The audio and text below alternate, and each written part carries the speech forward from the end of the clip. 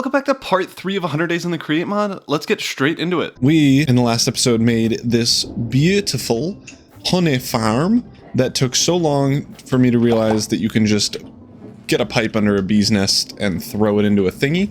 I also, off camera, just made a squoosh mobile and have quite a bit of honey blocks. And then over here, we got a couple of honeycombs. I haven't been honeycombing. I haven't been honeying the floor, but we'll do that eventually. Today, as you can see by the title, thumbnail, and everything else, we are finally working on the thing that I've been talking about since we've built this area. The train, or at least the train tracks that are going to be going here. And we're going to map it out today. We're going to build most of the train tracks, including at least one set of bridges. I don't know yet what I'm going to be doing over here, so we'll probably have to figure that out together. But when train tracks are involved, we need a lot of them. And I was thinking, why not set up an automatic as we can get, train track making machine? So we obviously need zinc or iron nuggets as an input, and then spruce slabs as an input as well. These you can only really automate by crafting planks into slabs, which is kind of lame, but we can probably do that. So I think we try, and then just for funsies, we might as well also craft those iron nuggets into, well, I guess craft ingots into iron nuggets, just so that we can transfer less over in a shorter amount of time. So what I'm doing here is I am going to have spruce logs go onto this thing, go over, and then turn into planks that then get crafted. I hope that'll be easy to do, but that might mean we need a mechanical arm to do that, which I guess I'm doing now because I'm already committed. It is a really good thing that we have pretty much everything that the mechanical arm needs automated already, because I would be annoyed if I had to go do everything for that. But now we can, if I use brain, throw one of these in, and then actually I'm going to put this one over here. And I totally forgot that the mechanical arm needs like inputs and outputs and stuff. So let's do that really quickly. We're just going to throw it onto a depot and then have the depot and refresh the shaders so that we can actually see the thing. Have the depot then put stuff into all of these crafters, and then honestly, hold on, we might be able to do something smart and use all of the space. So this is going to make slabs. The slabs then can go into, I think, just a saw, right? What am I doing? Saw, go in the same direction as this thing over here. And then that saw goes onto a depot, which gets squooshed with one of you. And we can do that because the deployer doesn't care if there's a mechanical crafter in the way or not. And then we gotta press it, which I suppose, I don't know how we get this thing off of the depot. I guess a brass funnel will have to do. I don't know what item it is, so for the first one, we're just gonna have to drop over there. But then this should be as easy as hooking all of this up to power, which isn't super easy, but it is doable. Ah, that is an issue. I don't know if I need to power it or if I'm just toasteroni. And the moment of truth, toasteronski. This just cut up something. Oh, but into train tracks. That's good. Well, we have 3 incomplete train tracks, which is something. This needs to be redone.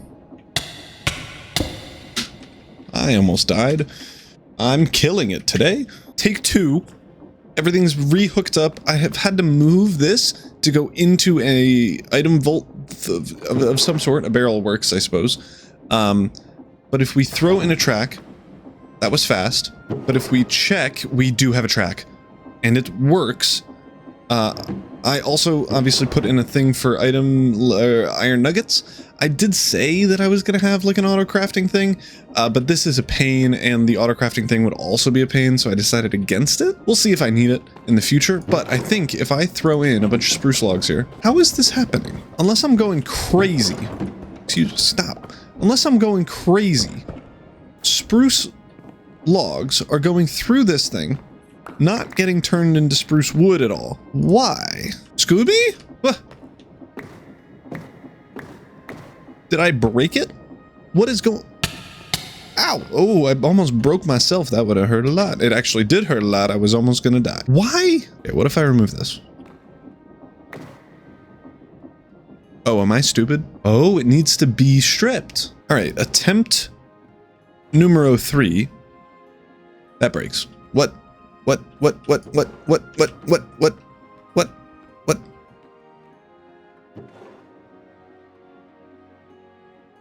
What is your... Whoa.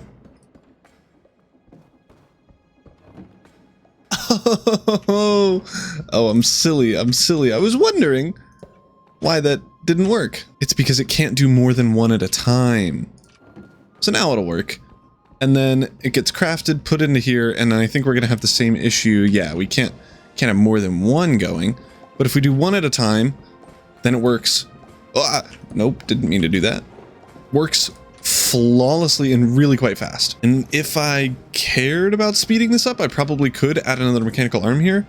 But honestly, I think we are already making more slabs than we can keep up with, so I'm not at all worried about it. While that's running, I want to lay out where this train track is going to go. I've decided to build it on these blocks of industrial iron. I think looks super dope and fit the thrown train onto older style build vibe that I'm going with, at least on that half of the thing, and I think it'll fit in the area and stuff here pretty nicely. What we're gonna want to do before we even start anything is set up the train station floor. If you watched the stream that happened Saturday, 2 days ago, you will see that I already kind of did this, but I am gonna make a couple of changes. And I'm going to use some dirt as temporary building blocks. So as the layout goes, we're going to do 2 bits of flooring and then the track. And then I think it's, I don't remember. This might actually be 3. So let's do 3 bits of flooring. There we go. Track. And then up here. And then I think this is 7. 1, 2, 3, 4, 5, 6. It might only be 6. Might be less than 7, it might be 5. There we go. Professional mathlete at your services. So we have a 2 wide area with a warning track, 1, 2, 3, warning track, and then warning track and 2 wide here. And that will make the whole thing pretty symmetrical. So now we need to go along and place the track in here. I do need to tear out all of this area, which means piece 2. That is dug out, and now I can fill in this with the blocks that we need. I am going to get a wand and just walk along the way like this, and that is the track area that we're going to be going for. Now comes doing the same thing right here, and that track has now been placed in. It does need to be a little bit shorter since we're going to be taking like a left-hand turn. So what I'm going to do is just build 12 blocks over. 1, 2, 3, 4, 5, 6, 7, 8, 9, 10, 11, 12. And then we'll have the track here, which is a little bit too far. Oopsies. And then we're going to do the same thing on this other side here. 4, 5, 6, 7, 8, 9, 10, 11, 12. Perfect. And now we have a 3 block gap between the 2 tracks as they're exiting this station area, which is going to be perfect for the bridge that we'll make at some point. And obviously these tracks are not going to be just 90-degree angles. So I grabbed some train tracks just so we could see and I suppose double check that these are the correct length. So I'm just going to run down here.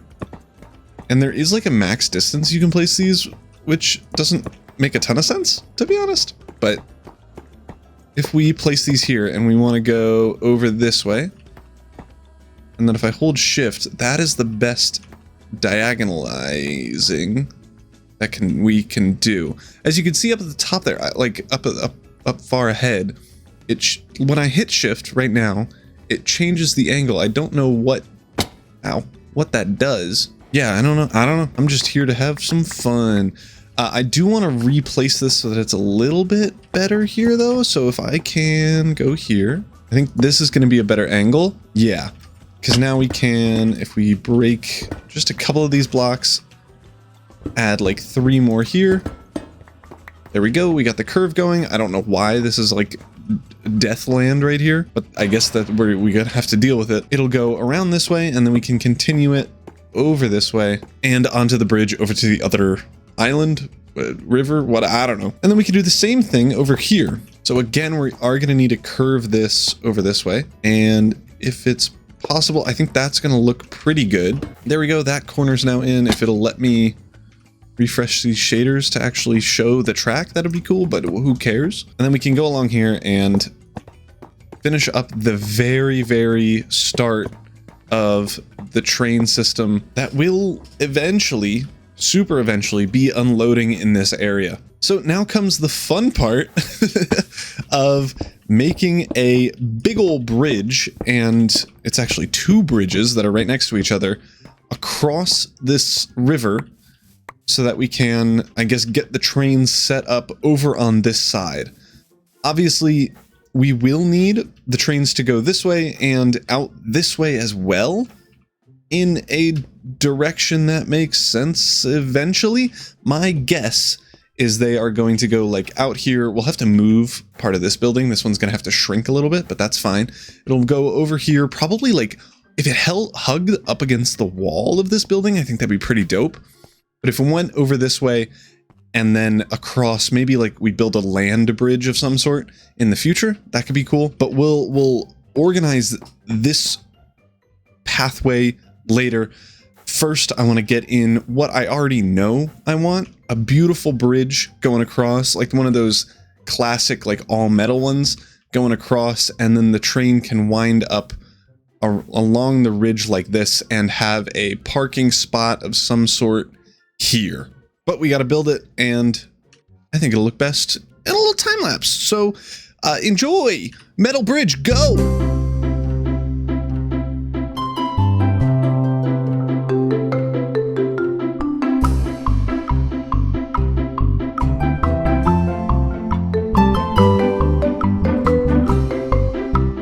And the dual bridges are done. I think they look pretty dope, and at least from the sides, look super cool. I'm not sure if we're gonna need supports underneath. For the mechanical or civil engineers in my comments, just let me know if these need supports.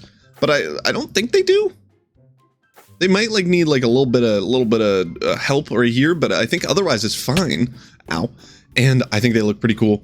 They are tall enough to fit the train build that I'm gonna be building, which is really all that I care about. But we do need to continue building and laying out this track. For the sake of building and things, we have two tracks here. I think one comes in this way and goes this way, and then out into the abyss for somewhere. And then this one just goes in this way and over and around like that. The only issue is that this track is going to be the only one with the train on it for now. Since we only have one train, we only need one track and like a loop thingy. Maybe it would be better or whatever to have it not be in a loop.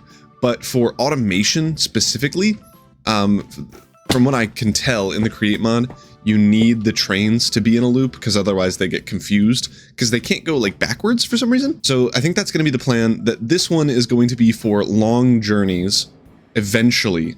Like if we want to build a farm way out in the distance or something like that, or I guess way out in the distance this way.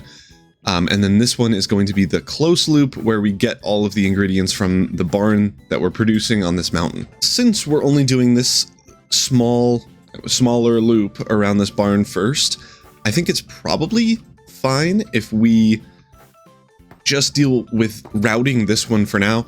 I'm honestly not sure where we want this one to go yet, because I don't have any plans or farms for far away yet. I will want a guardian farm at some point, so maybe it can go off to that direction. I think there's one over here. But for this one, we need to lay out where we want this to go. So I was initially thinking we have it like route all the way over here and like up and along like that. But I'm a little bit worried that this slope is going to be too much for the wee little train wheels. Yeah, but I don't know if it's going to be too much of an incline is going to be the biggest issue. So perhaps we do something a little bit different. After doing like the most basic Googling, it looks like when trains are going up and around a mountain, they take really wide turns and like would come up this way. The only concern is that this is the exit. So like the train is going to be parked up here facing towards me. and is then going to go like way over here, around and down into there. So it might be worthwhile to first set up the entrance area. So the train is going to come from over here, this track here, over and then up here somewhere. My guess is I'm going to want it to go like around here and slowly incline until we get all the way up to kind of like this level, like here. So I'm thinking that this block here is going to be a good inclination.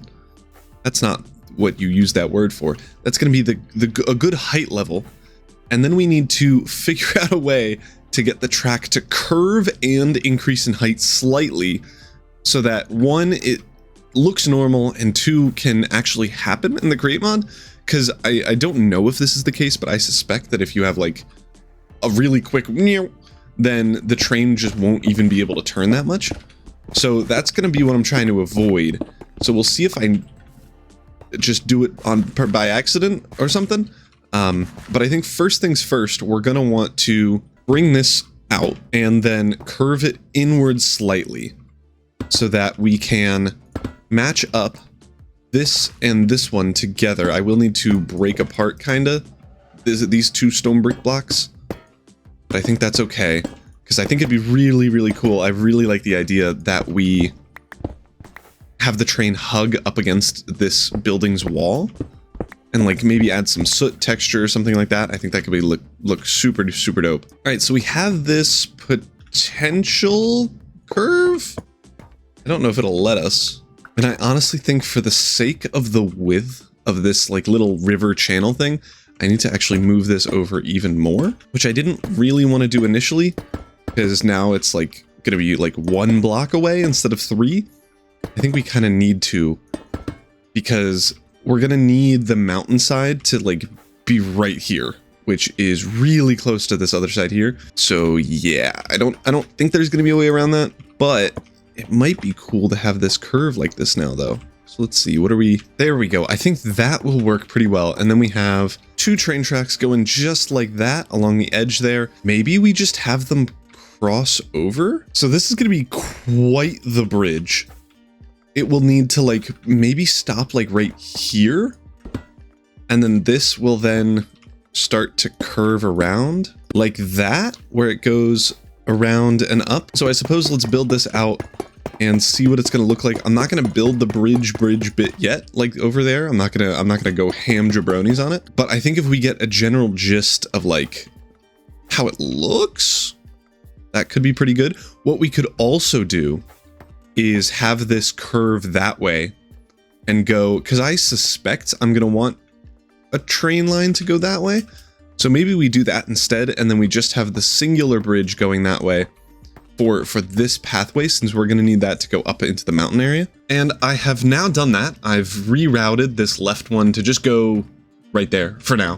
And then this other one I've brought all the way along, have it curve, that was on purpose, have it curve, go up here. I don't know why these train tracks are all wacky, but it breaks them just at some points all the time. And now comes the maybe tough part of getting this to curve through here and go up to that. So far, it hasn't been too difficult. We've just had to go like up a little bit, but going up and curving it is actually quite a challenge, especially because the tracks themselves are a little bit difficult to deal with when they're curving and going upwards. As you saw down at the bottom there, it looked a little bit weird when I increased on a curve, but I don't think there's going to be a way around it. So I'm just going to hope that this works and looks good. And I actually think it does. I routed it through here, through this like little gorge thing, and up, curved it pretty heavily up at the top here. I really don't know why it doesn't like load properly most of the time, but I curved it pretty heavily here so that it then has a straight shot right all the way through. This is going to be where the station is. I can actually put more of these down. Skadoosh. This is going to be where the station is and loads in stuff from the barn itself. We're going to build this later for sure. But now all we need to do is finish this loop. It is quite a big height difference. That top block is at Y level 97, And this one down here is probably like 87 or something. Yeah, this one's 78. So we need to go down 20 blocks from there to there while curving it. And I don't know what the best way to go about this is. My guess is we're going to want to go a little bit more straight and then start going down and curving it. And I think I've done that pretty well. We have the track that goes down and then goes pretty far down pretty quickly and then loops back around here. This will look better and less floaty once we get the actual terrain and everything in here. I am giving myself so much work with having to terraform this entire mountain. So, whoops. But I think it'll look really, really good once it is all terraformed. And I still think it is functional like this, which is kind of all that we super care about. Now, I think we end off this episode today with getting in the floor of this area here. And it's going to stay pretty simple. We're just going to do some classic stone brick, whatever. And then for the warning track, I was thinking of during my stream doing acacia logs, but I think we'll just do smooth stone. I think smooth stone works pretty well and is a good contrast to the normal stone, gravel, andesite whole system. So enjoy, I guess, the second time lapse of this episode. It's going to be equally short, I hope, where we finish off the floor of the train station.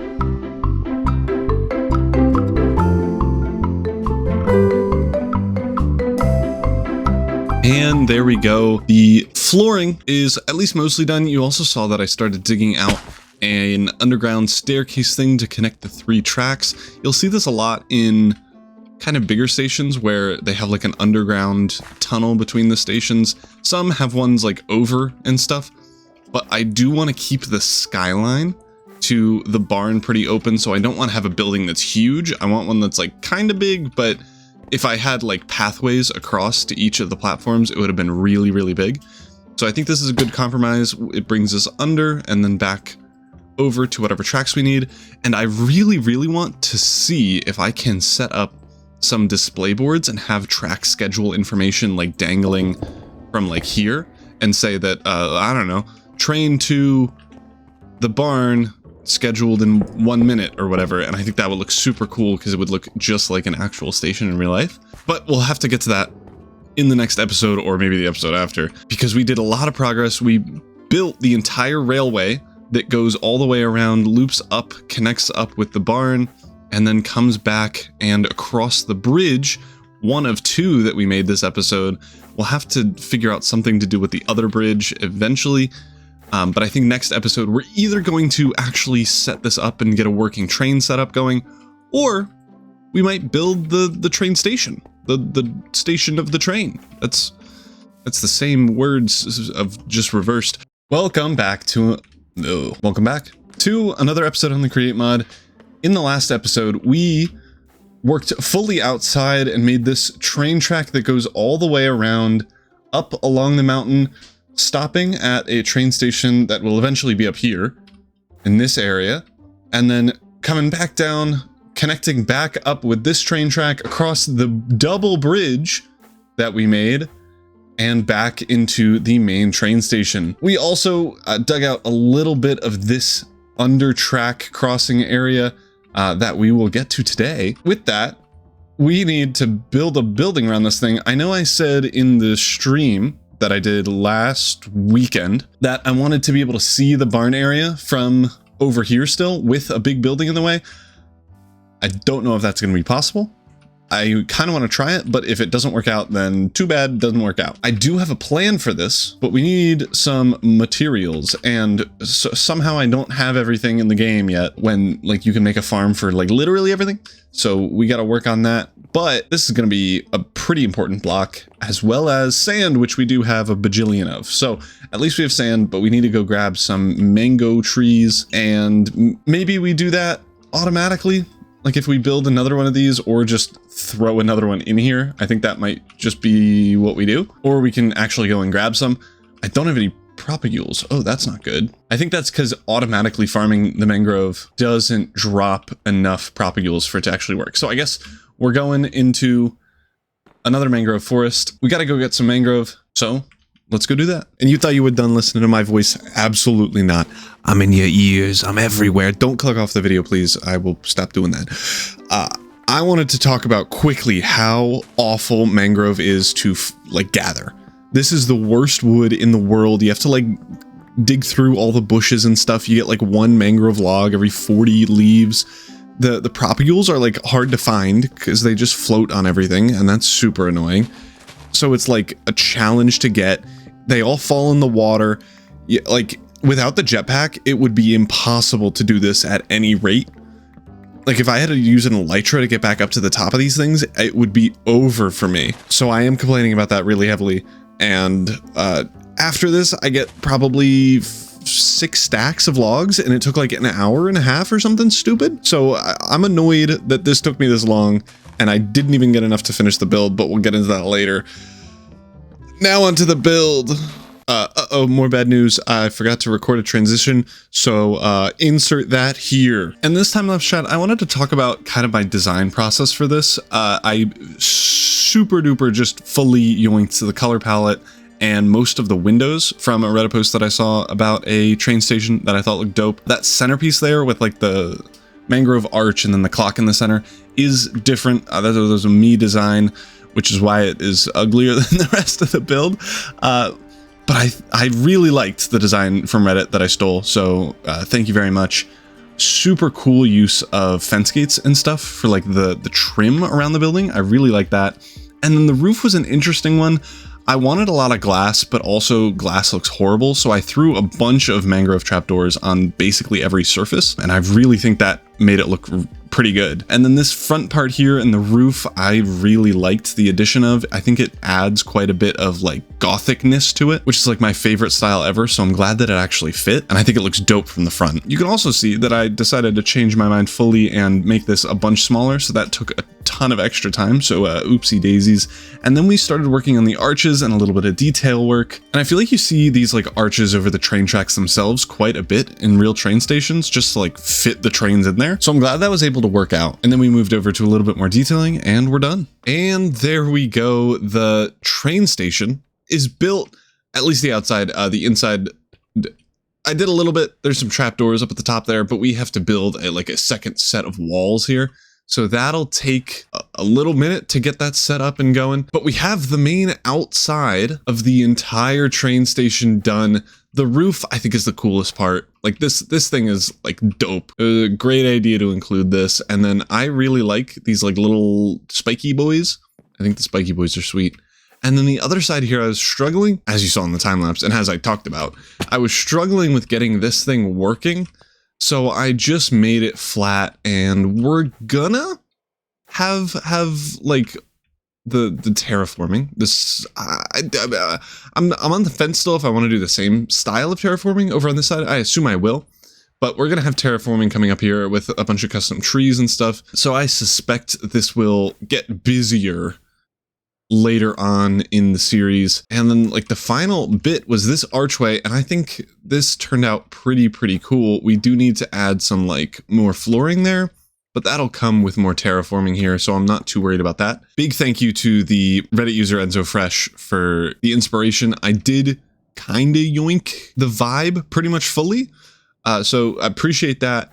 I did do something different with this center bit here because I kind of had to, but the color palette and most of the windows and stuff was just straight up yoinked. So thank you.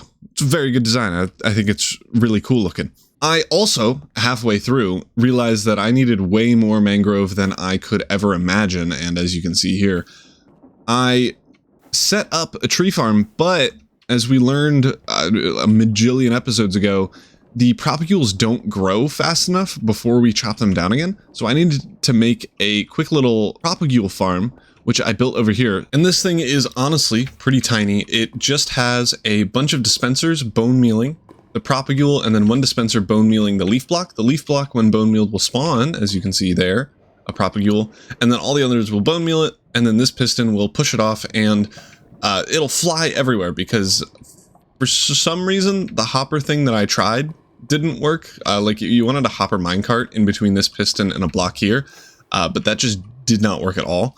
So I'll have to figure something else out for that. But for now, once you turn it on, it just makes a boatload of them. Like it's really quite quick. So I just had like 500 or so, and now it's out of bone meal. It burns through bone meal, but it is really quick. And I AFK'd the bone meal farm overnight for a while, but we did get enough propagules to actually finish the farm, which is really all that I cared about. And I think we have over 1,000 logs extra, so that is pretty good. And I've also switched up this thing to just fully plant these mangrove propagules. This isn't the most efficient way to do it, because these mangrove roots spawn a bunch of places. It overwrites where the propagules are, but honestly, I don't really care. So this is the new-ish farm, and it obviously is working pretty good. We have like 16,000 of all the other wood types, so I don't really care about keeping those running. So we're just going to have the propagules running for a little bit. But now I think it's a good time to switch over to the interior of this place. It is currently looking pretty bare.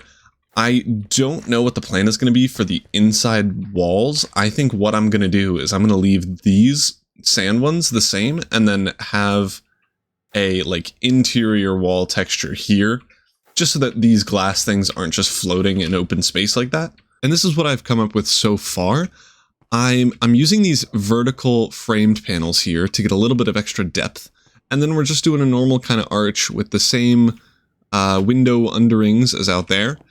The only issue that I'm running into is that this one looks mis-centered, and I think that's because we have like a tall thing of mangrove planks here, or mangrove logs, but we don't have that here, so it feels like it's mis-centered. So I'm going to try these framed double slope blocks, which you can, if I have a good 2 different pieces of wood, you can put wood or sandstone on one half of the wall, and then the wood on the other half. So we can hopefully do like mangrove on this side, and then stripped birch logs on this side, and it will just go all the way up, and it'll look like we have 2 blocks on either half of the wall, but we actually don't. So I'm going to hope that that is how that works. But I think we'll see really quickly if that is how it works. The only issue with this strategy is that these mangrove logs are expensive, and I need to strip them beforehand. So if we put mangrove on this side, yup, and then birch on that side, that's gonna work really well, I think. And then we can just keep bringing that up. I want to do sand here, and then again, mangrove. Yeah, that's gonna look really nice. At least I think it will. I don't know for sure. But let's try to bring that all the way up, and then we'll see how it looks. The moment of truth, that is better. That is a little bit more what I was looking for. And then let's also do the same thing up here, because I forgot about this. We have this area where there's just trapdoors in front of sandstone, but over on the glass side, it just looks stupid. So let's fix that as well. And there we go. We have sandstone on this side, mangrove on this side. Nobody is any the wiser. And now the other side's fixed. Sweet. I'm really liking these framed double slope blocks. They're very helpful. So now, I suppose, let's get these arches, and I really like the extra depth here, so including the extra depth all the way down, and then we're definitely going to need to do something here and on the side as well. I have 0 plans for this. Maybe double-sided clock, but probably not, since we would need, what? So clockwork bearing on this block, and then the hour hand here, and then the minute hand here. So it would be sticking out onto the tracks. So that wouldn't be that helpful. We could do one maybe on the other side there, because there's a little indent. Oh, I thought there was. Oh, wow, I got by depth perception and colors and stuff. That got me so bad. That's cool. Maybe we could do a clock here, but maybe we just do some cool, like, art thingy that you would normally see in train stations. But let's start out with just the arches and get those in and looking good. And that is now done. The archways are all in, and honestly, this, compared to this actually looks kind of like a train station. I've also added in this archway thing here. My only concern is that it blends in too much, so I'm going to try to see if birch will work here. I kind of doubt it, and if it doesn't work, then I think we'll just do some like hanging chandelier type of things in the center here, and that should add just a little bit of entertaining things in the way here so that it won't look too horrible. For this side, I am not 100% sure what I want to do, since obviously like this area is going to be like blocked off. There's going to be like a wall here because most people, well, everyone will have to go down to be able to go across the tracks. So there's not really a point in having stuff over here. What we could do maybe is a like service door or something that can access this other half of the train station area, which could be something that we do. But I'm going to quickly try birch for the archway here, and then continue these archways up until this point here. And then maybe we work on this big blank wall area and hope that that makes it look good. And we've gotten a little bit more progress here with the arches. I do think the birch looks way better. It like actually accentuates the curves, and I feel like makes even the red of the mangrove stand out more, which is kind of interesting.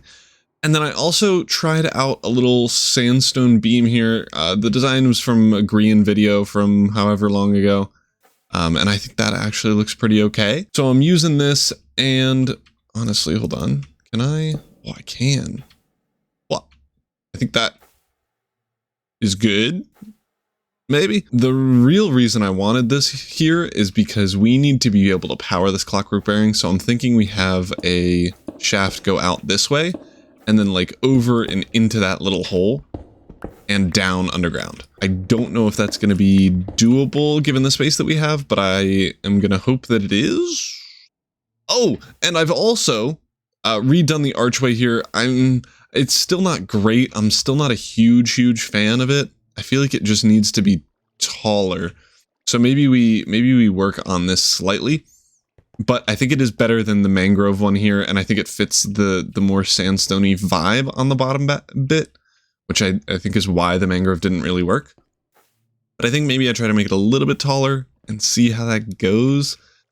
Don't have a ton of faith, but I think the rest of like this clock area is good, and then once we get the archway, that outside will be good, and then we need to figure out some sort of design to put here. And then for this upper bit, I'm not too worried about it, because once we have a design here, it should be easy to kind of copy over something that works here.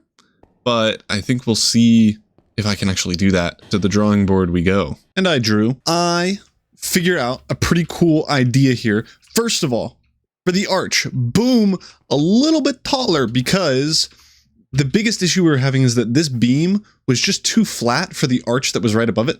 So I just made like a little scooty uppy bit, added some walls, and called it a day. On the other side here, I really liked how this turned out.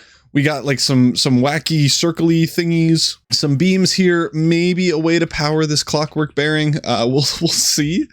And then up here, super cool design that I used these framed slab edges. So they're like a quarter of a stair, so like they're this part of this stair block only. So we got some lightning bolts, a little eye thingy, and some more lightning bolts, and I think it looks pretty cool. It kind of looks like a face, but that's not my problem. And then behind me, the same thing. It's a copy. I also did a little bit of work. We added some benches every like 2 or so rows. I think I'm going to do maybe like a tree, like one of those little potted plant things where you got like one of these with like trapdoors around it and like 2 bushes above it. I'll do those in this area here along with on the other side. And then way down here, I got started working on the underground area. You can see I transitioned from birch to oak and have a little bit of jungle wood in here.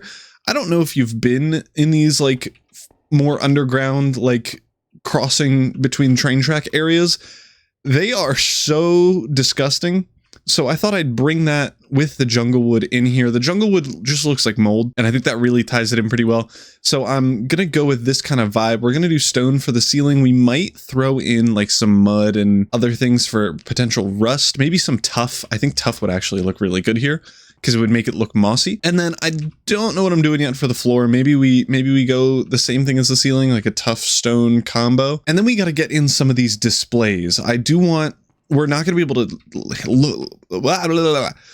be able to link them up just yet, but I will want to in the future have like a train stop here, train stop over there, and have the display ready so that like train numero uno is coming to the stop and it's going to be here in 4 minutes or whatever. And I want to have that displayed on the tracks that make sense.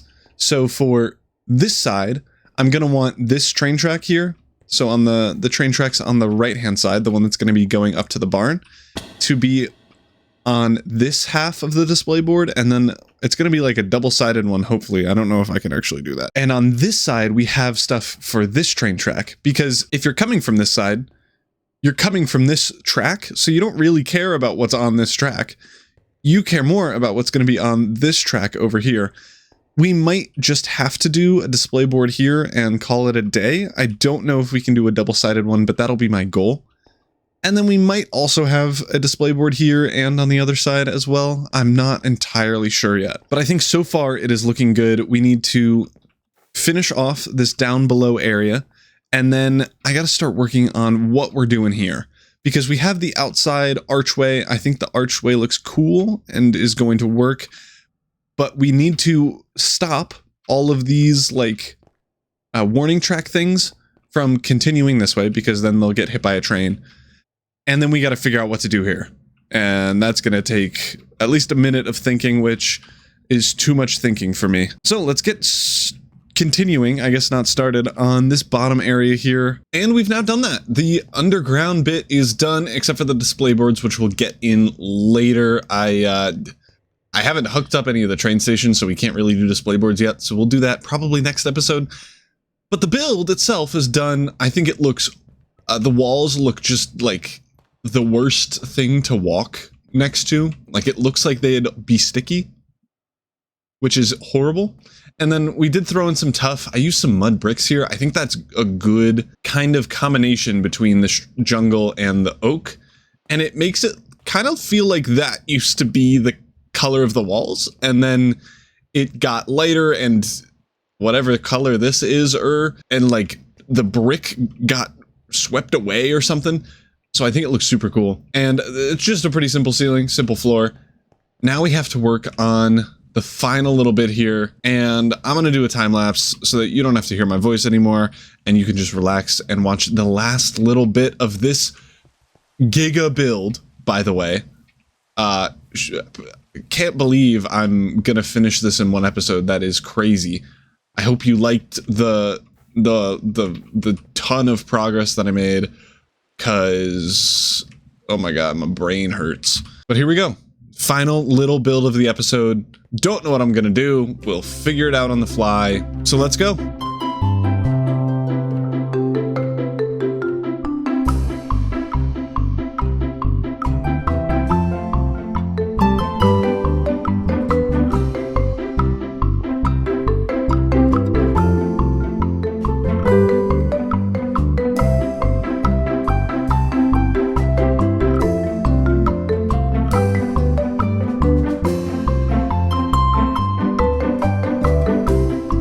And the interior is done. I think it looks pretty cool.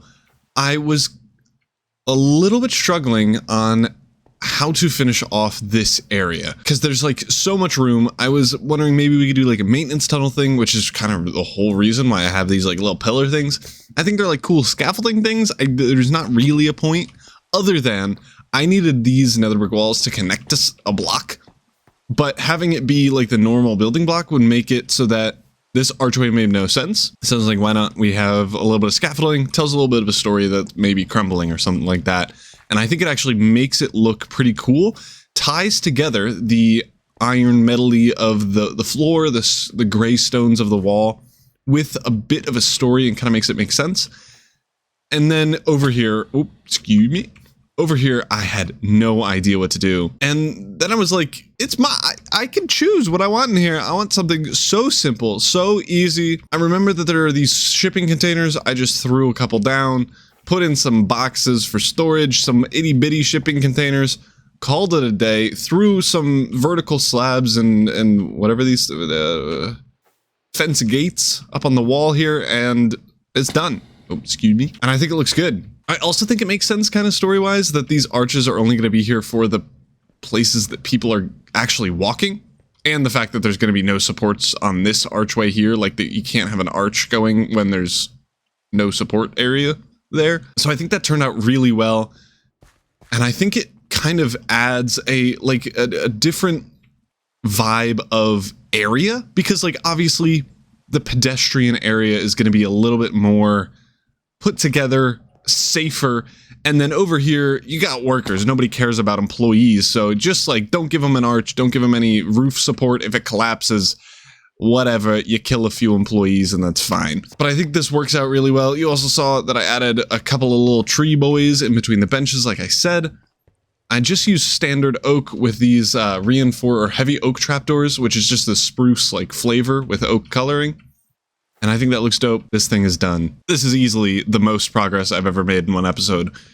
I don't think I've built a whole building in one episode. I mean, the roof and then the chimneys on this one took 3 episodes total. I haven't done the interior for this one. And this one was half finished until I did a stream. So, yeah, this is the first ever build on my channel that is giga and that I've done in one episode. I mean, even my starter house, I had like 4 stripped oak pillars for 5 episodes. Like, I tore down an entire mountain before I built my starter house. So this is a crazy amount of progress. I did the interior. The interior looks sick. We are ready for a working train that I'm gonna get in next episode and have it at least stop up there. We haven't made the train station up there. That's gonna take so long.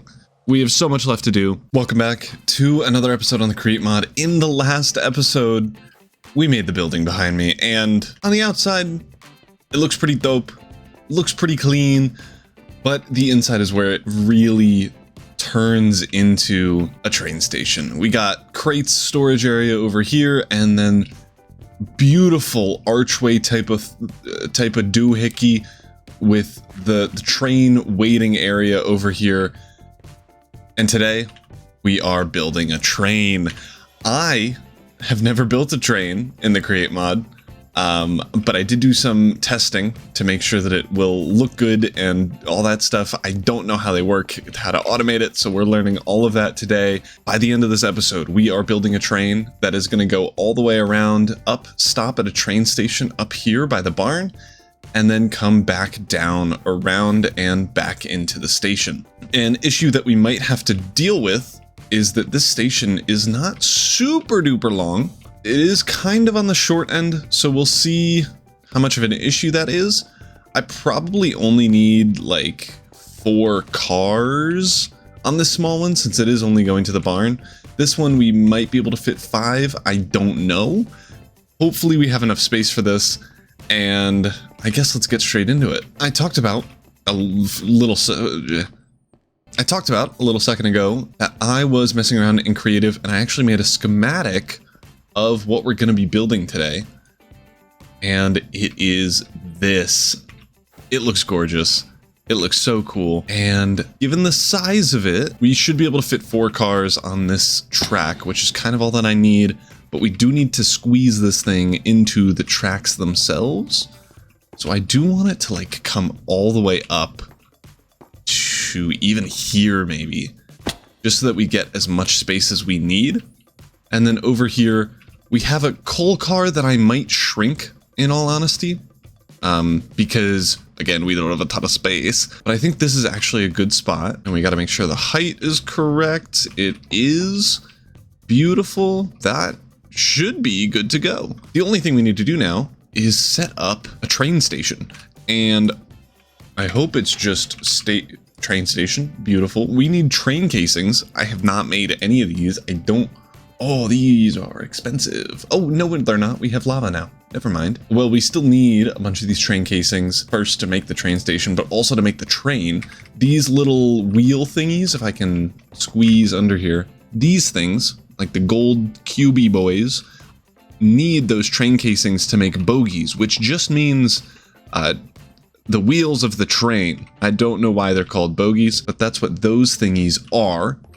And then also right here as well. So we're going to need, what, 2, 4, 6, 8 of those, which is quite a bit. So I guess let's get that started first. I probably want to just do it in here since we have lava. Oh, no, actually, we route lava everywhere now because I have a brain and can do that. So we could honestly throw it right here and just have an automatic sturdy sheet factory, which is just spout on a depot and then squoosh, squoosh. And that's pretty easy. And there we go. I just whipped something quickly together. I haven't tested it. All right. Double squished, put in the thingy. Beautiful. And now this should work for every single one. And it is. Awesome. So we have the sturdy sheets, and then for the train casing itself, we just need to deploy a sturdy sheet onto that, or do it myself, and there's no chance I'm doing that, because I'm not a dweeb. So now we can throw these 10 in, it'll get turned into train casings. Easy peasy. Boom. 10 train casings. I broke so many things to do that because I do not have a correct filter and stuff set up for that, but that's okay. So now we can make the compass and the train station. So if I remember correctly from the little bit of testing that I've done, the train station needs to be placed on the track like this. You can see that little arrow that just popped up. That's the direction that the train is going from the train station. But I want to get my schematic to see where I've put the bogey. I think it's on that one there, but honestly, we could scooch it forward if we really wanted to, which I might do. If we bring this bad boy a block forward, I think honestly that's probably better. So then I want to put the train station. Oh geez, oh geez. Okay, do that, and then we can throw. I'm gonna put it underground, and by underground I mean in the hole that doesn't. Oh, try that again. Apparently shift clicking stops it from working. There we go, bound to target. Break that, fix you up, and then we have to right click this and say create a new train. No bogeys. Awesome. I think this now means that if we bogey created, the problem is you can't see anything, but now it says one bogey. Okay, that is what we care about. So I just picked it up. Let me throw down the schematic cannon, grab a list of the materials that we actually need, because I don't know what they are. It's going to be a bunch of stuff. Beautiful. Who cares? We'll figure it out. But let's get to material gathering for this train. And in this material gathering time-lapse session thingy, I thought I'd talk about what and how I got my design for the train. It was from a couple of different sources, as most building is. A YouTuber called Madden Play has a bunch of train tutorials on his YouTube channel, and I looked at a couple of those and like combined my favorite parts of each of those. And then obviously Mr. Beardstone has a create mod thing where I took some of his trains and added a little bit from there as well. All in all, I think it turned out to be a pretty cool, like pretty industrial kind of train with mostly industrial iron, but then a little bit of brass just as a cool accent. And I really think it turned out pretty well. And material gathering done. We have everything that we need all in this big old backpack and the barrel. Now we need to grab some gunpowder and turn on the schematic cannon. And after we put this in here, we should just be able to hit play and it will build our train for us. This is very exciting. We have glue for it. We got flywheels going in. Oh, this is gonna look so cool. In the new train station as well, it's just gonna look gorgeous. It's kind of a more industrialized train than the kind of wooden train station it's in, but I think that kind of works. I've also used these mechanical harvesters as like little bits. I don't know what the train terminology is for them, but I think they look super cool. Flywheels as big wheels, that one is pretty self-evident. And then we're using a lot of trapdoors and stuff to make the space feel bigger, because if we were using full blocks, this inside bit would be a 1x1 because there would be walls on every single side. But as we see when this is actually finished, it should be pretty spacious given the vibes and everything. I do need to figure out, I think you need like a mob to drive the train for you, so I'll need to figure out how to do that and what its dealio is. And as you can see as well, we're going to need to put in all of the actual blocks for these framed trapdoors. But now it's doing the actual engine-y bit, the hull, if that's the right word for it, and it just looks so dope. This was like taken inspiration from some train designs I saw online, but I think I made it mostly my own. But obviously, I know almost nothing about trains, so definitely yoinked quite a bit of things from other YouTube videos, other things like that. And the chutes go so great. All of these blocks here are chutes. They like connect inward, so it's like sometimes diagonal, sometimes just straight. And it looks so cool. I'm just waiting for this thing to be done so we can see it. There it is. Finished. Finitoed. Took a lot of blocks, which is good actually, because we need to put in all of the industrial iron into all of these trapdoors. This is actually quite a lot of industrial iron that we're using just for some decoration. But it's not that expensive. I think it's 2 industrial iron blocks for an iron ingot, so it's really not too bad. And then we're gonna need to grab some coal, of course, for this little bit here, and then it should be good. All right, so coal is going in. I'm gonna mix it up with some black concrete because I do not have infinite coal. That is done. I want to double check that the glue worked correctly, and it actually looks like it did. We should now be able to verify 3 bogies. Wow. There should be 4. Frontmost bogey must be at the train start. Okay, that might mean I put it in the wrong spot, which is fine. We can replace the train boy. There we go. Now it works. Assemble the train. All aboard. It might work. Oh my gosh. Wait, let me name it. What can I name it? I think that's pretty aptly named. Check mark. Let's get on this thing. I think it's as simple as clicking the seat. And now controlling choo-choo. I have a little hat. I have a little hat. I have a little train hat. And we have a train. Is everything connected properly? Yes. Okay, it's a little bit... Oh no. I stole some of the barrier, but that's okay. We can fix that. The train is working. It looks a little bit jank with all the movements, but it is letting us get there.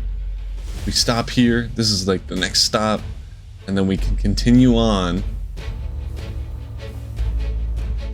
Uh-oh. Did I break the track? Because I just picked up some tracks, and those were not there before.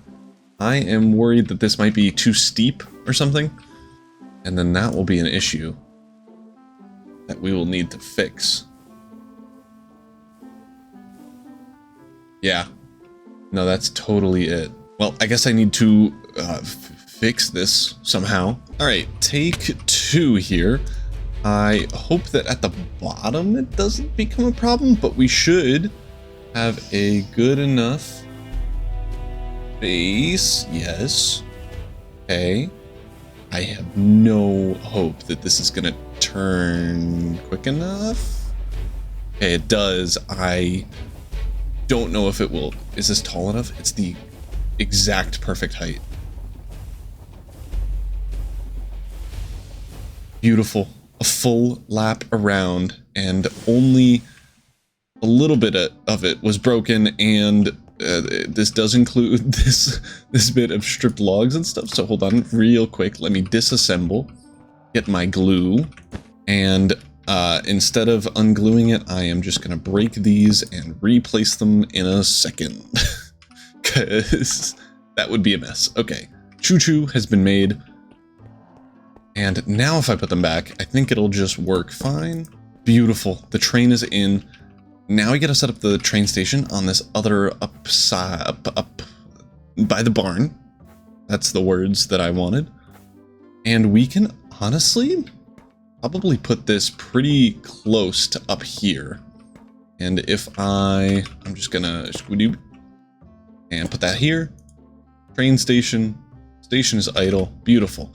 Now if we head back over to this train, I have to soon figure out, and I'm pushing this off because I am scared of learning new things. If we get in the train, control choo-choo, and have it leave the train station, have it do a little wacky Tokyo Drift moment. We're going full speed. I don't know if that's good or not, but it's working so far somehow. Oh, it is pretty janky. But we're here at the train station. Train work.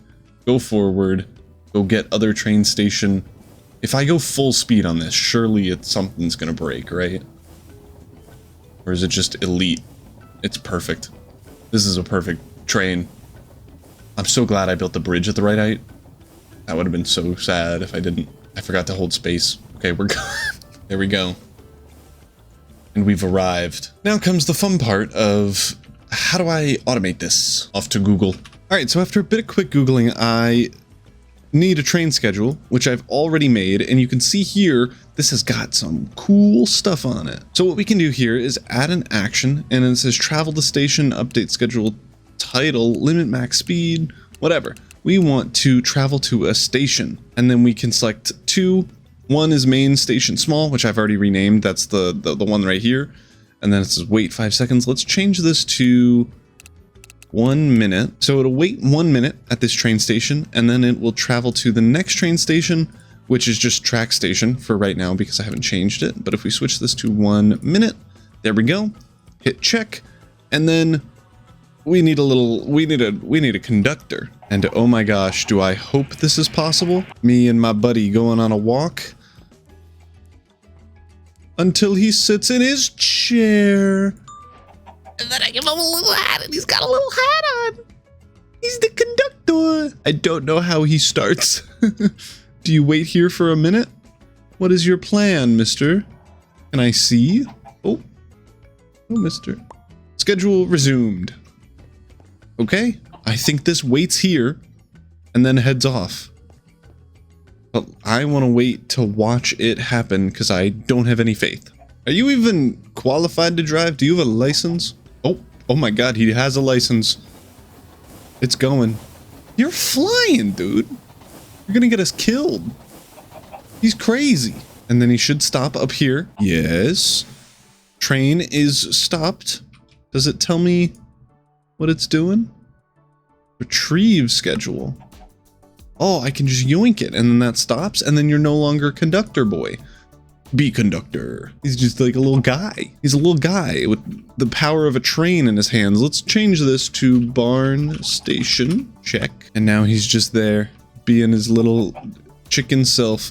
We should eventually drive back here, but while we wait, let's go over the build a little bit. I didn't really show it at all. In here, we've got like contraption.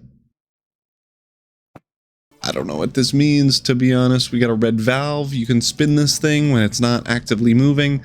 We got a chicken. We got a seat. Up in the front here, we have the flywheel as like the front bit of the train. Oh, I think the train can kill you if it runs you over, so I'm not going to stand on the tracks. That would probably be a good thing. And then I'm using these catwalk stairs and catwalk railings as like the front little bit. Let me get on the train so that I can survive. I'm trying so hard to run forward. Okay, me and Mr. Chicken. Whoa. Okay, maybe I shouldn't test it like that. And he's back at this station, stopped, and it is working. That's great. I am going to retrieve the schedule for now so that we can actually build some more cars on this thing, because we're not even close to done. We have a coal thing to feed the locomotive and whatever when we have the locomotive, but we don't actually have any of the cars. We need cars. So let me grab some of these train casings.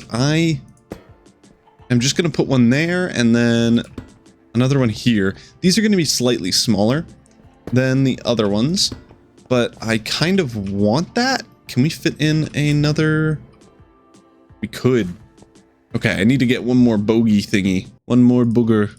The final bogey is in there. Now let's design this train. It shouldn't be too difficult. I want to, what did I do over here? I did one of these cool coupling things. So these metal, whatever they're called, metal doohickeys. Anyway, we have these metal bracket doohickeys with, if I grab you build all the way around this thingy, and then we can get these in here. You don't like me? There we go. And it'll connect like it's a little coupling thing.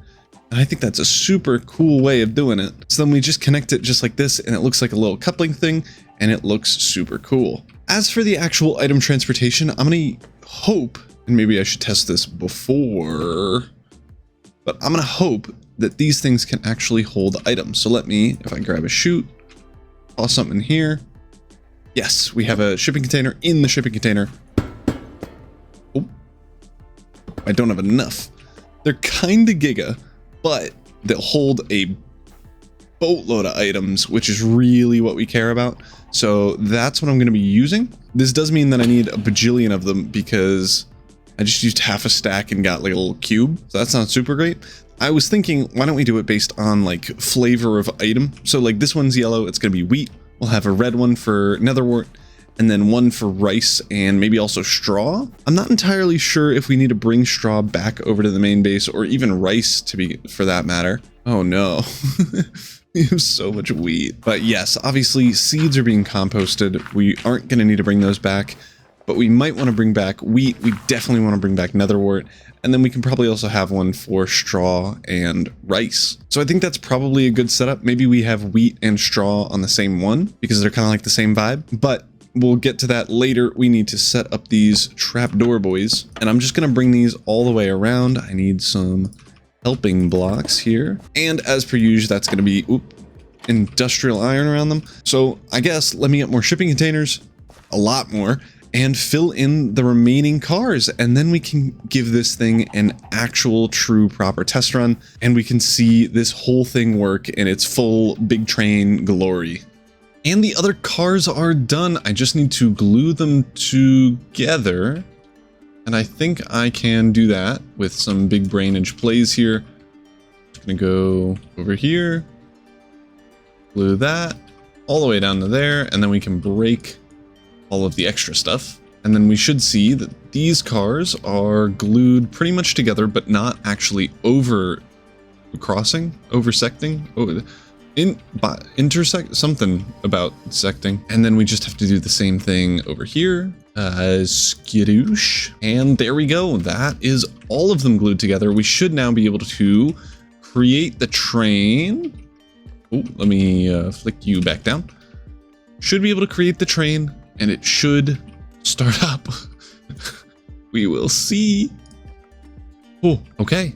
And now if where's my train schedule? Give this to Mr. Chicken, Bobalicious, Definitious. Everything should move out at once, and it should look good. We do now have to wait a minute though for this to work, so I'm going to plop down a stone boy there. Oh wait, oh wait, oh wait, oh wait, oh wait. Oh, I re-glued the front of the thing. Stop. Need to re-break this. Okay. Now we can give him back the train thingy. And actually, I'm going to change this to 15 seconds. And then build it, assembled, give my boy Bartholomew the train schedule, and it should be on its way really quickly here. And this is kind of important because it will decide if I missed a spot or not, gluing it, which will be a little bit annoying, but still doable. This is really long, 15 seconds. This is actually way longer than I initially anticipated. If you could hurry up, por favor, Bartholomew, get to your job. Okay, it's gotta not be working, right? Come on, Bartholomew. Are you gonna go? Oh, it's because I renamed the train station way up there to track station. This is now wrong. We need to do barn station. Okay, that was the issue. I was so confused on why it wasn't working.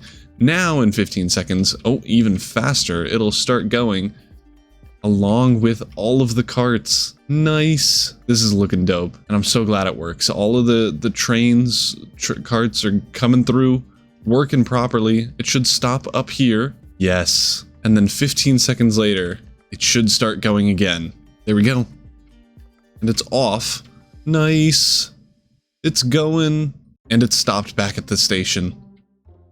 This is awesome. All right, I'm going to pause for manual control for now, because now it shouldn't move, and this thing's done. And that's going to be it for the video. We built this gorgeous train, got it set up with the automatic driving, the Senor, what was your name? Bartholomew? I was going to call you Bourgeois, but that's not the right name at all. That's like the train spotter guy. We got the train working. The locomotive looks so cool. I spent so much time at creative on this. And we set up the rest of the cars. Next episode, we are getting everything up and running. We're getting items transported into these crates, and then from these crates dropped off. You can see I've already done a little bit of testing schmesting with some, what are they called?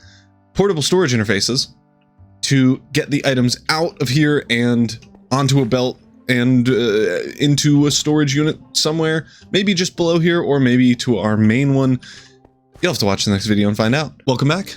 to another episode on the Create mod. In the last episode, we made this train and automated it to go up, stop at the station over by, you can see the smoke, over by the barn here, this station that we haven't decorated, but we will potentially in this episode. And in this episode, we are absolutely getting the item transportation done. So down below here, I've already done a little bit of work digging out the underground area that we're going to need to make. It's just going to be a little continuation of what we have here, with some copper going around, scooting all over the place. And then we're going to have to figure out how to pull items from the shipping containers downwards through hopefully this area. I don't know if it's going to be possible like that, but we'll see. Into the ground, into this area, and then we'll have a similar system like we have over here, where we can drop items off onto a belt, have them be shipped back to our mage storage system and stored over there. Since this area is going to be mostly just delivering stuff from the train station, we're not going to have any storage of any items here. We might eventually do it later for sending items to different places if we do that, but for delivering items, we're just going to take all of the items here and deliver them straight to the main storage system over here. And depending on what we get, whether it be wheat, straw, rice, all of those things, netherwort, we're going to have to set up an overflow security thing, like a void upgrade perhaps, just so that we don't accidentally back up this system here. I don't think that's going to be too big of an issue, but before we even get to any item transportation, we need to build out this room here. So let's hop into a quick time lapse where we place a bunch of blocks and do building things.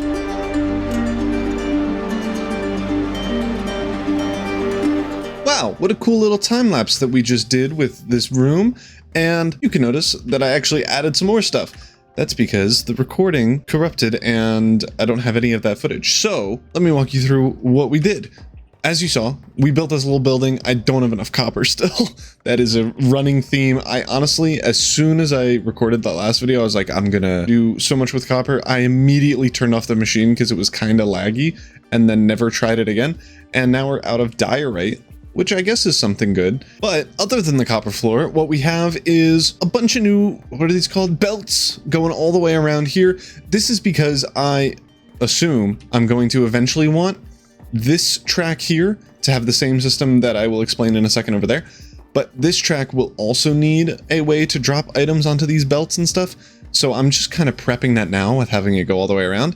And then it gets to the kind of fun part. This is the fun part, folks. It's a chute on a belt. Thanks for watching. If we go upstairs, which is now a thing that we can do through a little maintenance tunnel thingy, super fancy. We come back up here. You can see that I'm going to make sure I don't get hit by a train, that we have some portable storage interfaces that are kind of like built into the track here.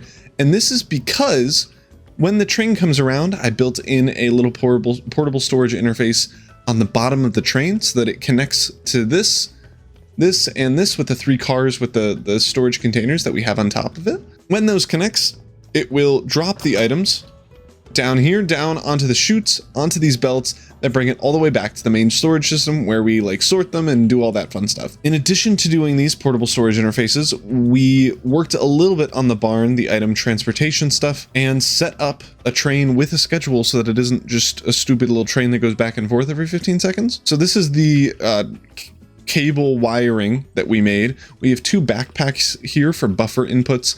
This one goes into wheat, which is why it's the yellow one.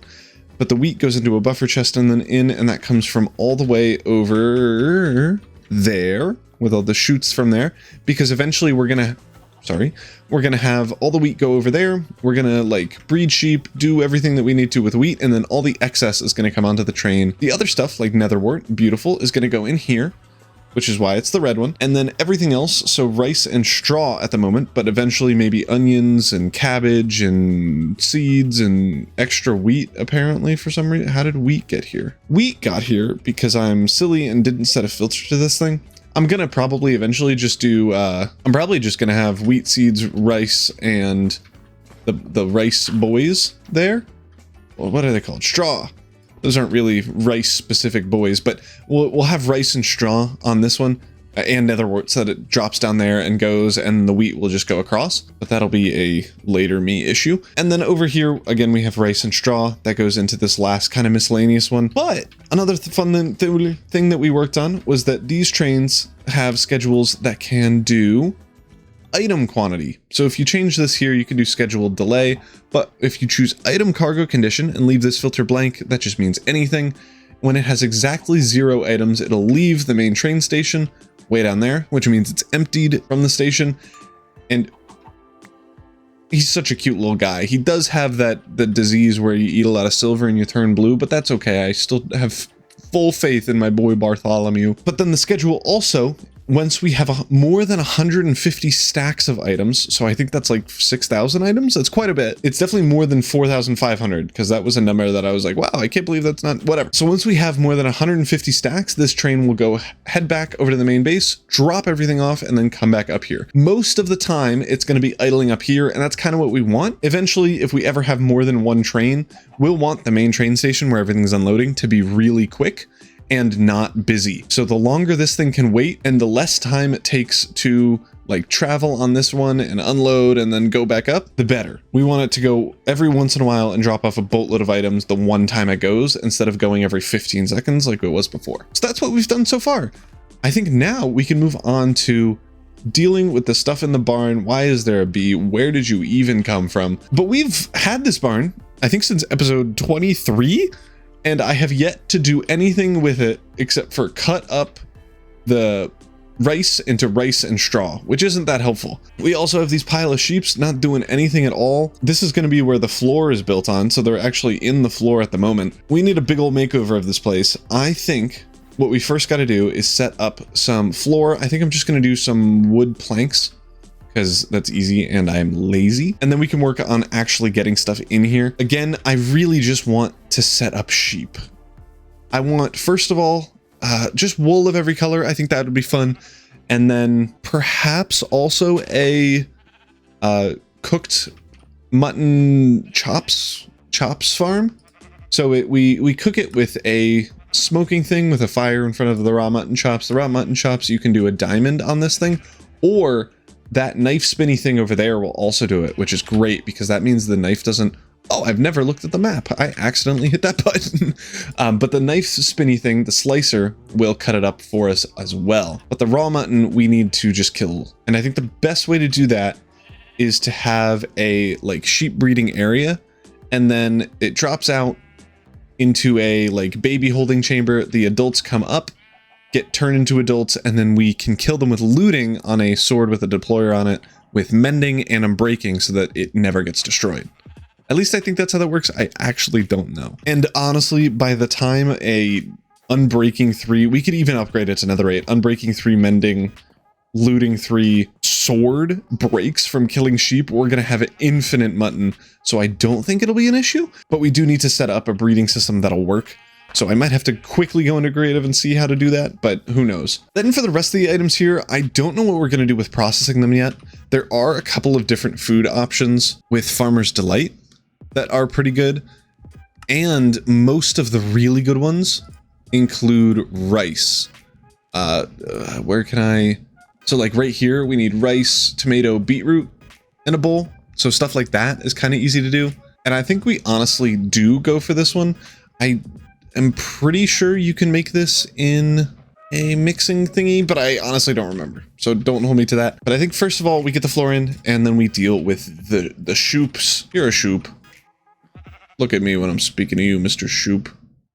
You almost did. You could almost listen, but you're too disrespectful. All right, we have a floor in now. I actually decided to go with packed mud and like little bits of stuff. Eventually, we're gonna have a boatload of things in here, so it's gonna look less brown and flat. So I'm not too worried about that. I just wanted to get something in. Now we can work with the sheeps. I need to breed more of these guys, but that's not helping. You're gonna be alone for a while. I want to get some sheep like up into this spot here so that we can then grab wheat from over here, drop it onto, or I guess give it to a deployer that will breed the sheep, and then the baby sheep will like come out of a 1x1 tube, fall down a hole, And then when they're bred up, they'll go up and get killed by another deployer with a looting sword. We should be able to fit that all right here. I don't suspect it'll take too long. I do need to get some materials for that. We need some glass just so we can see what's going on. And then I need some deployers. So let's go get those things and then we can get started on actually building it. So we have the glass and deployers that we need. And honestly, I have no idea what we're going to do here. So I'm going to guess if we place a deployer here, we're going to flip you around, and here we can breed up all of the sheep people. We might need to actually do this higher up. I want to do that just so that we can have the option of dropping the sheep down a block or two. And I think it'll be a little bit harder if we're already at floor level. So we're going to have sheep breeding here. We can have something like this, where sheep will be in here, get bred, and the baby sheep will come out onto a little pathway or something. And then up here or so, we can have another water thingy. We might have to do something neat with fans, perhaps. So normally villagers, and that's kind of what I'm basing this off of, a normal villager breeder, when you push them with water here, they can float and the baby villagers bob at 1 block tall. And then when they grow up to an adult villager, they'll bob at like 1 1/4 blocks tall. And if they have water up here, they'll float up to this water and then float forward over here. So that's what I'm hoping is going to happen. I'm not sure if it'll work, but I think it'll be a good thing to test if it does work. And then over here, we can have another deployer that turns them into white wine, perhaps from over in this direction. And then if we can get the sword with fire aspect, then it will cook the food for us and we won't even have to worry about that either, which would be amazing. So I am gonna have to like tear apart the roof a little bit to get these sheep in here. I don't think it's gonna be too difficult to do because if I get a lead, I can bring them up with a jetpack pretty easily. So I guess let's try that. The only thing that I've tested is that the baby sheep will leave the small 1x1 hole and the adult sheep can't. And that is the only thing that I've thought about. The rest I am fully winging and hoping that it'll work. So we're gonna grab some leads and go up there, lead the adult sheep, and we'll probably need to breed them a little bit in their like enclosure before opening up that 1x1 hole, just so that we get like, I don't know, 10 or 20 sheep in this top hole here. But we can do that in a second. Let's grab all of you. And it's okay if we have some casualties. Okay. Now you have to get in. Okay. That's one. I mean, even if I get...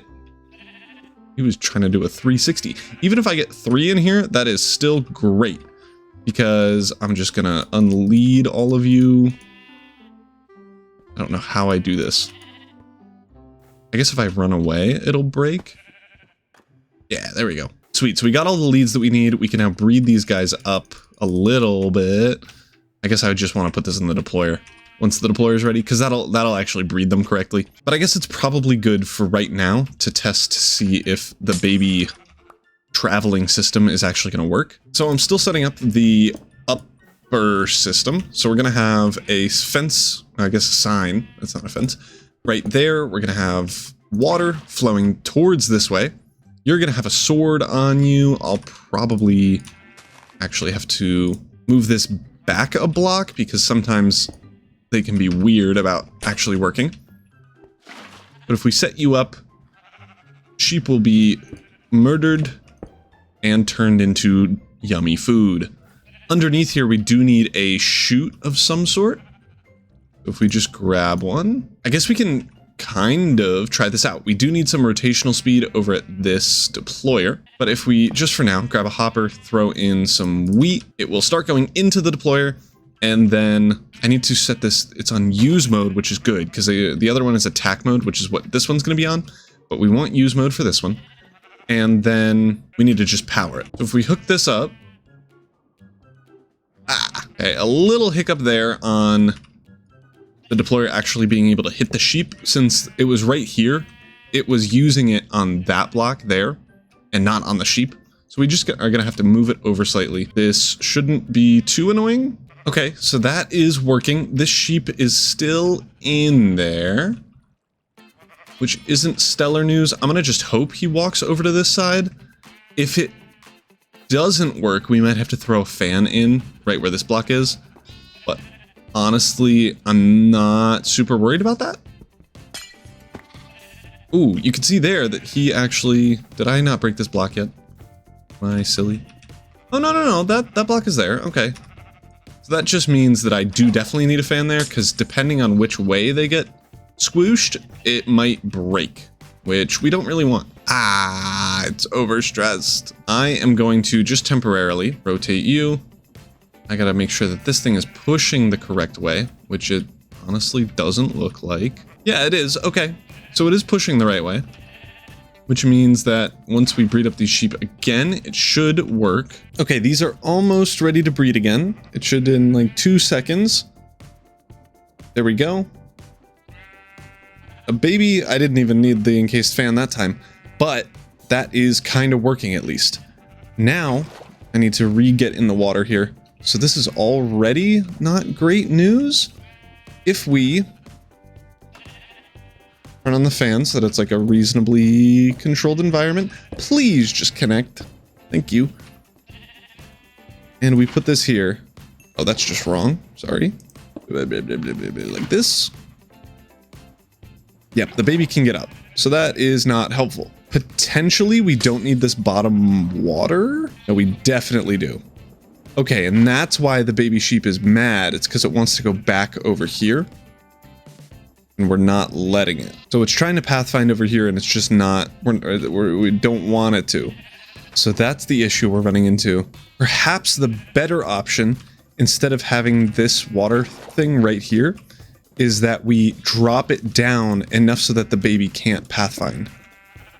So if we drop it 2 blocks, I don't think they'll be able to. And then potentially they won't be jumping around the entire time. So if we place in the water now, still bouncing. But what if instead we potentially do something like this? Since the baby is not big enough, please let me fly.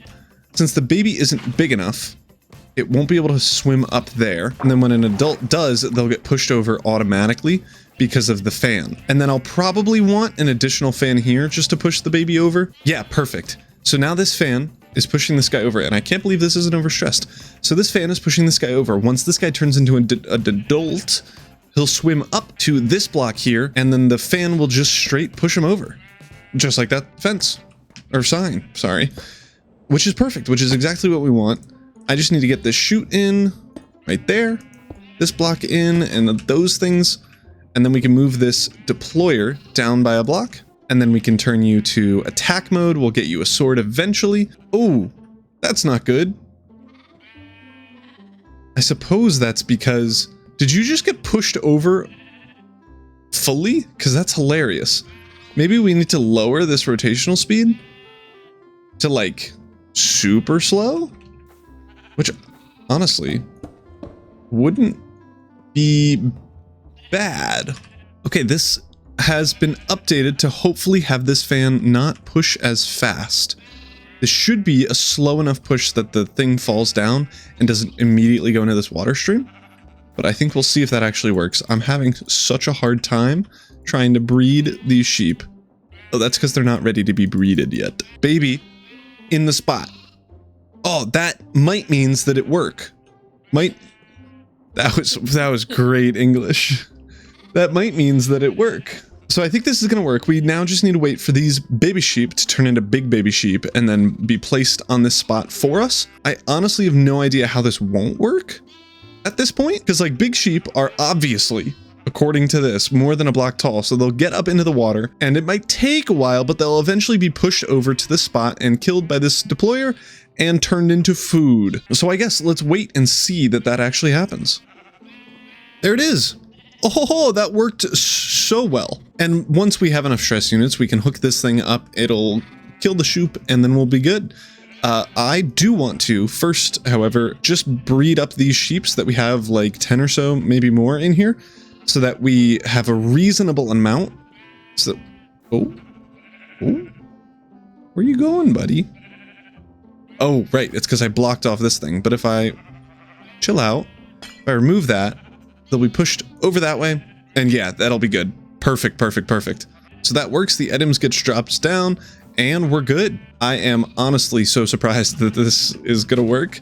The easiest one that I found online was like just a 1x1 shoot and you bred them and then they died from item cramming or entity cramming, which is a good way to do it.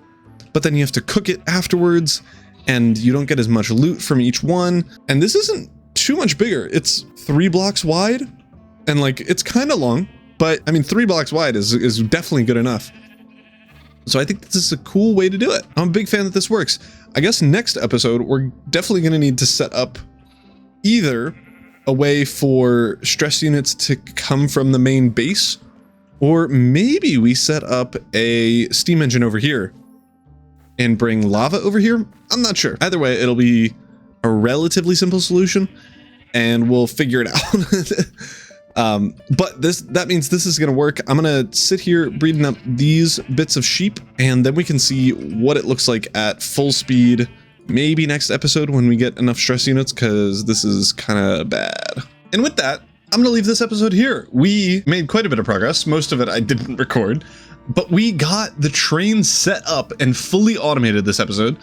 It is going to go back and forth with the main train station for eternity while we collect items, farm them, put them in the train, and send it off. We also built the floor in here, set up a almost fully working, once we get enough stress units, he's partying, fully working sheep farm with a bunch of sheep in here now. And in the next episode, we'll have automated mutton, which we can, in the future, make some roasted mutton chops or something else that uses mutton and get a ton of food.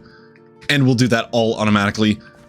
So stay tuned for that. Welcome back to another episode on the Create mod. In the last episode, we made, well, kind of made, I totally forgot that we needed some more power. We made this sheep farm that when has power, it will breed sheep, turn them into baby sheep, push them over here, wait until they grow up, and then when they float up into the water, they will be pushed over by another fan onto a killing area and get clobbered by this deployer. Today, we need to route power over here. But first, I got up to a little bit of building. So time lapse, go. And in this time lapse, I thought I'd talk about the build. This took way less time than the other half of the mountain. I think partially because I've already done it before. And then the other half is because I only had to build like half of the mountain height instead of the super tall thing that I did before. So it didn't take too long. I think like 2 hours or so. But I cannot do terraforming for that long. It is so difficult for my little brain to build little blocks. And I think it's mostly just trying to get the shape right and get the blocks random enough and still looking good. And I'd love to talk about this more, but we're already done. Flying through the valley now looks so dope. Oh, what happened? Why are there holes? I didn't do this. Okay. Because it's not Enderman. What was that? Are there any more holes? That one was me. That one was totally me. I needed to get in there. We now have the mountain terraformed up until this point and a little bit over there, but we have the mountain terraformed. We have a cool little valley that swings through here. Already thrown in some details of some plant ski-doodles and stuff. We might add a tree or two, maybe just some bushes up at the top here. I don't know what we're doing with that yet. And then we have a little bit of under the bridge structural support stuff. I think it looks dope. But today we are dealing with the shoops. I'm getting automated food in this episode. Fully automatic, fully cool. And I think we are getting something to do with mutton. I don't know what we want to do yet. Might just be a mutton wrap, which is what I've been going for. But there is a roasted mutton chops. Oh, requires a bowl, requires cooked rice. Both of those kind of difficult, but it gives me however many food things that is, an 11 saturation, and it gives me the nourishment thing for 5 minutes. I don't know what that means, but you can allegedly only craft it. I don't know if that's true, but if it is, then we might not be able to do this. But what we need to do first is get enough stress units over to this thing to make it actually function. I'm not sure if I just throw down a steam engine and call it a day in here, or if we like actually get a thing set up that routes power all the way underground over to here. Maybe we just build another steam engine.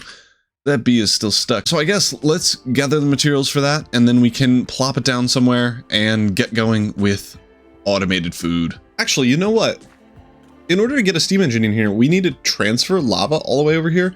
So we're going to need to build an underwater pipe tunnel thing anyway. I think just means we should just bring power from over there over here, and we could do it under the water. This looks so good. I forgot that I did this. This looks so good. This looks so good. I'm so happy with it. We're going to need power over in this downward area anyway to power the display boards that we're going to have here eventually. And we already have power here. So I suspect I can just yoink this power, maybe from right here, yoink it, and then just bring it down across and back up.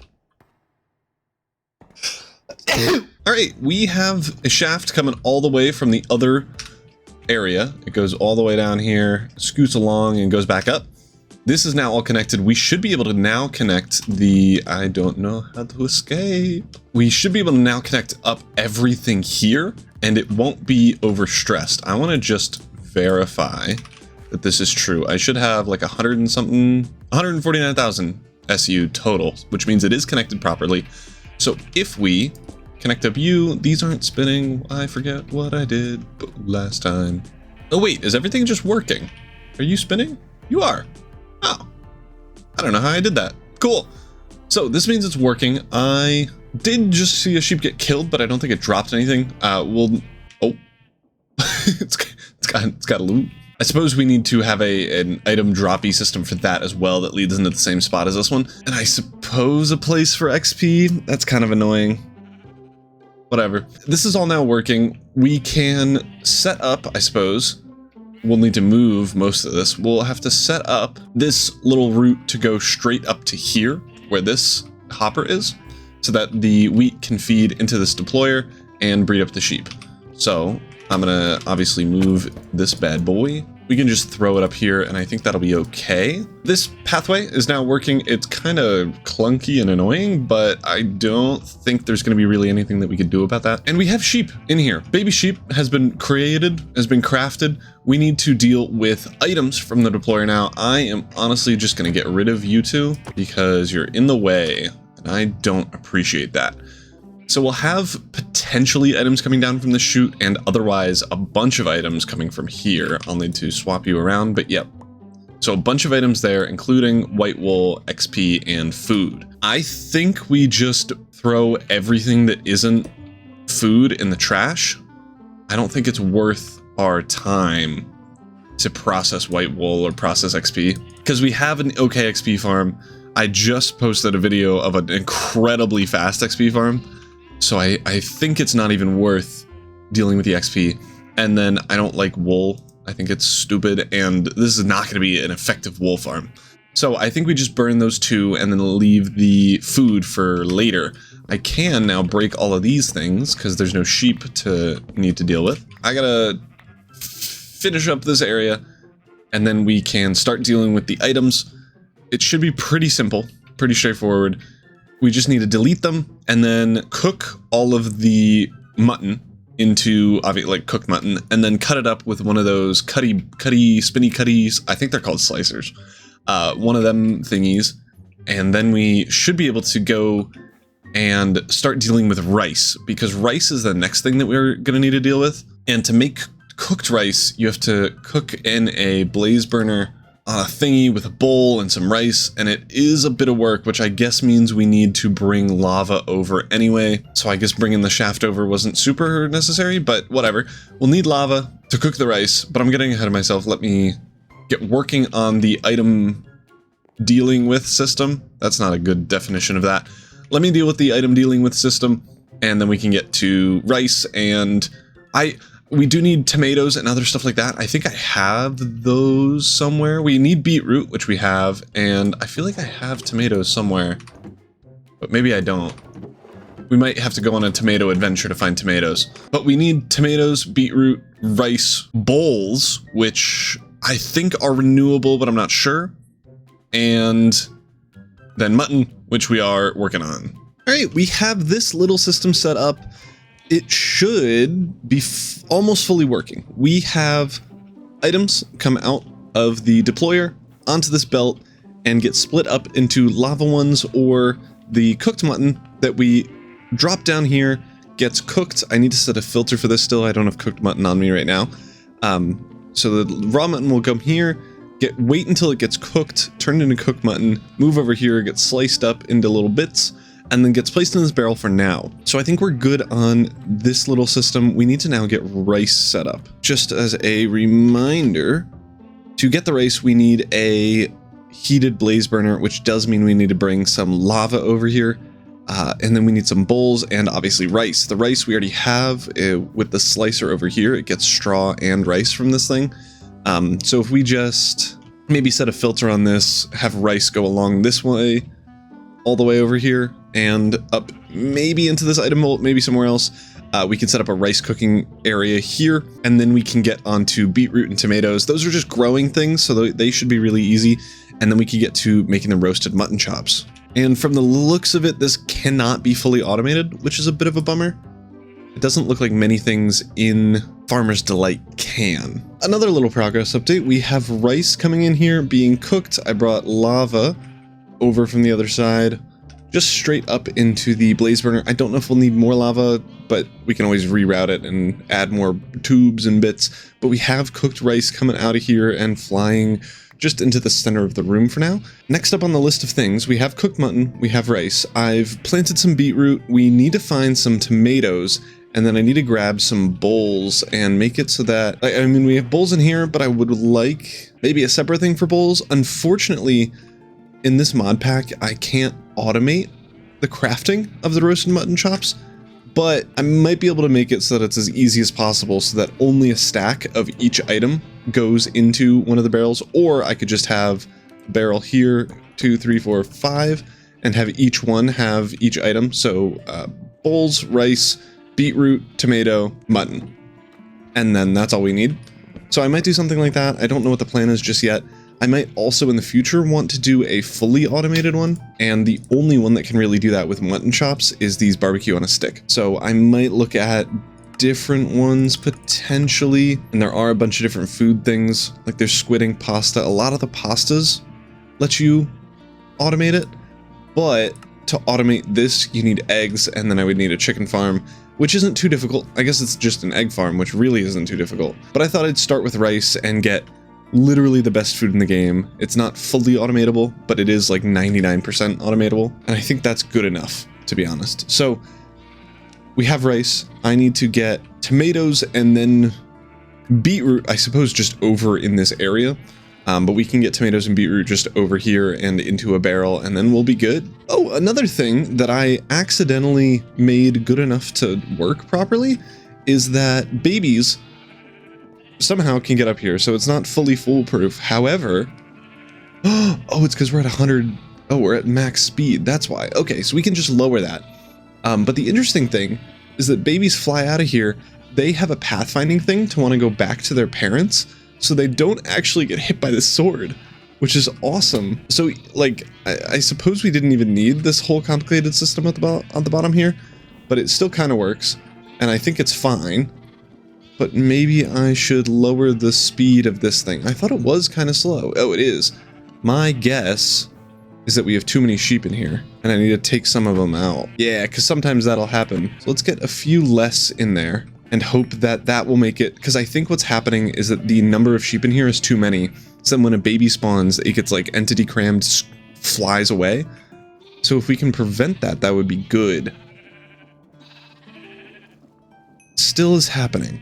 I wonder if I get like a slab or maybe a trapdoor even, does the wind of this thing still blow?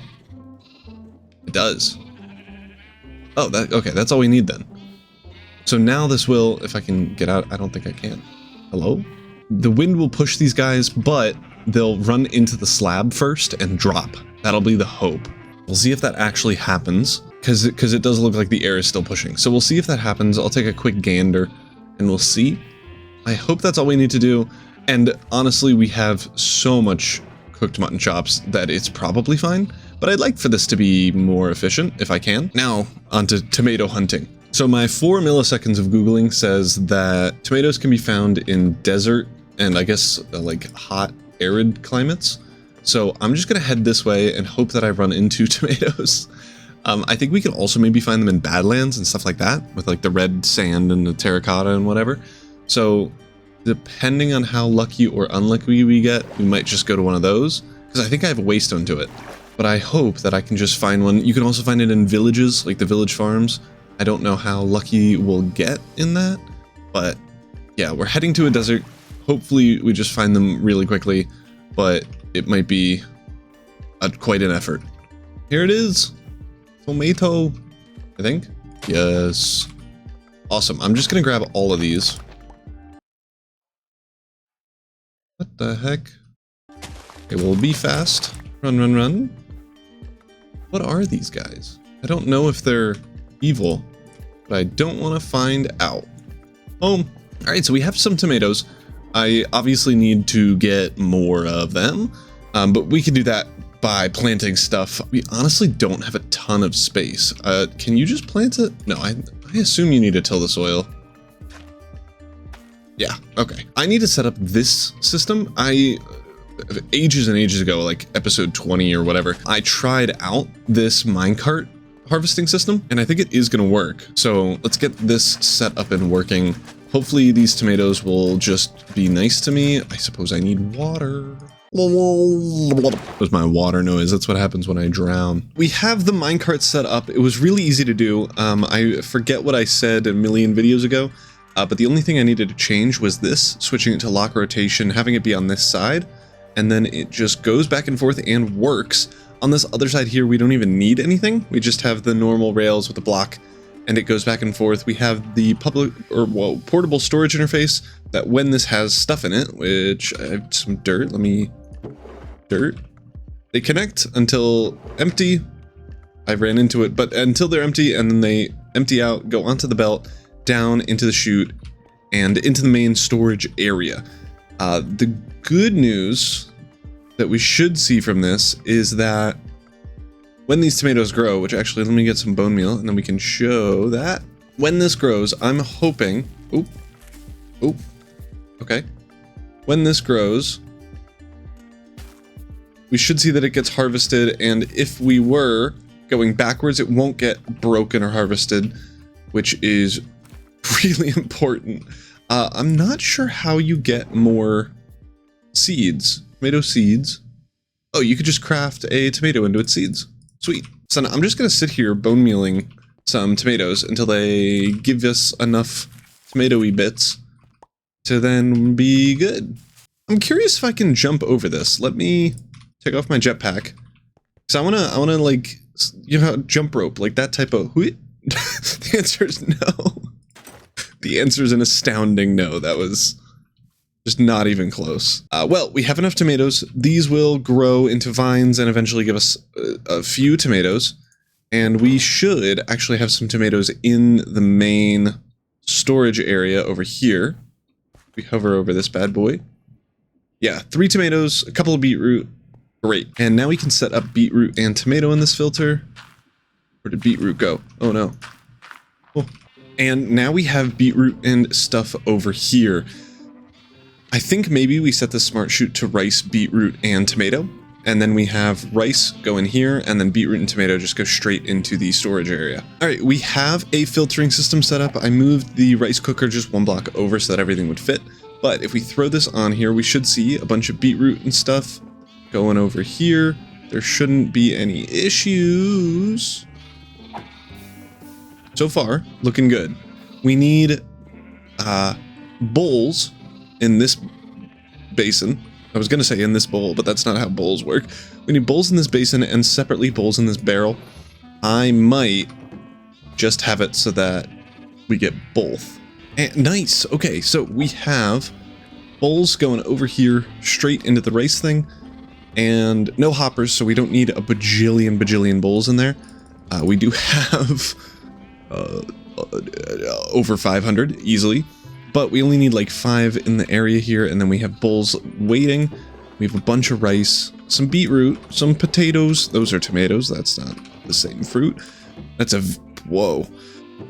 We have all the food that we need, and we can, I think, properly make whatever the roast roasted mutton chops.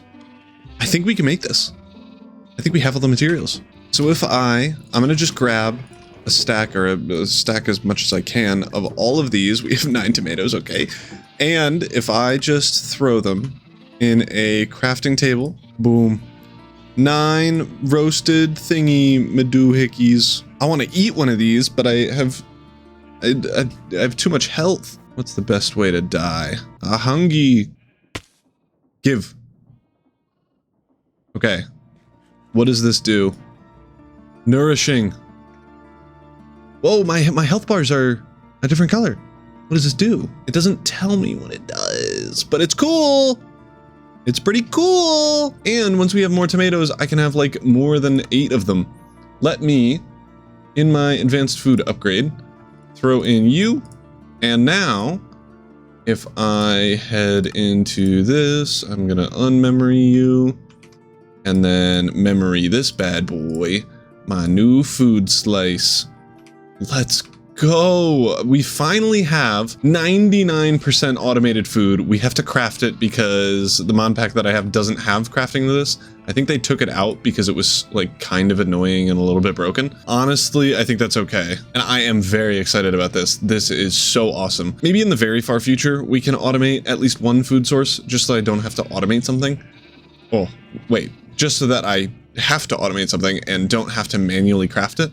But honestly, this is gonna take 10 seconds to make the one food thing that I need. So maybe eventually we'll get to a fully automated one. The issue is that everything that's fully automated doesn't have as good nourishment as the 11x saturation one, which is crazy. I'm so curious what nourishment does.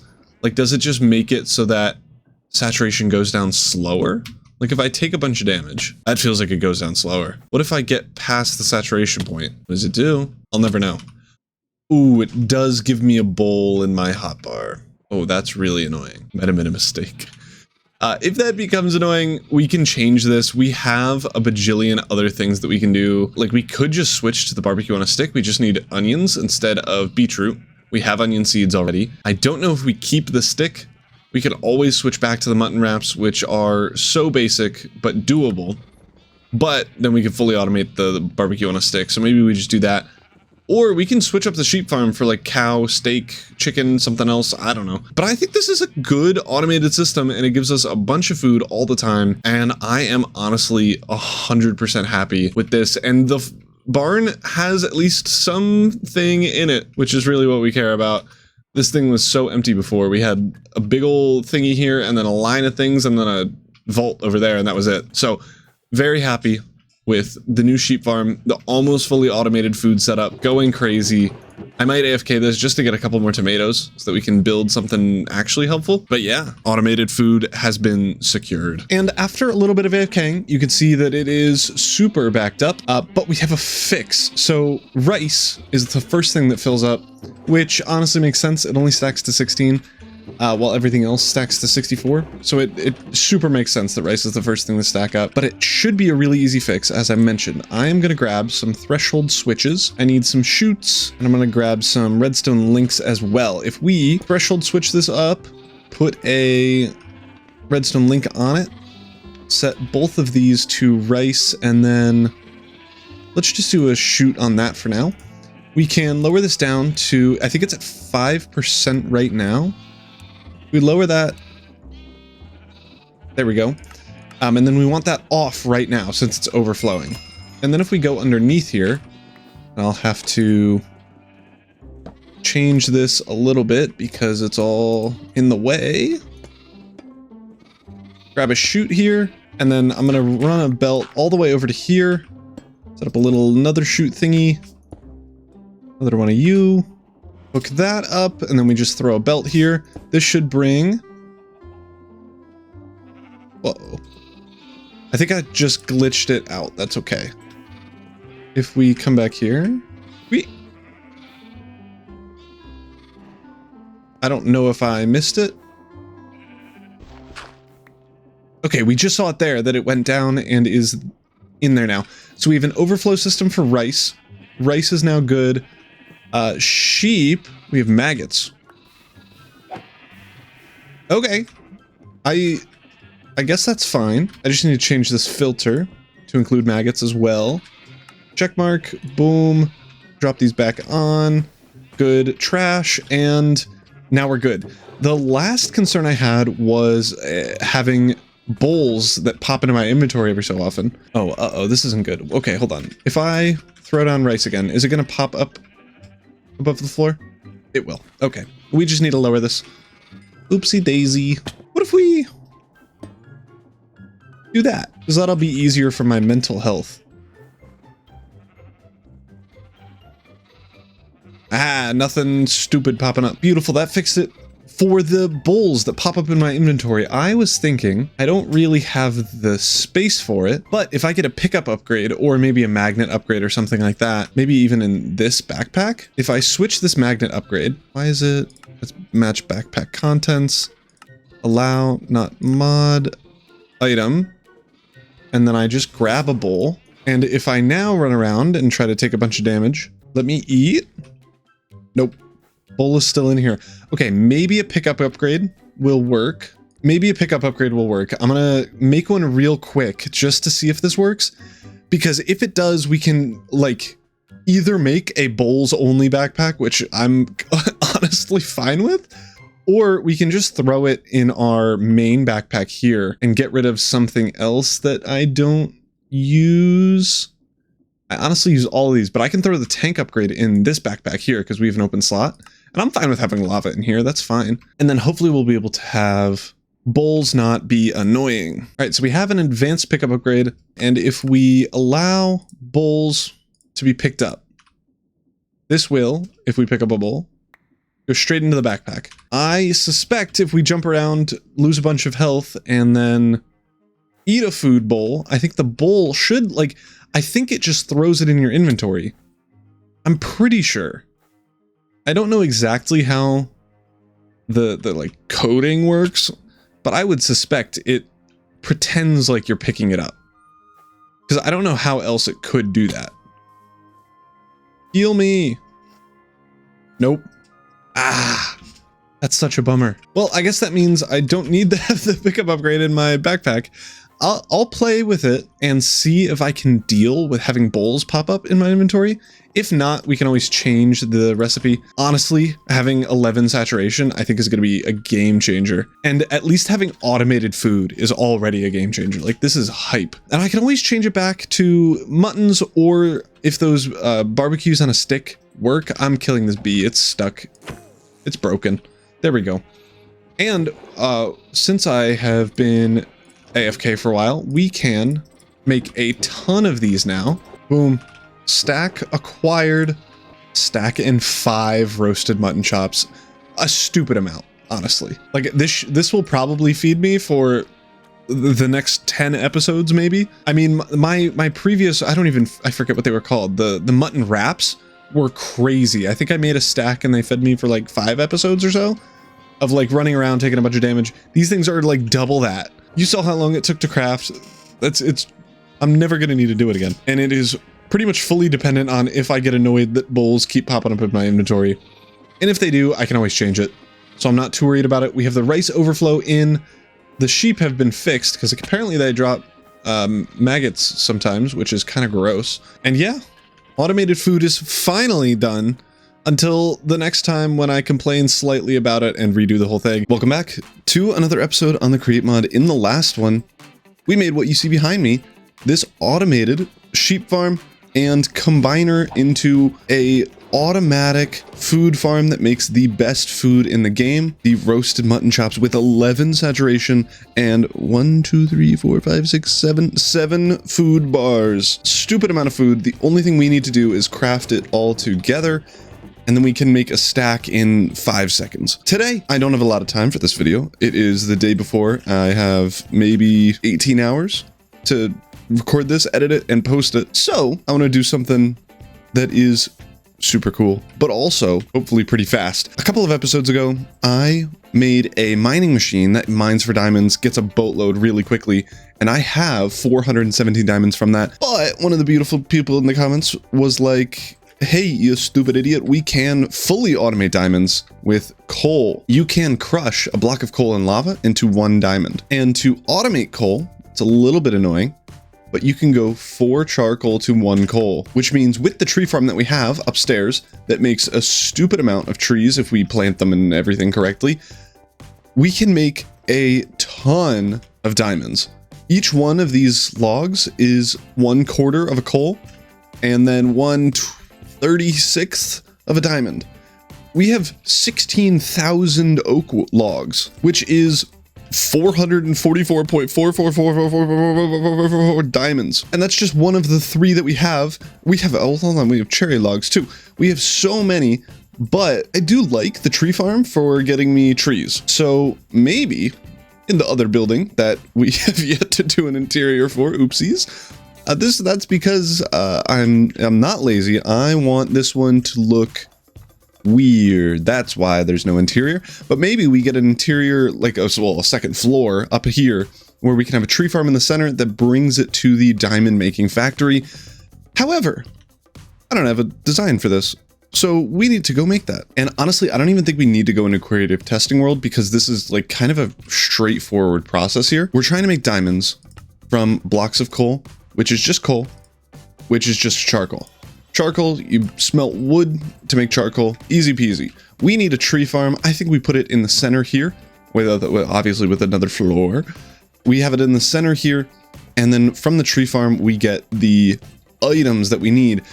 But we already have a tree farm. There's one right here, so we'll just copy this one over. We don't need to have it be a bunch of different tree types. We can do just oak logs and have everything be oak logs, which will be great. It won't be up against a wall so that like the trees won't get birthed halfway through the glass like they normally do. And honestly, I think it's going to be a little bit faster, which is going to be stupid. So I'm going to grab all the materials that hopefully we'll need for this thing, and then we can try to design it in survival. Because I hope, and I might regret this later, because I, again, don't have a ton of time. I hope that making charcoal and coal and diamonds should be easy enough. We should have everything that we need, but I need to build in the floor here, and I thought, why not continue this pattern, but have it go on the floor itself, and like just shrink the roof a little bit? I think that could be really cool if I do it correctly. So I'm thinking over here is going to be the height of the floor. So let's just get in some block ski-doodles. So I'm just going to build this across, and we're going to not texture it for now. I might come back to it later, but honestly, it took me, what, like 5 or 6 episodes to start building the interior for this thing, so I doubt that it'll ever happen. But I'm just going to build this across and then figure out all the curvy bits and everything, and hope that it looks good from down below. I'm on the fence of where I want to put a staircase up to this thing. Maybe over here, because there's nothing over here yet, and I think it'll look good if it goes like up here, and then we can have this whole second floor for fun activities, but I honestly don't know. So that's where I'm thinking right now. We might put it here. I think this is gonna be a weird spot to put a staircase, but maybe we do. Who knows? All right, we got the roof in. It's looking kind of bland because there's no texture in, but who cares? I also changed up this pathway just so that it goes up to these stairs here.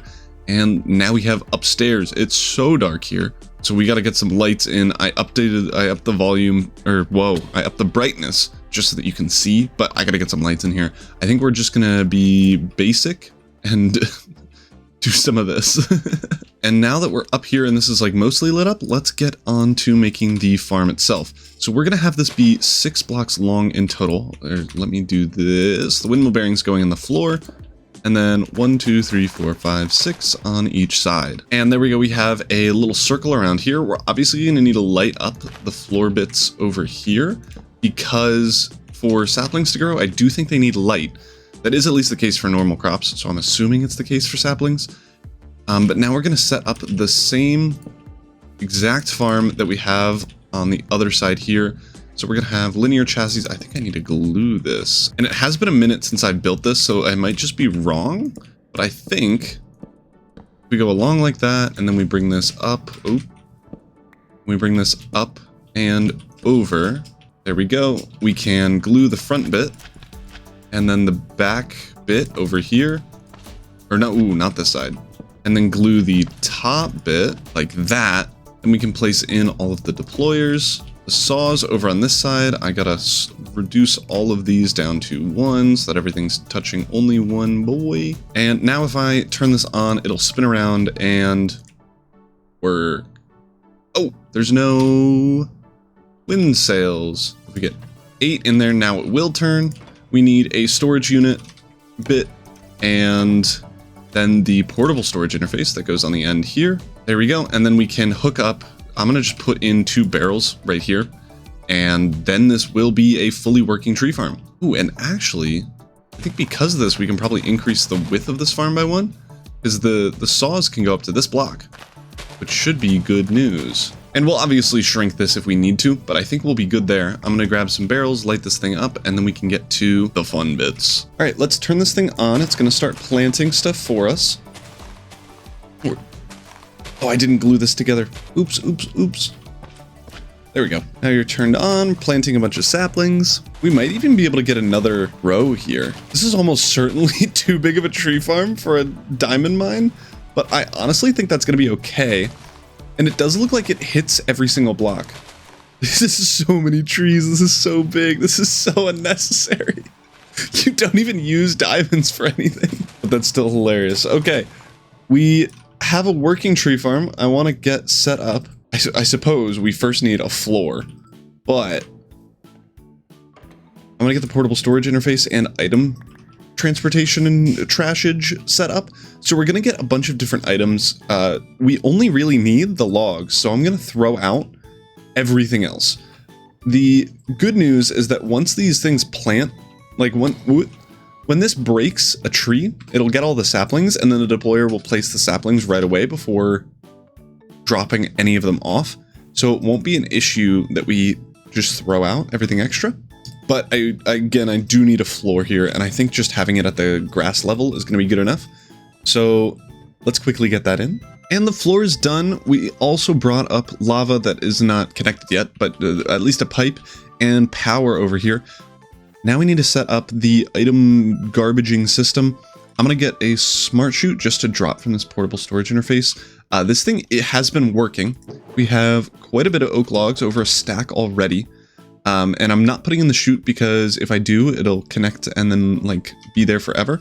So we want to set up the item trashing system first. We now have that set up also. I'm going to see if this works. We should have only logs coming off of this belt and going, and everything else should be going from this brass funnel straight into the lava. I suspect it'll work. I don't know why it wouldn't, but now we have to set up the lava heating up boiling system. Yep, logs, everything else trash. Yep, perfect. Okay, so we have this system set up. I'm gonna not let it actually go yet, but everything else should be working. We now have to set up the cooking thing to cook the logs into charcoal. All right, the smelting system is in. It's just a fan with some lava in front of it. The items will drop right here, get thrown into here. I need to set this filter to charcoal. Okay, I can do it. I'm spamming click. Thank you. I might die. Never mind, I'm a pro. So we have charcoal as the filter. We can flip this around, and then I am super curious. If we just have one mechanical press here until it starts making coal blocks, can we just drop the coal blocks into another basin and it work? Because that would be cool. The last thing we need to think about is how we're going to get the items out of this barrel into the one where we can make the diamonds. So we need blocks of coal and lava. So we can't have the blocks of coal just get crushed into diamonds in this one, because we'll need lava in here as well. And I think that'll mess stuff up. So we need to drop this into another basin and then have that basin be helpful. But if we drop it this way, we can do that, but then it gets kind of in the walking path and then I can't step on it super easily. And I'd like to avoid that. But we super can't drop it here because the bone block is in the way, and that is the ceiling of the other place, and I don't even know where that went. So we can't put it there either. So I'm kind of stuck. Actually, I know what I can do. I can do it this way, and then we can put trapdoors just on top of this so that it's still walkable. Like you don't just... Oh, it is still walkable. Okay, never mind. Maybe we don't even need to do that. And then I'm just going to have another basin right beside it, I think. I think that'll be good. Because then we can put 2 of these right next to each other. They'll power each other, and then I can go straight back in here, and then if we just throw a belt down at the bottom here, we will be good to go. Alright, that is in. We got this. I need to power these mechanical presses somehow. I'm going to do that later. And then please stop placing stuff in here. Then we can get the pipe over there, throw casings all the way along it. We will need, at least at some point, some power on this thing, but I think we'll suck it up and hope that it just works. Oh, nice. Okay. So I think this is going to work now. We have everything almost hooked up. I need to hook up the mechanical press, and then we have lava in here. Coal blocks are going to come out here. I need to set this filter still. Come back into here, get squooshed, and diamonds. Diamonds come out and are stored. And we're in the same situation we were in a second ago with this barrel this basin not really being able to drop any stuff out other than right here. And I don't know how to fix this. Well, anyway, we can figure that out later, I guess. I want to hook all of this up and see if it actually works, because I have yet to do that. These are hooked up. Let me reverse this. All of the items should come over here, and hopefully, if that's how the game works, go into the chute and down here, get cooked up, put into the basin, dropped onto this belt, scooted over, put into this basin, and squished into diamonds, where we don't have a storage thing for this yet. What we might be able to do, never mind. I was gonna say what we might be able to do is, it could be cool if we could just drop it straight through, but yeah, there's not really any space for this. We could do something fun where if we have a fan that like pulls it all the way over to here, we can then have another fan that pulls it this way, and then we can process it in this little area here where we can actually like have a little gap underground. So that could be an option, and that could be kind of fun. If we put trapdoors above it, we can see all of the, because there are glass trapdoors, we could see all of those. Is this going down? Okay, so far it's working. We can put glass trapdoors and see all of the coal working. I'm curious if this is going to actually turn into charcoal and then real life coal. This feels like it's taking a while. Oh, wait. Okay, if we get through all the charcoal, what happens to the coal? Will we crush the coal into coal blocks? Because that would be the goal, obviously, because that's the whole point of this farm. Yes. And we have diamonds. We have 7 diamonds already. Oh. We have so much charcoal left to go. Okay, we have diamonds. Diamonds are working. I'm going to take those out, set the filter to that, just so that we don't accidentally make diamond blocks, because that'll be a little bit annoying. But we have diamonds. Those are fully... Oh, yeah. This is so easy. The hardest part is setting up the tree farm, I think. Oh, that's awesome. Easy. Okay, so we have diamonds. We need to get them out and into a place. We already... 7 more diamonds is crazy. Okay, we need to get it out. I think the best option is going to be dropping them out here, getting a fan that pulls them across so that we can watch all the diamonds fly across the room. Nice, diamonds are being pulled, beautiful. I need to switch this around because it burned all of the extra wood that we made, but that's okay. Diamonds are being pulled across. What do we want to do here? So dropping it down will burn it in lava. We don't want that. That would be bad, I think. But I do want the diamonds to go down to get stored in our main storage system. So maybe we could drop it down like right through here. Where does this lead?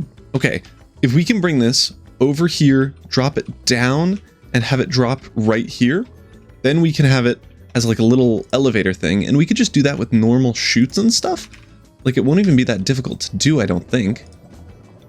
So if we grab a chute straight over this hole,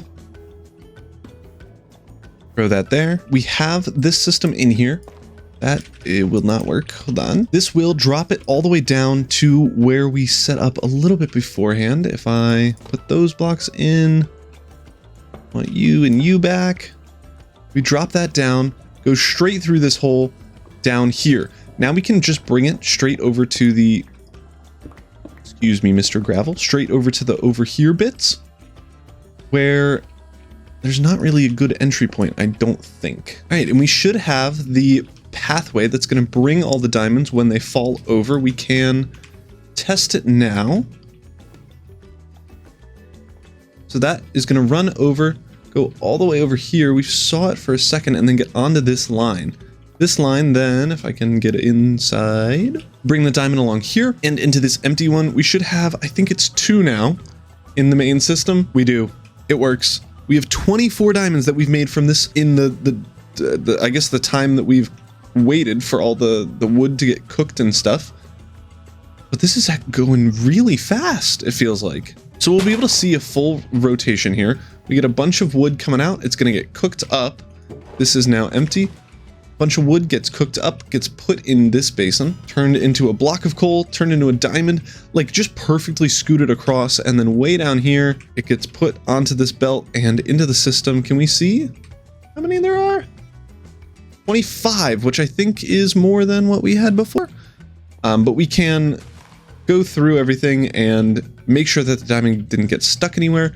But I don't think it did. Yeah, no, it's not stuck anywhere, which means this thing is working at not a crazy rate.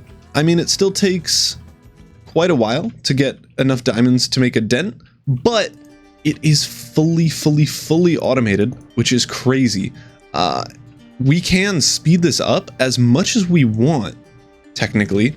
We could, as long as we increase the size of this growing area, then this thing will just keep getting bigger and faster. But at the moment, this thing just spews out a bunch of wood, makes a bunch of coal. We get, it feels like 1 diamond every 2 passes, which is pretty good. And I think if we're able to light up this center area more, it'll go even faster. So maybe we try to do that. I'm not sure what we can use. Maybe those fairy land, maybe maybe the feral flare lanterns. I think that's how you pronounce them, but we can do that in a minute. We have automated diamonds. It's not even that complicated. We just now need to pack up, put everything away, place down all the blocks. We can place down these trapdoors so that we don't accidentally pick up or get in the way of the diamond slidey boys. And it's good. We are all done. And I just like these being connected. I'm curious if the mechanical presses can press through this trapdoor. I assume it can. I think it can press through full blocks, so I'm not really worried about it. But I do want to just double check here really quick. Yep, we are good. This thing can run without me doing really anything at all for as long as it needs to. And a diamond every 2 passes, it probably passes, it's like 1 every minute. So I think that's good. I think this is going to work. I think it's fast enough for the how many 1 diamond that I need per year. I mean, we're already at 25 diamonds in the time that it took to build the thing. So I think this is going to work really quickly, and lighting up the center will fix most of our issues, I would suspect. And it did. I actually lit up the center here for 2 reasons. The reason we have torches here is because trees were growing here and they couldn't be cut down because this saw just like goes around it and like clips through it and doesn't actually cut it down. So we couldn't have trees there anyway. And this makes it so that the trees will grow faster. As you can see, there's a ton in the middle now and less on the outer edge. I'm actually going to move some of these torches to closer, and I don't have more torches in my inventory, but I'll get them later. But I think that's actually helping. I've also been AFKing here while I've been editing the video for this because, again, not a lot of time. And during that time, we have 76 diamonds. That is stupid. I've been AFKing here for less than a couple of hours, and with 76 diamonds, that is wild.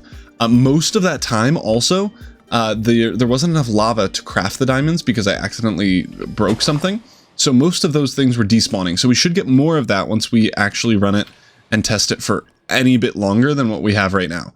So 76 diamonds is wild. I think for the last little bit of today, I want to honeycomb all of the blocks here. You see that I've been doing that a little bit, but over here, still a lot of green. And I think the green looks bad compared to the orange. I just don't think it fits the orange color palette that I've been going with so far. So I'm gonna run around. I obviously forgot to do this one.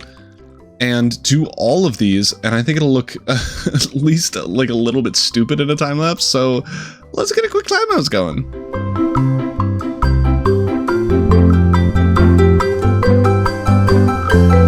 And the time lapse is done. It didn't take too long at all, and this looks way better. I think the biggest thing is that it blends into the wall while still being like a different depth and a slightly different color. so that it kind of breaks it up and still blends in enough. I think the copper, the oxidized, the fully oxidized one was just too green bluey to actually fit. And I think this looks quite a bit better. And for the keen-eyed among you, you'll notice that I also waxed those at the beginning of the episode. And then I, at the end, during that time lapse, I guess after it, waxed this whole line all the way down, and the one block that's in this little square, we still don't have enough copper for that. This farm is not fast enough. So maybe we need to work on the brass so that we get more diorite and andesite, and maybe just supply it directly to that. But that's okay. We're back on the Create mod, and today, well, in the last episode, we made automated diamonds. We have so many now. We made the tree farm, the diamond turn into coal, coal into diamond, diamond into floor system. And if we head down to the storage system, I've been AFK for a little bit. We have 260 diamonds. That is awesome. We, I think, have 400, 500 in our main storage system. So by the end of this episode, we are doubling how much we have in there, which is going to be great. One thing that we don't have a lot of is brass, zinc, and copper. And I'm annoyed about that. The brass, copper, zinc, iron, gold farm that we have over here does still work, but we never get any items because we do have quite a bit of andesite, 65,000, quite a bit. But the diorite farm just can't keep up. So this is the all-in-one machine that I made, whatever, a while ago, and it still uses the old cobblestone generator, and the diorite just is not that fast. It makes a bunch of other stuff that I don't think is necessary for what we want to do. So I think we beef up production of diorite and potentially make our own diorite farm even, and build that separately over here so that we can just pump diorite straight into this farm. And maybe we even do that with andesite so that we can have full diorite, full andesite, and then full copper, zinc, and brass production. Copper is kind of the main thing. I have been trying to run this thing for a while. I obviously haven't been doing a good job because I keep turning off the diorite farm one, but I've been trying to run it for a while. And every single time I need more pipes or I need more things, and I always have 3 blocks of copper left. And down here still isn't done. I don't think the other underside area is done over here. Yeah, this isn't done either. We have so much copper that we need to place in. I am never going to mine a block in my life again, so there's no chance that's an option. I think we just have to beef up production. And I think for right now, the best option is going to just be getting more diorite. Another reason we might want more andesite is because in order for the redstone farm to run at full speed, we need 18,000 andesite per hour, and our wee little farm over here is not that fast. So yeah, I think we're gonna have to at least get diorite in here, probably also get andesite in here, and just have 2 belts that go straight into this bad boy just so that this can run at full speed. This does produce a ton of lag because for some reason mixing stuff makes a ton of lag. I don't really get it, but whatever. It's only a little bit of my circus and my monkeys. But yeah, that's going to be the plan today. Make some diorite, make some andesite, and make it fast and hopefully compact. So we're over in my creative testing world, and this is the reason why I'm here. This monstrosity, I forgot how gigantic this thing is. And we really only care about this little section here where we're making the diorite and andesite. We obviously are also making granite, but I don't think I care about that. What I really want to focus on is what we're doing here. So we have cobble and quartz coming up here and being filtered, and those are really the only 2 blocks that we need. The cobble and diorite go in here to make andesite, and then quartz is really only used for andesite now that we aren't making granite in this. So I think it might actually be really easy to set up. Just as a reminder, to make quartz, we need soul sand, and to wash that, which is just sand that we haunt. That all happens down here. We might even be able to just steal this. That's probably going to be the better idea. Just steal this. Well, I might even just throw out the gold because I don't even think it's worth the amount of gold that you get. It's 2% chance of gold. It might be worth it. I don't know.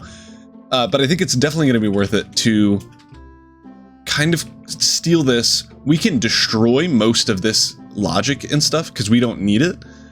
We do need the cobblestone generator, the crafting, and that's pretty much it. All right, and I made up a quick little thing here. I'm still like not done yet, so there's a little bit that I haven't got to yet, but we have the diorite creation. We're at 300 diorite. I've been running this for like 8 seconds, it feels like. The only issue is that these cobble ones have 0 stress units. Oh. Yeet. There we go. Those are all now working. The main issue that I'm running into is that this chute that gets the nether quartz to these mechanical arms is too far away for me to put a mechanical arm where this cogwheel is right there. Yeah, as you can see, the quartz is a little bit slower than the cobble, and I'd like that to not be an issue, but I don't know if we can fix it. I'm gonna try though, because if I can fix it, that'll be really good. The last thing we'll need to do after this, so we have a diorite coming out here. We can make a quick little thing for andesite and then call it a day. So with the chute up here, it'll be able to reach, but now I won't be able to power stuff super easily. So let's get this in. It should, yeah, 1 input, 6 outputs. That's what we want.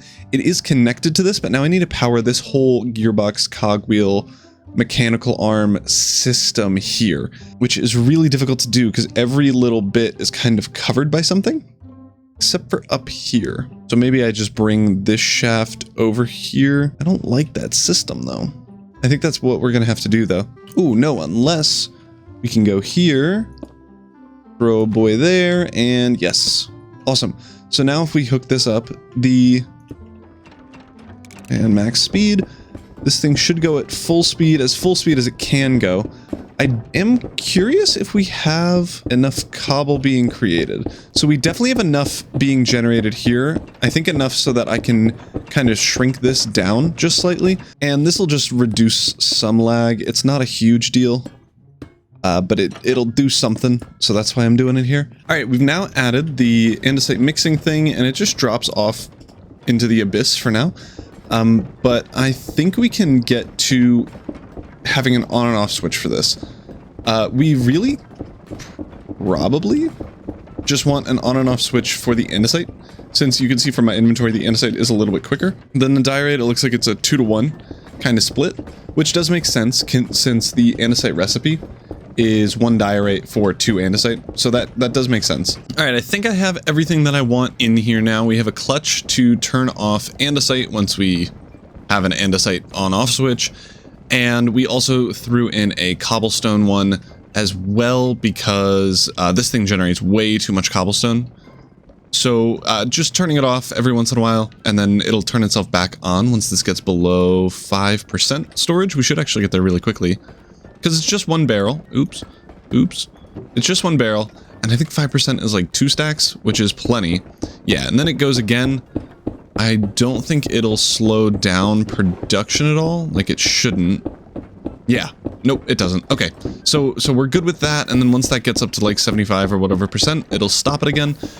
So I think this is good to go and put into our world.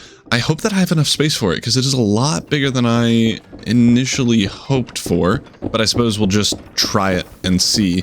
What we could also probably do is replace this belt with a vault if we wanted to. I don't know if that's preferred or not. I guess it would give us more cobble storage, but honestly, I don't think that really matters. So I think let's just get this in, and then we can get copper, because that's what this is for. I forgot what this is for. It's been a minute. And it didn't take 4 seconds to build this, even though it probably should have, because I've already built this basically before. But yeah, let's get this in the survival world. All right, we're back in survival, and I've already set up a little area here. I took down the mangrove farm because this is the perfect spot for this farm to go.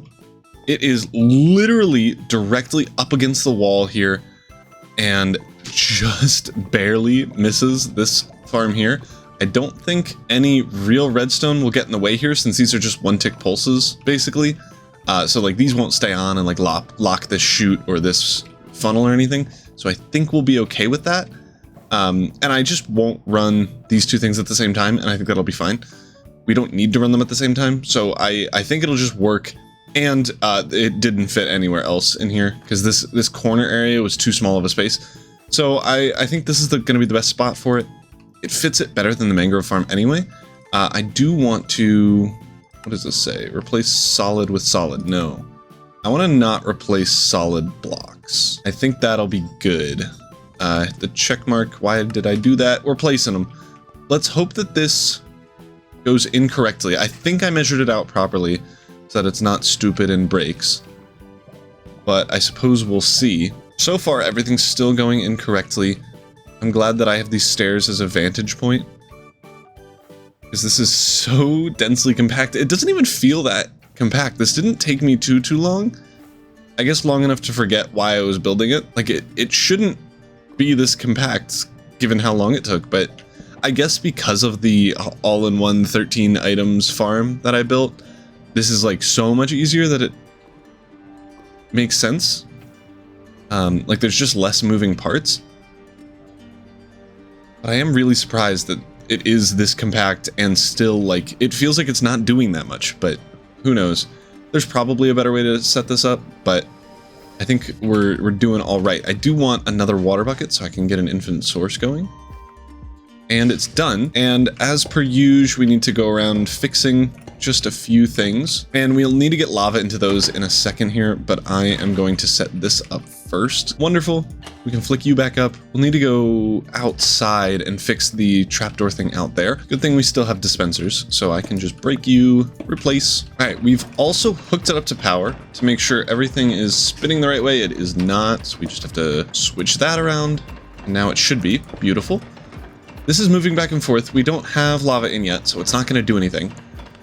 But I want to make sure that everything's spinning and looking kind of accurate, and I think it is. Okay, so let's get water in here now. I needed to hook it up to power beforehand anyway, so that I can get a mechanical pump spinning. We just need to hook that up, and then do I have a basin? I do. So we just throw a thing of lava in there. That'll start that side, which is good. That means it's working. And then we need another bucket of lava here. Hook you up to power. It's empty. This is working. Beautiful. My game is lagging. Okay, we got cobble.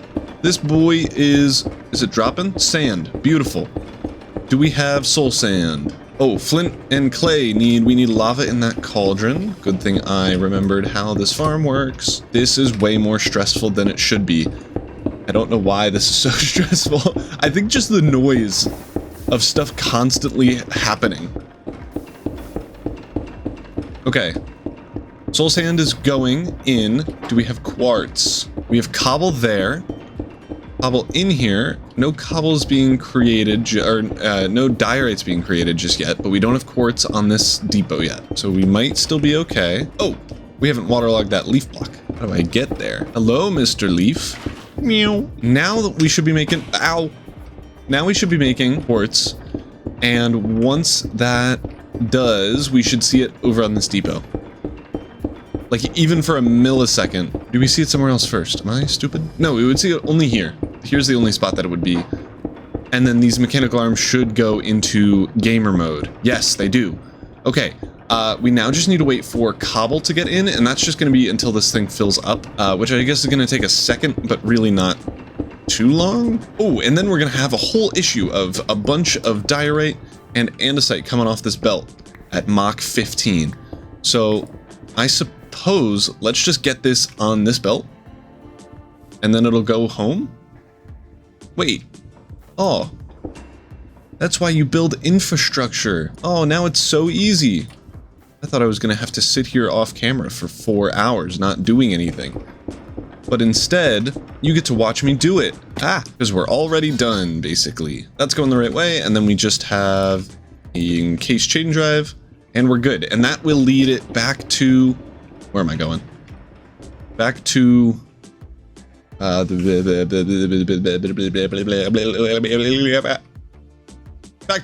to over here. Perfect. And we already have a pickup system for that. So we just close this up and it's working. Maybe I shouldn't have placed a block there. I don't know if it's going to freak out. Are we done with cobble yet? Oh, this is filled up. We need one more stack and then it should go straight into the chute. Yep. These are working. We're getting diorite. Yes, stuff is coming out onto the thing. And diorite should be being sent straight over to here without any thought. Diorite. Monsieur. Je m'appelle Monsieur Diorite. I'm fluent in French now. I've been taking French classes on Duolingo. I'm like, wait, there it is. I don't actually take any French and I don't know what I just said. I hope it wasn't something mean. It's working. and we're getting diorite and andesite. I need to turn off andesite production if applicable, and that's just going to be here. If this andesite thing is full, I guess, then we don't request any more andesite. Oh, no, actually, wait, we have an andesite 2 full button. What is that called? Ow. Oh my gosh, my frames are going ham. Andesite in the red, threshold switch in the not red. Okay, so this does mean I think that we're overflowing right now. I don't have andesite. Let me just right click on this belt until I pick up andesite. Thank you. I can't believe that worked. That was actually astonishing. All right, so andesite in the red, and then I need a threshold switch right there.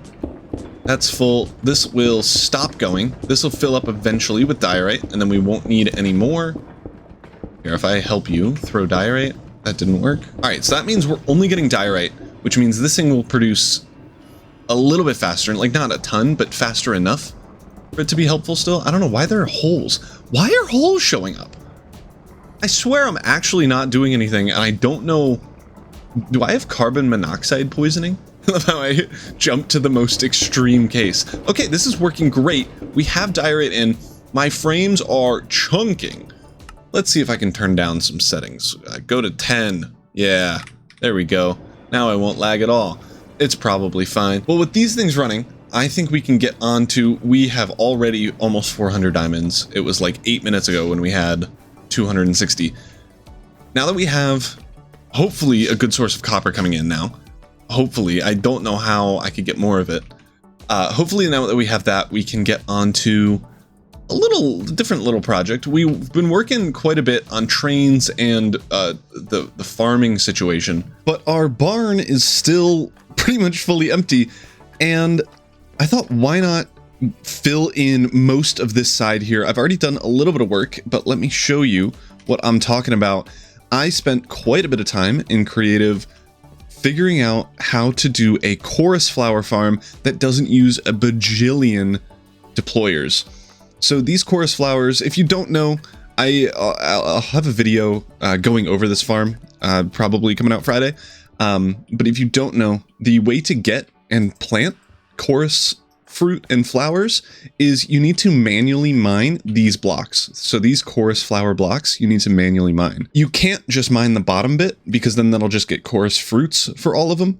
So you need to do all of that manually. And there's a farm that I saw on Reddit that had deployers come down and mine these blocks like from the ceiling. But if you're going to do that in more than a 3x3 area, you're going to need 9, 18, 27, whatever, like so many different blocks here, so many deployers here that it like is kind of not worth it and really expensive. So I spent a bunch of time trying to get a minecart contraption to work, and it does. This one doesn't use any stress units at all, which is really great, and it just drops off all the items over here. We can probably move this to the other side as well for ease of use if we need to, but I already set it up here. We're gonna, honestly, I think I'm gonna want to build it without the schematic cannon, because actually I am lying to you. I'm gonna not replace solid blocks with it, and then it just won't replace the floor blocks or the wall over here with glass, and we don't care about the far wall being made of real life wall and the floor being made of correct floor. So I'm not too worried about that. And then it should build it all itself. And then we can hook this up to our main system. And the reason I want to do this is because chorus fruits are used if you smelt it for end rods, which is just easily the best lighting block in the game. And specifically for factories and stuff, it's a really good like overhead kind of beam light thing that I want to use in at least the one with the cubes and tubes building, and probably also at least on the bottom floor of that one. I think it'll just fit really well. So that's the main reason we want to do this here, and potentially we get a small smelting system over on one of these sides, and maybe I even move this over like up until the edge perhaps, so that we can get smelting going, or maybe I just pull it all the way this way. And that's probably gonna be better. Yeah, I think I just pull it all the way up this way, and then we can deal with smelting the chorus fruits and stuff over here, and we can even make a small chorus fruit farm that grows all the way to the top, because this is going to make a ton of chorus flowers. I tested it in creative. I think it's like a stack an hour or 2.5 stacks an hour, a stupid amount an hour for what we need, but it looks so cool. Like, it's such a great addition, and you can see what's going on. I think it just will look good and will fit in the barn vibes, and it'll fill out quite a bit of the empty space that we have in here. We have all the materials, I think, except for some of the chorus flowers. I only have 5 somehow. Chorus plants are just plants. Those aren't really that helpful. And then stone brick walls. I'm actually going to take out the chorus flower because I think it's going to try to plant the chorus flowers right here and not on the end blocks, and then it'll just break. So I'm just not even going to include those. We'll get the end stone in, and potentially I mine out. Oh, it's so hard to tell. Okay, hold on. There we go. And all of those are mined out, so it should auto place in all of the end stone. I'm just going to send it and hope that it works. I'm worried that it's going to place in all this glass on the walls here, and if so, I'm going to be devastated. So let's hope it doesn't do that. Okay, we've also turned off the schematic now because, oh my gosh, was that annoying. And I actually don't know this, but I assume you're allowed to. Normal crops, you obviously can't grow in darkness. Don't do that. Don't do that. Oh dear. Why? If it keeps doing that, then I'm going to be annoyed. If it just does it the one time, I think it's fine. I think that's okay, because I can always replace that. It was mostly the walls that I was scared about. So as long as it doesn't do that, then I am happy. But this looks like it actually worked. We have the chorus flowers to still plant. I'm going to do that now because they do take a little bit to grow. And they just go on those blocks there. Thankfully, the chorus flowers cannot be placed on mud or anything. So the deployers that place the flowers won't be worried about this. So we're just going to wait for all those things to grow. I might want to replace all of these stone blocks with mud, but I did specifically not place in these because I wanted them to be mud bricks instead, and I think that does look better. So maybe we change some of these to mud, and then, oh, that was the ceiling. The ceiling is bad. I don't know where these blocks go. So I guess that means I need to go get some more slabs because we can't have this. Unacceptable. They really got to change how slow glass is to mine, because this is horrible. Why isn't it like ice? How is this slower than mining deep slate? All right, there we go. Roof fixed. And in here now, the boys are growing. It is kind of dark up on the top here. Maybe we get some other blocks in so that it doesn't look as sad. Let's see. Oh, I can put light blocks. Let me go get some pretty looking ones. But I am worried about affecting the growth because these bad boys hate growing when there's anything around them. So maybe we just throw in these things in the corners and something like that I think is bright enough for that one. And then we can do the same thing on the ceiling. And with that, I think everything is in and we can test this thing. I need a minecart. And now that we have a, whatever this is called in, we can flick this and it'll just go. Awesome. And now I can actually take off the cart assembler, take off this thing. Okay, so this looks like it didn't work just immediately. Ow! Oh, that's why it didn't work. Wait, stop. I forgot to do one important thing. Block rotation. Okay, that's numero uno. Numero dos is that we need to put sticks in these things, which is important. The reason it's important is because deployers by themselves won't attack anything. They're not even set to attack mode. Oh, they are. Okay. Deployers themselves won't attack stuff, even if they're set to attack mode, unless they have an item in their hand. So sticks obviously are good because they don't have durability. So you can just hit them as much as you want. It does become a slight problem because then you need a stick for each one, but it's the slightest of problems. So the sticks are in, those bad boys are in. This is set to lock rotation. Beautiful. Oh, and I guess it's going by itself. Great. And now it's mining stuff. I removed the cart assembler this time fully, which is good. Get rid of that lever, and it's going and it's replacing everything, which is really, really good. You can see how the farm works now is that it mines in a 3x3 area. So you can see that this whole plant is being mined every block around it.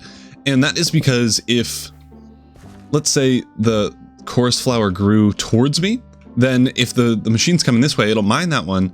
But if the chorus flower grows over here, like on this block or the next one, then it'll mine the stem and then turn the chorus flower into a chorus fruit, meaning that we don't get that in return. So we need to mine all three, every block around it at the exact same time. And it's better if we can do more than 3. And just coincidentally, like I didn't plan for this to happen, since we're in the middle of these 2 blocks, the deployers break 4 rows of blocks. So it breaks this one, this one, this one, and then one more over, one more over this way. You can see that there, which is super great. Normally, this would be a little bit faster, I feel like. We might have to tweak the timings. This is the first time I've tested it in survival, so I might have to just move this to 2 minutes, and then maybe it'll work a little bit better. But as you can see, we're already up at the top here. We have enough chorus flowers to grow up to the top here, and it'll just keep getting faster. So once these grow to the 2nd level, like this one, they'll start growing to the sides, and that's when 1 or 2 chorus flower things, just like that, that's when 1 or 2 chorus flower things actually pop up. So I'm going to AFK here, and I think this will be a really fun time lapse to just sit and watch. So enjoy the time lapse of this thing harvesting back and forth until we get, I don't know, I'm gonna try to run it for like an hour. We'll see if it is that fast. But I want the barrel on the contraption to be full. But yeah, enjoy the time lapse of this thing zooming around, mining a bunch of things, going around, getting stuff, and hopefully working.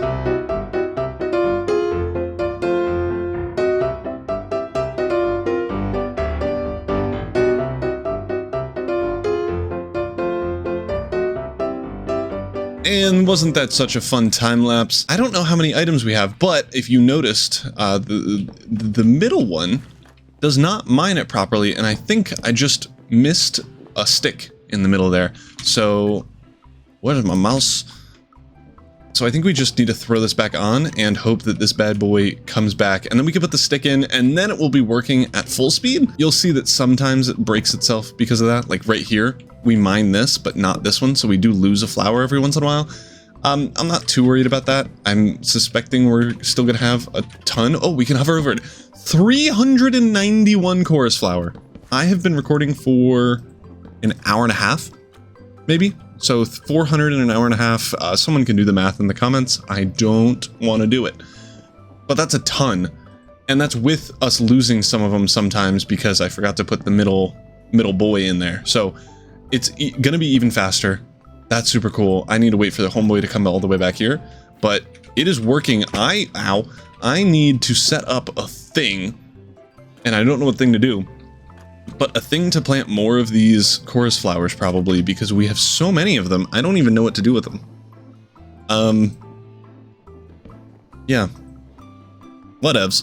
We might figure that out next episode, or just give up. And I mean, 400 chorus fruits is still plenty. Let's check how much we have. Almost a full row, and then surprisingly less chorus fruit, but still a ton. Yeah, so this deployer doesn't have a stick. LOL. Well, now it will actually properly work, so let's do that. I'm just gonna make it go. And now it should be working at full speed. We'll see here probably. This middle one is getting broken at the same time instead of after. So yes, working almost perfectly. I need to set up another portable storage interface on this thing because the one in the schematic points towards this wall, but there's a wall there, so we got to switch that up. But that even won't be too difficult. But unfortunately, that's all the time I have for today. So thank you all so much for watching. In this episode, we made literally recreated basically a whole new diorite and andesite farm that we could probably speed up if I have some more crafters, so I might do that in between episodes. I actually did AFK copper as well. I think we have quite a few blocks now. I think we're at 180 copper blocks, so we're not at 0 anymore, which is good news. We made this thing, which is actually really fast, and it backs up really quickly. So we could, if we throw in like 40 more crafters, we don't need that much, but if we throw in like a ton more crafters, we can probably get even more output out of this. So I might have to do that. And then we also fully separately made a chorus flower and chorus fruit farm that we're going to use for end rods probably next episode. So stay tuned for that. We back with another Create Mod video.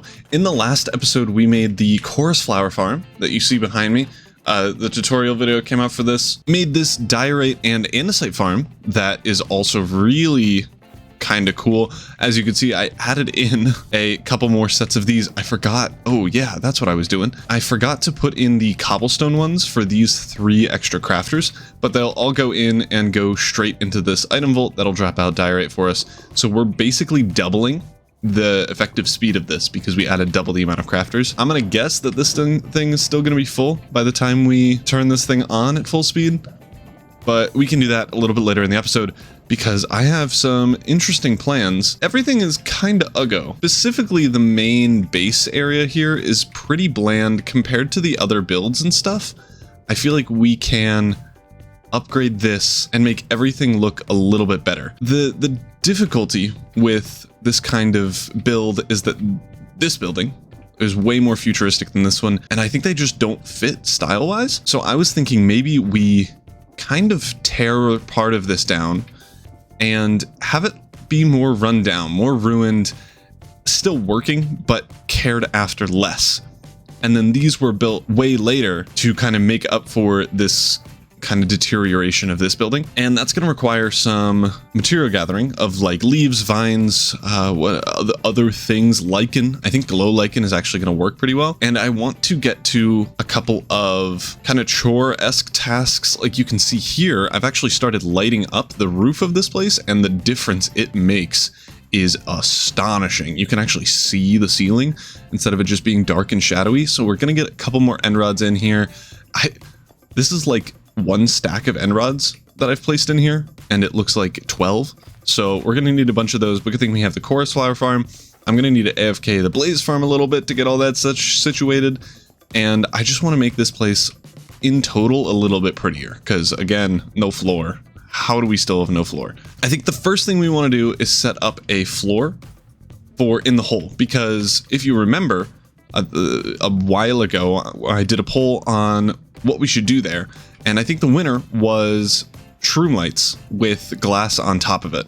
So I guess let's start building that. But before we start building, I obviously needed to get some ingredients, and mostly shroom lights, a little bit of glass, but we have that automatic sand farm, so glass was easy. Shroom lights though, I hate with a passion. They're so annoying to get. You gotta fly around, get a bunch of stuff, and you have to go through the nether. It's horrible. But after that, it was pretty easy. We got all the shroom lights in. I used the wand, got the glass in. I think we did 5 or 6 layers of glass, and I think it looks great. After our handiwork, here is what it looks like. You can't actually really see it. If you squint, you can. But the benefit to this is that I can fly over this hole now. Before, if I ever got too low, I would sink all the way to the bottom and would have to break through it. So that's really good, and it still looks dope. Still looks menacing, still has its purpose of giving us lava. So that's all I really care about. But I'm glad this is finally in. It only took like 100 million episodes, and I think it looks pretty good. The second thing I want to do this episode is work on the courtyard with some custom trees that I don't know if they'll work. We want custom trees there anyway. It's been a while. The courtyard outside right now is bland. Like these walls are just dead and sad. There's nothing anywhere. So I guess let's get into custom tree making. And when I tell you that custom trees are not my forte, I don't think I could mean it anymore. This was my first attempt at like a big custom tree, and I'm just doing the stem and the branches in this time lapse, but I think it turned out pretty okay. I do run into a couple issues that you'll see in a second, but overall I think it's pretty good. And this is what the final, well, quotes, because we don't have leaves, the final-ish product looks like. And I think I did a very good job for my first like decent size custom tree. We've made these. This is like a good warm up. They're very similar and cookie cutter-y. And I think this one is a good kind of transition into real trees. I'm curious now if I use the cherry leaves or just normal birch and oak ones. So I'm just gonna grab some oak ones, and I feel like birch is the only other option. I think spruce is going to be too dark. But I want to grab some birch ones and see what the color vibes look like here. Is that... I think that's just going to be too weird looking, but I guess let's try it out. I have Silk Touch on a hoe, so if this looks bad, you can always tear it apart. And I'm just going to place a bunch in willy-nilly, not really thinking about it, because at the end of the day, it does not matter. Okay, so with a very basic bit of leaves here, this is what the color palette's gonna look like. And I honestly don't hate it.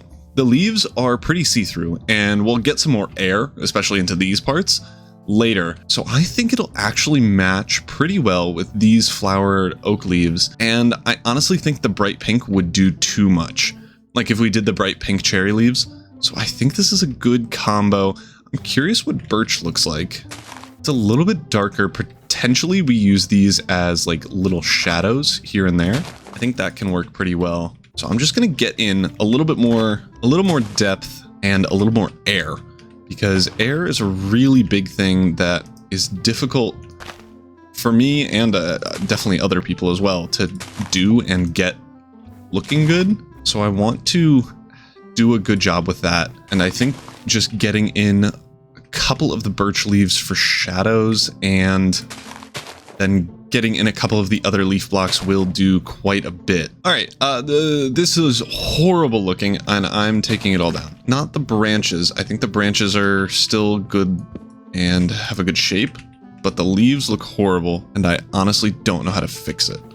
So I'm just gonna not, and we're coming back to this later. But I am undoing all of this. This didn't take too long. It was mostly me futzing around and making it look bad. But oh my gosh, was that bad. It's difficult. I think the shape is incorrect, but I don't know how it's incorrect yet.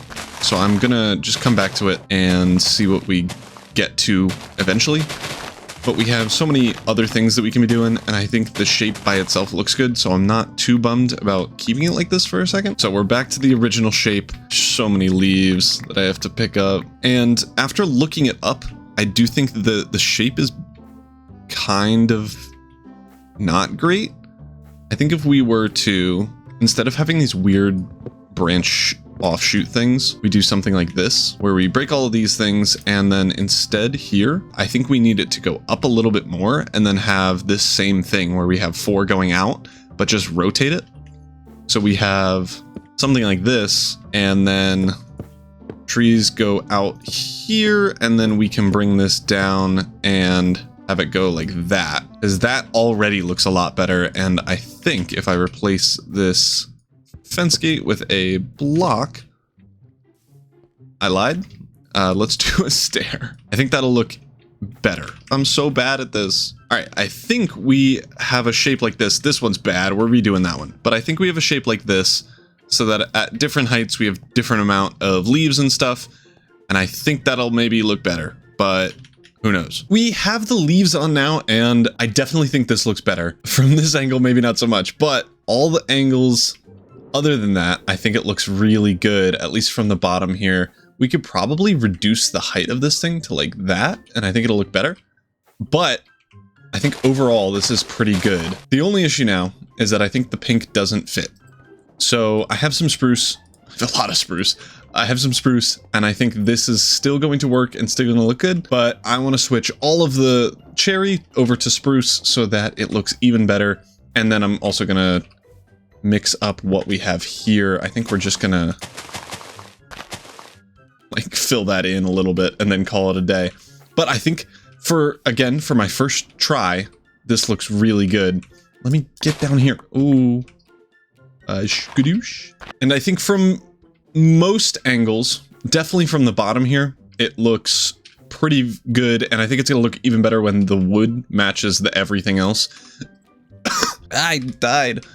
So now we're going to get in the spruce, and then it'll be done.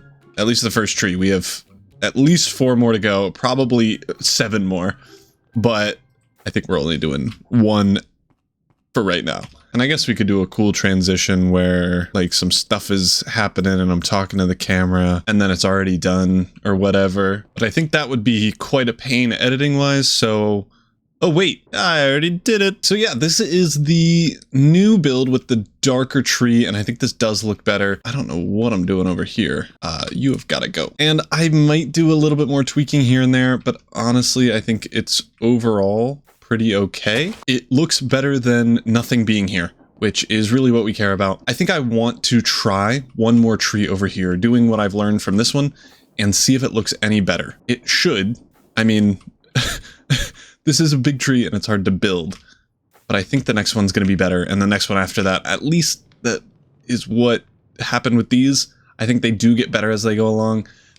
So I suspect this one will be better, but I guess let's build it and see. And in this time lapse, I'm just going to talk about my thought process for the whole thing. Immediately, the branches are looking better, and then I go straight to shaping the outside of the tree. Because at least for me, that's like the first thing that I see when I'm looking at a tree. And then once I'm done that, I go back in, add some details, remove some blocks on the outside to just get some asymmetry, and then add a bit of droopiness, and we're done. And this is the, well, semi-final outcome. I think it looks incredible. I'm actually going to remove this. And maybe even that. And I think it looks really, really good from way more angles. So you saw at the very end there, I added in some more dangly bits. I think that really added to it. Instead of making it like a flat pancake like disc on top of the tree, it felt like it made it more integrated into it. And I think that's just because that's how gravity works. Things droop, especially on the end bits there. And I think it looks really good. We do need to get some more details in there, and I think the main two are going to be candles and sea pickles. I wanted to try either green candles or like lime green candles, and then separately red ones to see if like maybe they could be a fruit or an apple or something. And now that I built this one, I'm kind of bummed about how this one looks. The one thing that I prefer from that one to this one is the trunk. I think the trunk on this one looks a little bit healthier and this one looks a little bit skinny. So I'm going to actually really quick fix that. Stem is done. Tree is mostly done. We need to get some detailing in. I want to get some mangrove muddy roots for the base here because that'll combine it in with the grass and make it look like it's not just plopped on top. I also want to get some rooted dirt and other things to make that look equally good. And then we're going to need to get some sea pickles and candles for the treetop area. And then I think they'll be good. And there we go. The ground is in. I think that makes it look just a little bit better. And then I want to do the same thing over here, which is now done. And now we can get on to pickles. I don't know where you find those. I suspect it's a warm ocean with like, or the coral reef, which is always found in warm oceans. I don't know. So let's get Old Faithful coral. Oh no. Oh no, I don't have a thing for that. Is it on my map? That's a coral. Okay. We need to go to Dark Mace. Wait. I think that's a... Oh, my pickaxe is almost dead. Who are you? Let's go to Dark Remembrance. This is the... Apparently, these villages spawn with waystones, which is great because now I can save one for coming here. But we have pickles, so that's how that works. I should have maybe brought bone meal, because I think if you bone meal them, they'll just pop off the stack. But in all honesty, I can just bone meal it at home, and that'll be fine. I'm drowning. I honestly think 21's enough, especially if I can bone meal it. So let's see really quick if we can bone meal them. I should just be able to plop them in here. Uh-oh. I have to figure out how to get more pickles. All right, allegedly we need a sea coral block, but I brought bone meal so that we can just test the theory instead of teleporting to and fro. So, Mr. Sea Coral Pickle Sea. So I think if we do one and then yeet, yeah, okay. So it has to be on a coral. Good to know. Well, I guess let's steal a couple of these for future research. All right, I want to make quickly just a bone mealed sea pickle farm because I think it can fit in like this little area. So I'm gonna try it out myself real quick to see if it works. Oh, I just found out something weird with redstone. So I'm using glass blocks here, and this is just a redstone clock. If I replace these glass blocks with spruce, I think I only need to replace one of them, it will stop working. Why is that? I have no idea. Oh, and whoa, and now it stops working over here, but if I... That's so stupid. And if I start it again, it doesn't work anymore. That's hilarious. Okay. What if I move the sticky piston to the one over here? All right, so if we put this back now... Oh, wait, this is so strange. Oh, and now it just... Okay. Redstone too confusing. Do it. Follow tutorial now. All right, according to a XP Crafted tutorial from eons and eons ago, which 2 years, we just throw in one of these boys and then a Quick sticky piston. I think this won't break anything, right? That doesn't power anything weird. Perfect. So that's going to be our power going in, and then we're going to need allegedly 2 dispensers, but I don't believe him. But I also don't know how his farm works. So maybe I should honestly believe him. I don't know. But if we have 2 dispensers going, one this way and the other one that way, then it'll be good. And then I want glass everywhere here because we're going to have water here, 2 coral blocks, and then over here, another piston. And this is going to be moving the coral block back and forth. And I think if we do something like this, this will power this boy. And then if we, yeah, cool. So that'll work. I'm curious if we need 2 dispensers, so I'm not going to put the other one in just yet. And now I think if I just throw a sea pickle on you and then try it. Oh, all right. Test numero dos. My lever ran away. But now test numero dos. This bad boy is working. I think we do want 2 dispensers in here, and I do need a hopper minecart. Okay, that's fine. We have almost a stack of pickles, and that's really what I care about. Now everything should be working. Let's empty out this thing. We'll see how many we get. I threw in quite a bit of bone meal, but let's just test it and see how much we get in like 10 seconds. Some pickles still float there. I think that's because this hopper minecart is a little bit too far over because I didn't use a wall. I used a trapdoor. Then we could scoot that over. It'll be in the way. Great. And then we'll cover this up. Blocks for the final time. I need my lever again. Bang. Beautiful. It's good enough for me. There's definitely a faster way to do this, but I honestly don't care. And we have over a stack, which is plenty. Now, sea pickles by themselves don't light up stuff because they only light up stuff underwater, which is kind of cool, but they're great for little additions here. And I don't know what I'm doing. I just heard from Pearlescent Moon that sea pickles and trees are cool. And that's what she recommends. So I'm just throwing in a bunch here and seeing what's popping. Let's see. Yeah. I mean, they're pretty simple, but pretty cool. I do want to get some candles in, potentially in the underside here, like a little hidden, so that the tree will like kind of glow at night. I think that'll be a really cool use of darkness and glowy boys.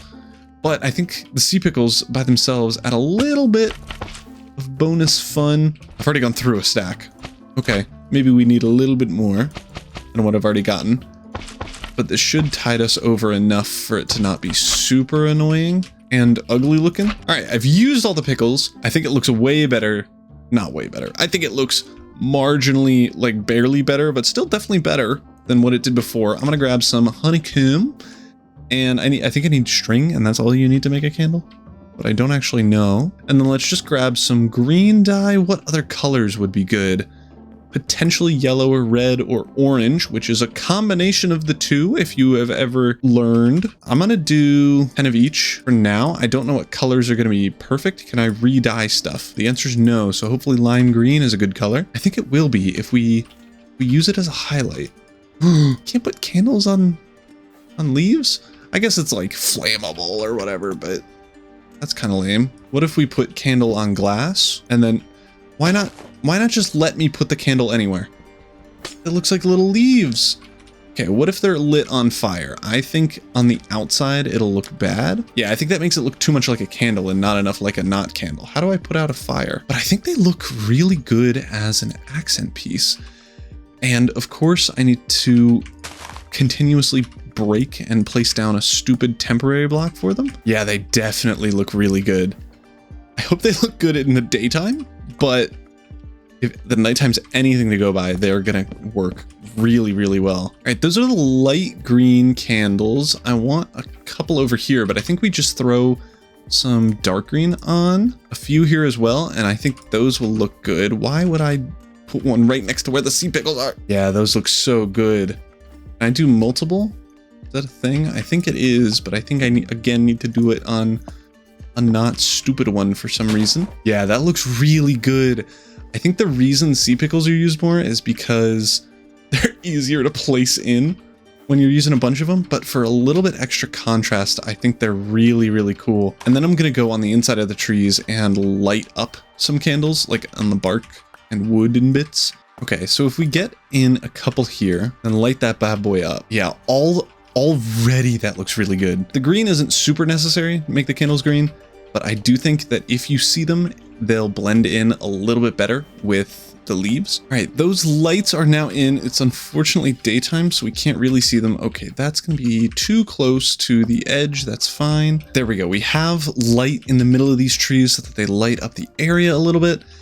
And I think these are looking pretty good, pretty detailed, which is something that I don't normally do, but I want to continue a little bit on making this building a little bit more decrepit. I think first and foremost, we want to, let me get up here.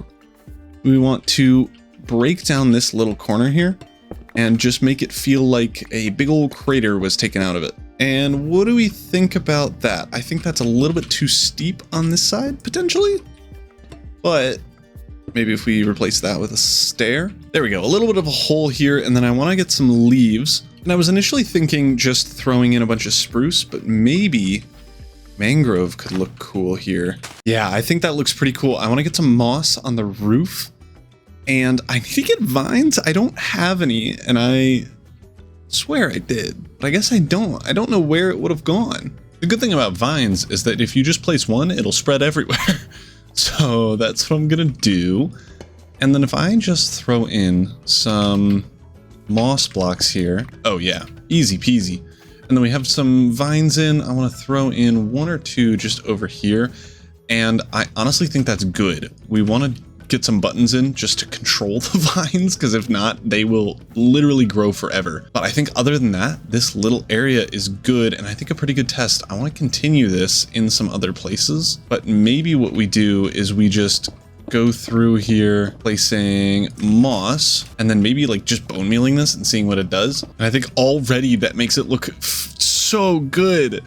Oh my gosh, this wall was so bland and lame and boring. I think we need some more going like down and like snaking down like that. But I think this looks really good for what it used to be. What it used to be, for starters, was this, basically. And if we move over, you can already see it taking shape. I wanted this episode to come out last week, but I'm excited about this, and I don't want to split this up into 2 episodes. I think we just get all of the ruining done in this episode. I didn't think it was going to look this good. I didn't think it was going to make this building look like quality-wise as good as the other ones. This was, I think, my first ever real large building that I've ever made in Minecraft. I've like always made like little projects that have failed, but this is like the first real one, and it was an okay start. And then we leveled up more, we leveled up the most, and now we're coming back to basics. We just need to make this look ruined, and in the process making it look really good.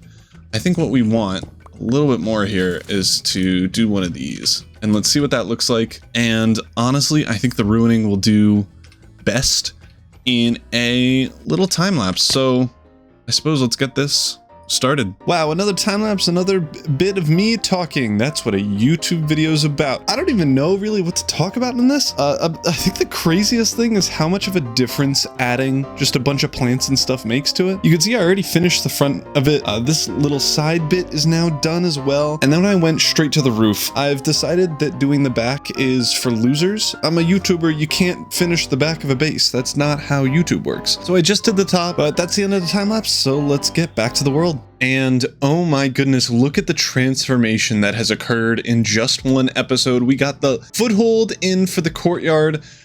These are going to take a while. I think this one took me an hour. This one took me an hour and a half. So at least 6 more hours worth of tree placing and beautifying for the courtyard. I want to change this whole fountain probably to like a little statue thing instead. I think that would look better. But the main star of the show, this looks great.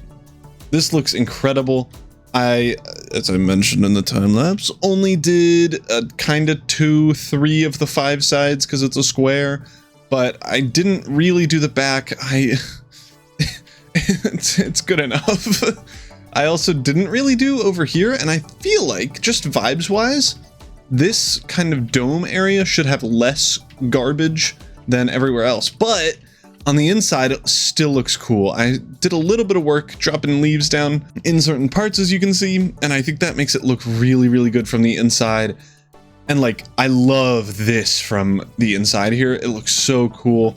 And then down here, we also have some stuff, but it's not too overbearing. Obviously, a lot at the entranceway, but I think that makes a little bit of sense.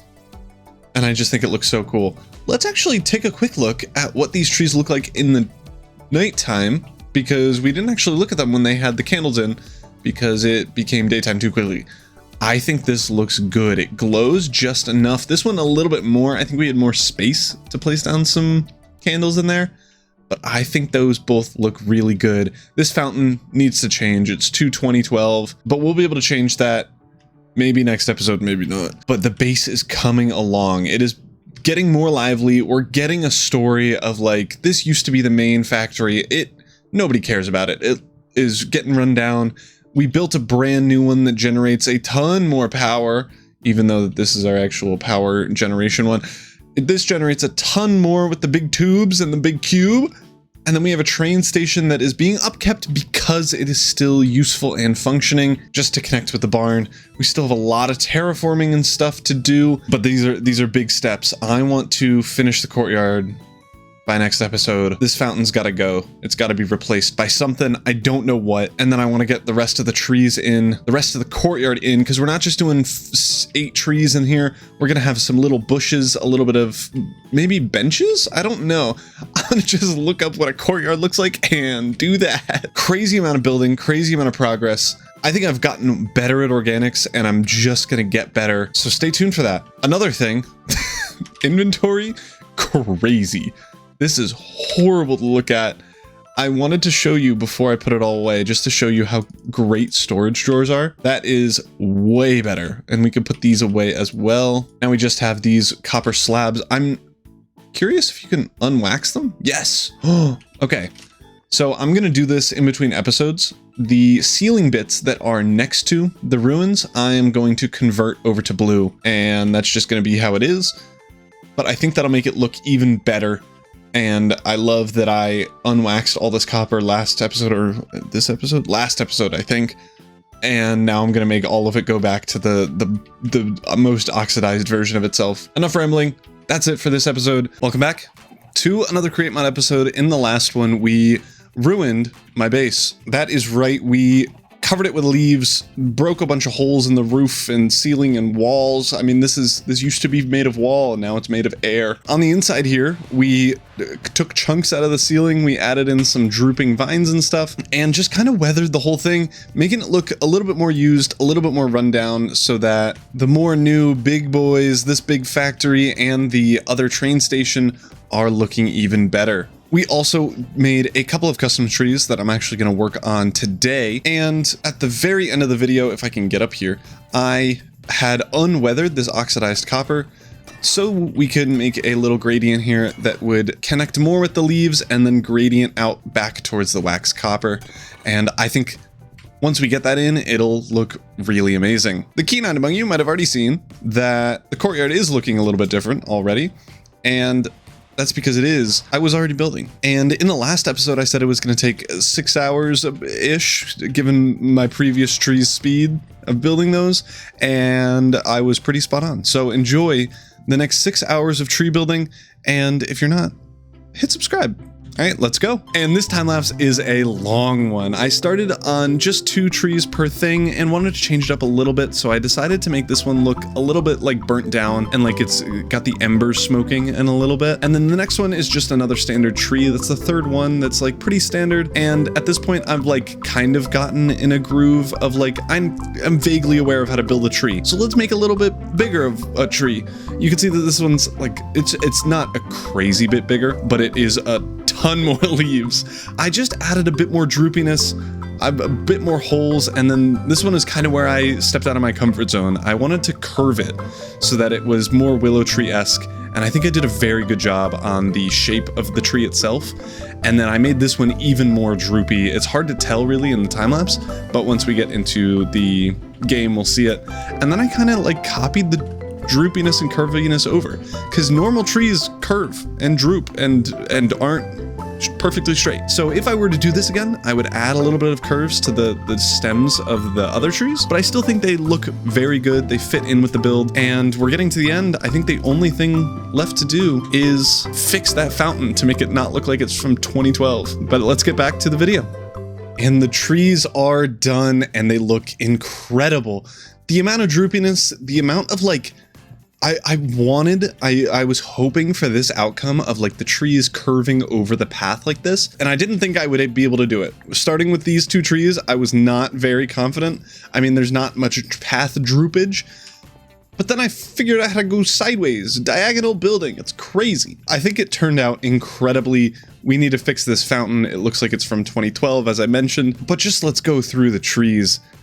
We started off in the time lapse with this one, which is pretty standard, pretty tall, straight up, normal. By the end, I just strung down these vines to make them more droopy. I apparently went for the willow tree vibe. I didn't mean really to do that at the start, but it's a gorgeous tree. If you don't know what a willow tree is, it's up on the screen now. They're so cool. They're so cool looking. And then after building that, I was like, maybe 6 or 8 of these exact trees is going to be a lot of repetition. So maybe we just throw in a burnt one for some reason that's burning. And I wanted to use, I thought there was a branch. I wanted to use glass as a way to show the steam. I tried. I think it gets the point across, and it's not scar level, but maybe we'll get there eventually. I still think it looks pretty good. And then we moved on to the biggest boy, I suppose. If we fly up to the top here, it is looking a lot more overgrown, a lot less pristine, which I really like. This one's a little bit bigger, quite a bit taller, where you have a 5 wide trunk that goes into this canopy. This took so many leaves, like it doesn't feel like it's that much bigger. It covers the entirety of the path to over here. That is almost double the size of any other tree here, and that's just the diameter. So yeah, it's a way bigger. It's kind of disc shape. I don't know how to fix that really. I think the only way to fix it is to not have one this big and this disky. That was a word. Don't even worry about it. And then we went over to the curvy boys. I wish I curved all of them. Honestly, like this just looks so good. It makes sense arc-wise that it wants to go away from the tree or the building as much as it can, because then it has more room to grow. And I do wish I curved all of them. But I think it's good that there's some variation. I don't hate that all of them aren't curved. This one's easily my favorite. These two just curve kind of in towards the pathway. This one curves diagonally in towards the pathway, and it looks so cool. Like it's so willow tree-y, all the vines are drooping. From the top, it doesn't look as good because it's very horizontal, as you can see, but I still like it. It still looks really good. And then the final two, I banged out in, I think, only an hour and a half, so I'm killing it. It looks so cool. It's the perfect entrance into this area. I want to tear down this fountain and just see what it looks like without it. We're not keeping the fountain regardless, so tearing it down isn't going to be an issue, but I'm curious, and this will decide what we're building as the final build way over there that we haven't even started yet, what we're doing with that.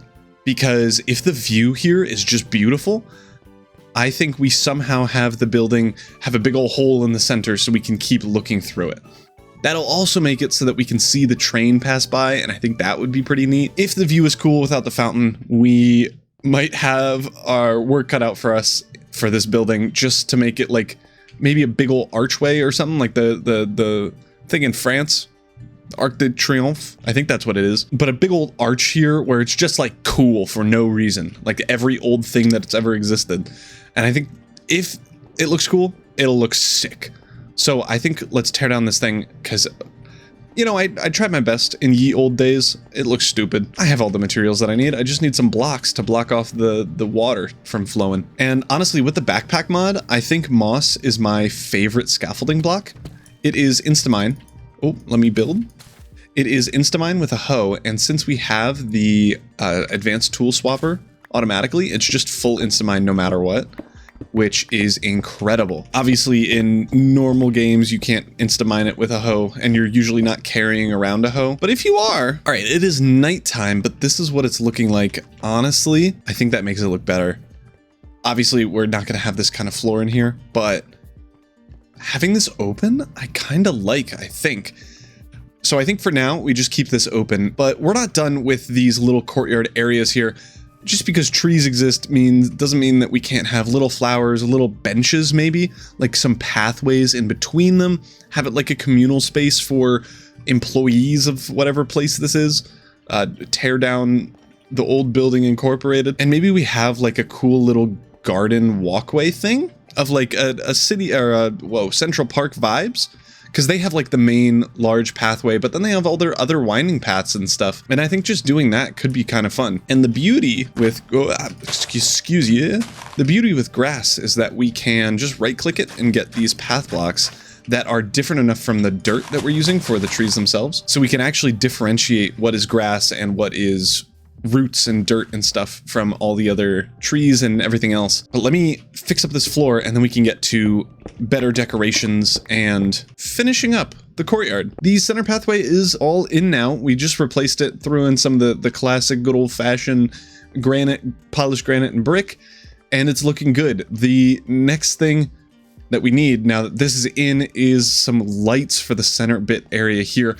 Obviously we have the edges all good because of this cool trick with lights just under trapdoors here, but we don't have that in the center here, and I'm not really sure what we can do. I probably am gonna do some little street lights that go up and over the pathways here, and then maybe like some bigger ones or a center one here that just goes like straight up and then has street lights on either side like this, but that will block the view that we just created. So I'm going to try to avoid that. If I can do it, that'd be great. If I can't, then too bad, and we'll have to put something in the center here.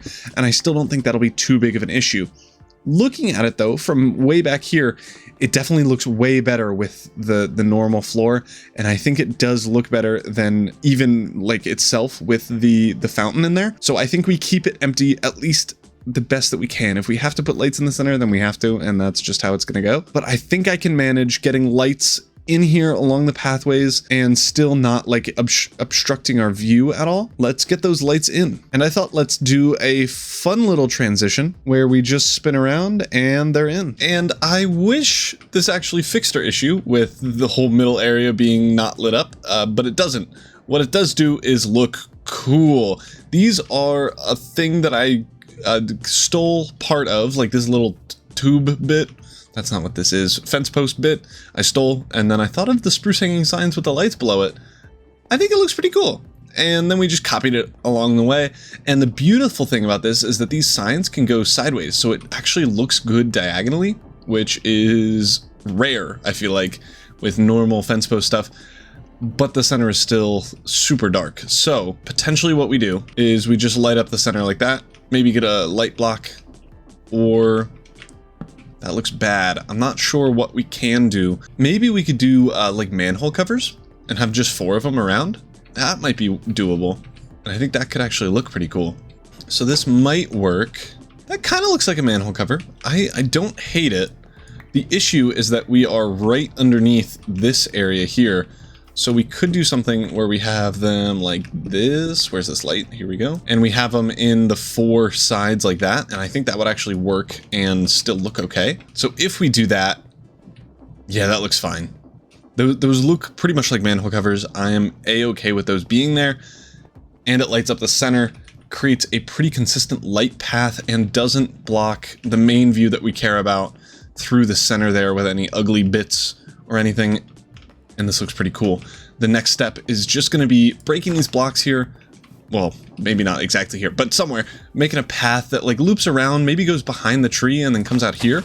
I think that could be really cool. And then if we could hook it all up, potentially have something like this, where we go like here and then straight through here.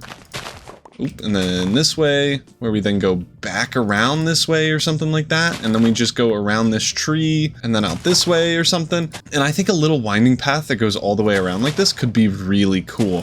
I'm not sure if it's going to look too crowded though, so we do have to take that into consideration. But I suspect it will be okay. So I guess let's get that in. I'm gonna keep it relatively simple because we do have these rooted dirt packed mud areas here, so I might try to do a normal packed mud little pathway with some just normal path blocks and some mud bricks. I don't know yet if it's going to look good and if it's going to mesh too much with the roots that we have here already. We might need to switch this up to just these muddy mangrove roots, but I was wrong. And I have done a little bit more work.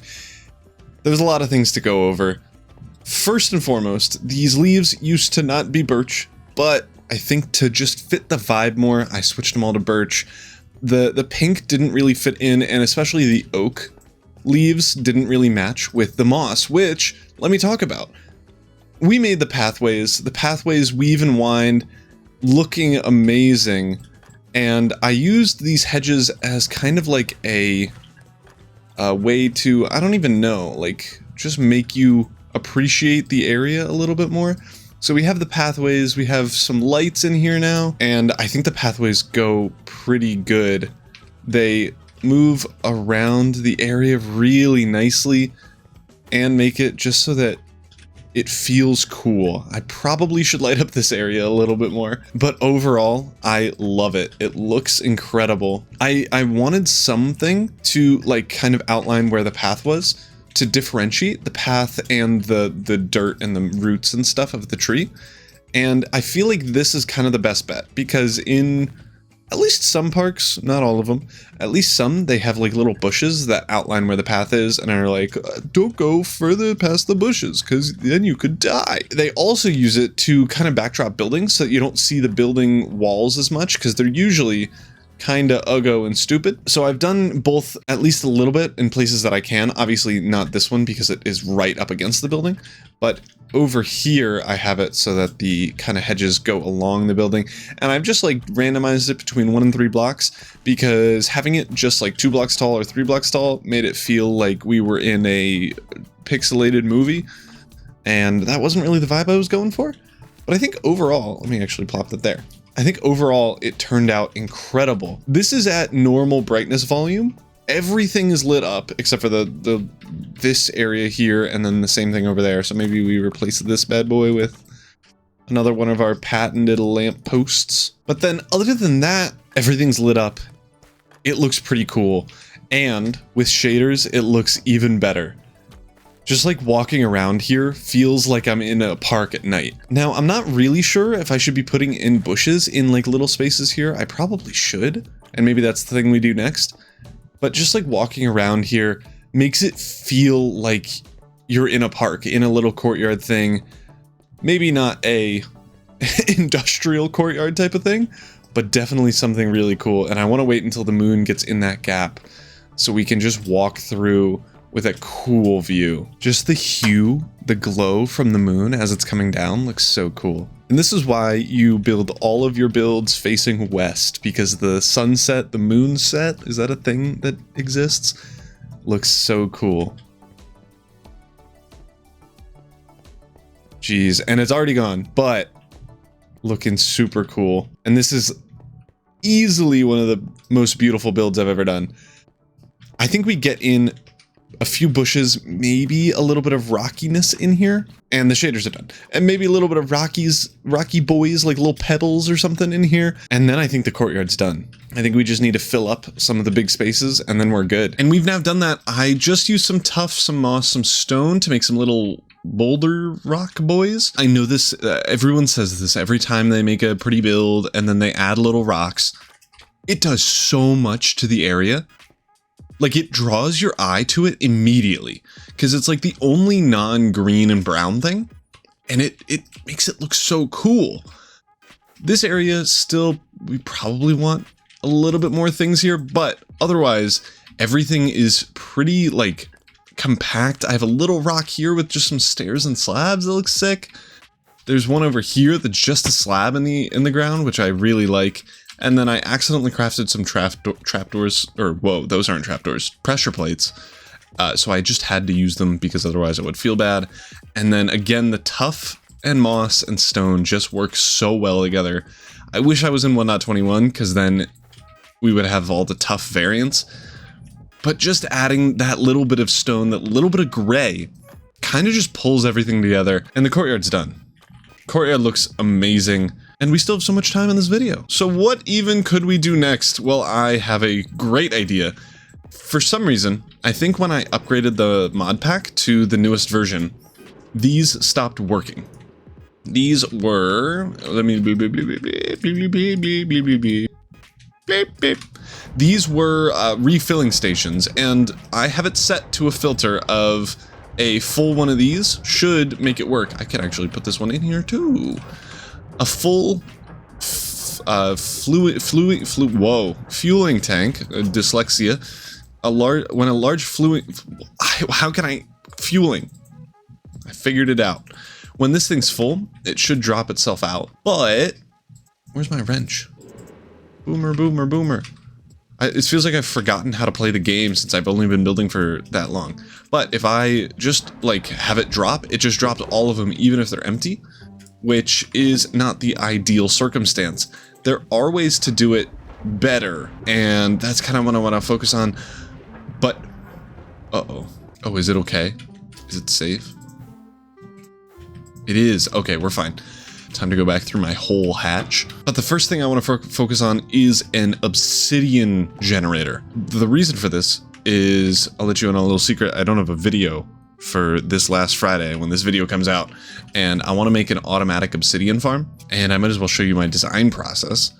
And then we can also get to figuring out how to do the water filling things so that they actually work, which will be great. But I don't know how to make obsidian. Well, I do. I think it's actually going to be really easy. But if we go to the crafting table, how do you make it? So we can crush obsidian, we get a 75% chance.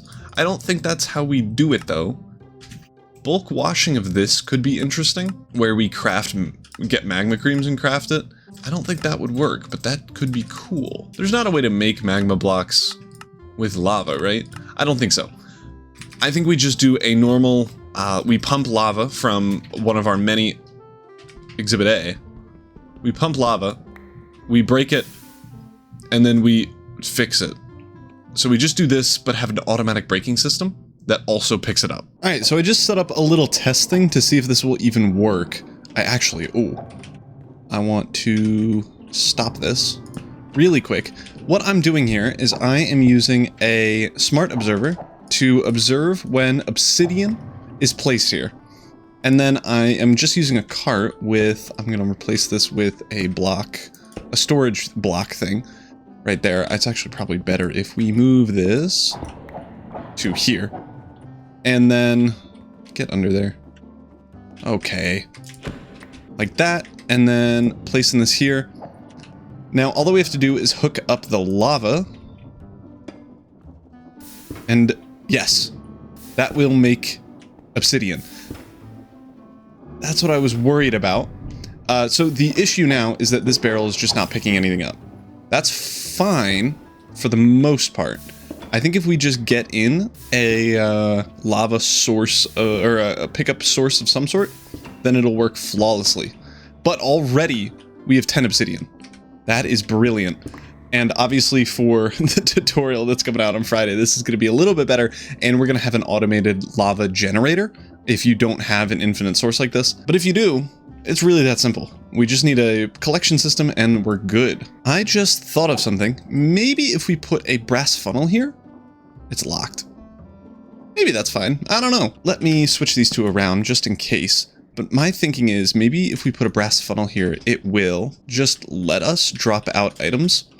Because on the cobblestone generators that I'm not using here, but are in most of my new contraptions, just having a brass funnel here lets that drop stuff out that's still powered. Dang it. I didn't consider that. Okay, we're moving that bad boy to, oops, excuse me, to over here just to have it. And then we'll glue you. Who cares? This is just for testing. Let's hook this back up to lava. No, back to the drawing board, I guess. This is a very good start, though. I didn't think this would work as well as it does. All right, another update. This one should be the final one. We have a fully working system. I have moved, and this is kind of brilliant that this is allowed, the water source into a leaf block. So we're in a leaf block right now. It's hard to see, but from the outside, leaves, and then that still makes it obsidian somehow. And then to pick up all the items, we just have hoppers going down, onto the belt and into our main storage system. I don't know, do I have obsidian as a storage item? We should see it going up. 25, 26, 45, 46, 47, 48. This is just the speed that lava travels. So this is the max speed with just one pump. We could... I don't think we could speed it up for this one. We can always duplicate it and just get rows and rows of them, but that might add in some difficulty since this isn't one wide and tileable. Perhaps I can get that in if I used a hopper minecart and put the water below. I think that would work, but for me, that's not super necessary. Maybe I throw that in for the tutorial because it would be pretty cool if it's one wide tileable. Anyway, this is now working. We have unlimited obsidian. That's actually kind of tough to say. So now we can make those like kind of difficult, but not difficult enough for it to really matter things of the sturdy sheets, which are used for the large filling things, some enchantment things, and then the train schedules and some other train casings and stuff. So not super useful, but when it is useful, it's really useful. I don't yet have an on and off switch for this. I suppose we could just have a lever here that turns this thing on and off. Do I have a lever in this? Of course not. I hate being prepared. But if we just throw a lever on top of this, then it's always off. Cool. And now to get to the more challenging one, figuring out how to keep the water boys from getting water. I think potentially we can again use the smart observer. And if we just throw it down and rotate it, let me rotate you, and then have it looking this way. I'm not sure if we can make it look at water, but if we can, no. We could probably use a normal observer, honestly. What I want to do is see if the item continues to pick up water, and then when it does, when it stops, we unlock the mechanism here. Let me turn you. That's not how real observers work. Bonk. And then once a pulse extender stops running, we can then power this or depower it. It'll let one item through, and then we'll just repeat the process. So we have a first test here that when it starts filling up, it's good. It works flawlessly. As soon as it gets full, it turns itself off and drops it out. The only issue that we're running into, where are some empty ones? The only issue that we're running into is that it is too quick between like turns, essentially. So we need to figure out a way to power it all the time until this observer stops seeing it. And then as soon as it stops seeing it, we depower it and then repower it right away. And that is a little bit more challenging than initially anticipated. I am genuinely the smartest person in the world. While I was editing that last clip, I thought of this, and it is honestly so simple, but so brilliant. I might be the smartest person ever. So what we're doing here is, it's the exact same process. What is happening is we are powering the brass funnel all the time, except for when the observer is being powered. The reason for this is because then this is powering the observer.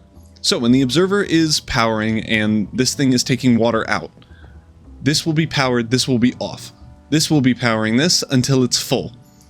The second it's full, the observer will stop powering this will turn off, and then 2 ticks later, this one will turn off, turning this line back on. So for 2 ticks, this will be depowered and will take out the thing in its hand. Now, hopefully, if we fill up multiple of these, 2 ticks is just enough time for it to drop one off, but not multiple. I can change this and lower it down to 1 tick if I need, but you can see it happen here. This one's gonna turn off, and then 2 ticks later, the other one. And there we go. These are both full. I'm so smart. This is crazy. It is kind of ugly and in the way, so we can fix that, but I'm just bamboozled that this actually worked right away. Oh my gosh. This was like the 3rd thing I tried. That should not... This feels like big brain moment. I don't think I've ever seen this either. Maybe we can make another video on this. Maybe another tutorial coming soon. This is crazy. I can't believe this actually worked. It worked so well. You don't need filters. It's all like basic create mod, vanilla create mod, whatever. Easy. Okay, now I just need to make it look less ugly. I don't know how to do that. And compact it, I didn't. but I did move it over here, which means it should work. I don't have any empty ones, so I guess we'll never know. I guess we'll try that out next episode, and in the meantime, I can take down this one. And there we go, ugliness cleared away fully. Both of the smart filling stations are now fully in. We just throw our empty ones in the barrel, obviously lava for one and water for the other, and it'll just work. At least it should, because I can't test it. But that is going to do it for this video. This is easily the most progress I've ever made on a video. So if you're here to the end, like this video, because I need it for my mental health. And if you're not subscribed somehow, definitely subscribe. We made this entire courtyard. We started out with two trees, like across from each other, this one. And we ended the video with 8 trees, one of them burned down, 8 trees, pathways, different leaves here, little lights that light up the area, and just a perfect vibe of the entire area here. We also, I almost forgot about this, made an obsidian farm in this video. This one is so simple, just requires a hopper. It's already connected up to our main storage system. And then we finally fixed my biggest complaint about the new update. I don't know why this happened or what, but we fixed the large filling and fueling tanks with these 2 systems, and they're in the same place now, so I don't have to go to different buildings to do it, and everything's all working, and it's working great. Sup nerds, we back with another Create Mod video. In the last one, we made this entire courtyard that I am walking through right now. It looks beautiful. We made 8 total trees, made some cute pathways with some lights and stuff, and it's looking incredible. We also briefly made some large fueling and filling tank refillers that actually work, and then a quick little obsidian farm as well that if we turn on here, you can see that it is working, creating obsidian, and it puts it back in our main storage system over there. As you can tell from the title though, we have a big episode ahead of us. I have been putting it off because I'm lazy and scared of making more netherrack and other machines. Hold on, this is such a funny sight. We have literally like a 20 by 30 area here that has like one little bit there and one little bit here, and that is it for this entire area of experience. I want to get hyper experience. If you don't know, with the Create Enchantment Industries mod, we have normal experience. It can be put in liquid form and used to make books and other stuff like that, and duplicate books and stuff. It's really, really great. Hyper experience is even better. It lets you add 1 additional like XP level to anything. So if you put efficiency 5 on a pickaxe, with hyper experience, it'll automatically bring it to efficiency 6. That is crazy. You can't go any higher than efficiency 6, unfortunately, but that 1 extra efficiency or extra unbreaking or extra silk touch doesn't work, but extra fortune or protection would be crazy. Swift sneak 4, oh my gosh. Could you imagine? I would be zooming. I'm already kind of fast, but it would be faster than just normal walking. It would be crazy. So that's what we're getting in today. I have a vague plan, but it's a lot of steps. So to get to hyper experience, we need to superheat lapis, glow ink sacks, and normal XP. Lapis is only fully automatable by getting clerics and automating them to get lapis. However, if we crush a lapis ore, you get at a minimum 10, and then a deep slate is 12. Potentially 13, so I'm not too worried about needing a ton of those. And then we also need glow ink sacks. These are a little bit more difficult, but with this ink sack to glow ink sack converter with just a soul campfire, I'm not too worried about it. The harder bit is going to be the blaze cake bit. So this needs to be put into a blaze burner with a mechanical arm, and these blaze cakes are automatable, but that is the difficult part, automating them. You need eggs, sugar, and cinder flour. Eggs and sugar are both pretty simple. You can make a vanilla farm for that, let alone create one, but cinder flour is a little bit more difficult. We have this over at the redstone farm where we crush netherrack into cinder flour, and honestly, you don't need a ton of this to make a relatively quick liquid XP farm, because you only need 1 of these every, I think it's 5 minutes, or maybe a minute and a half, to keep the blaze superheated. And I'm gonna be honest, I don't think we're gonna need more than 1 of these.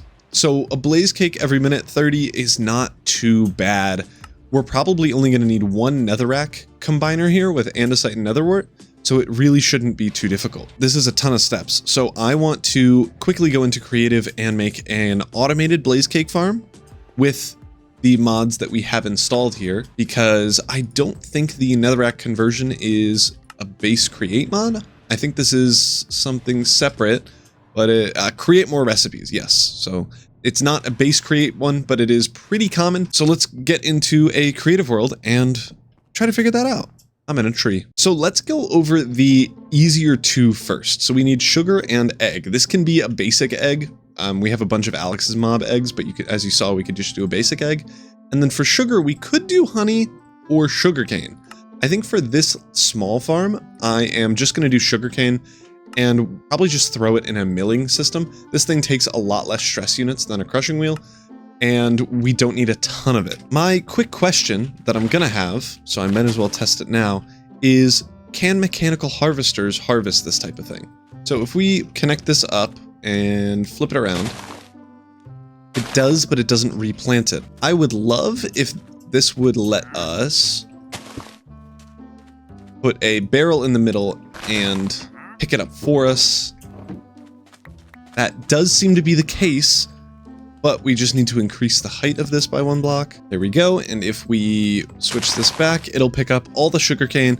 And that is honestly probably all that we need for this little farm here, since, again, sugarcane is not going to be the slowest bit of this farm. It's going to be the cinderflower. To move on now to the egg farm, this is going to be as simple as placing down a hopper, placing stone around it, and spawning in a bunch of chickens. These guys will just lay eggs for us. And if I get enough in, they start entity cramming, then we'll have enough. There we go. So these guys will just give us eggs in here, and that will be good enough. Now to the cinderflower. This should be relatively easy, but I'm not confident. So as I mentioned, we need netherrack to make this, and these chickens are so loud. As I was saying, we need netherite to make this, which is just andesite and netherwort. Honestly, is probably still worth it to have this system also farm netherwort for us, because I want this to be relatively self-sustaining and self-sufficient. So we have netherwort in here as well. This just goes to this portable storage interface. And then we are going to need andesite. I don't want to create a whole cobblestone generator for just andesite, since we have 2 andesite farms already in our world. So this part isn't not going to be included in the cinderflower farm, but I think that's okay. So when this portable storage interface connects up with this one, we will need to get a shaft, or I guess a belt, with a funnel coming off of this thing onto the belt. The belt then needs to have the sugarcane go into the millstone. So we'll do that, set the filter for that, and then that will drop down, I suppose, into a hopper, which will be the sugar outputting here, and we'll deal with that in a second. After that is the netherwort. This is going to be combined with andesite in a basin that has to be heated with a blaze burner, and that will be right next to this one over here. Then we'll have andesite over on this side coming in as well, and then on this side here we'll dump out the netherrack. That netherrack will be dropped off, go into a funnel, into a chute, into these crushing wheels, which will then pop out cinderflower, and that makes the blaze cakes here. And there we go, we have a working system here. It makes quite a few blaze cakes. We are running, well, maybe not anymore. We were running at a faster tick rate just so we could get, why didn't this go the whole way? Are we allergic to continuing? So what I've done, I have put in a automatic lava generator. I don't know if this is gonna be enough.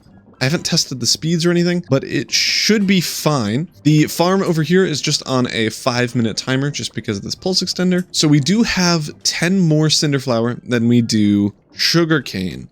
And that is because each one of these netherwort, even though it's one, like we get the same amount of netherwort and sugarcane, the netherwort is 1.5 netherrack instead of the sugarcane's just 1-to-1. So if we cared, we could add 3 more sugarcane, or like cut this by 1/3. Is that the right math? I don't know. But honestly, it's probably fine. I think if we remove these 2, it'll be great, and it should be a little bit closer to fully even. We don't want too much sugarcane when we have the room for extra netherwort and stuff.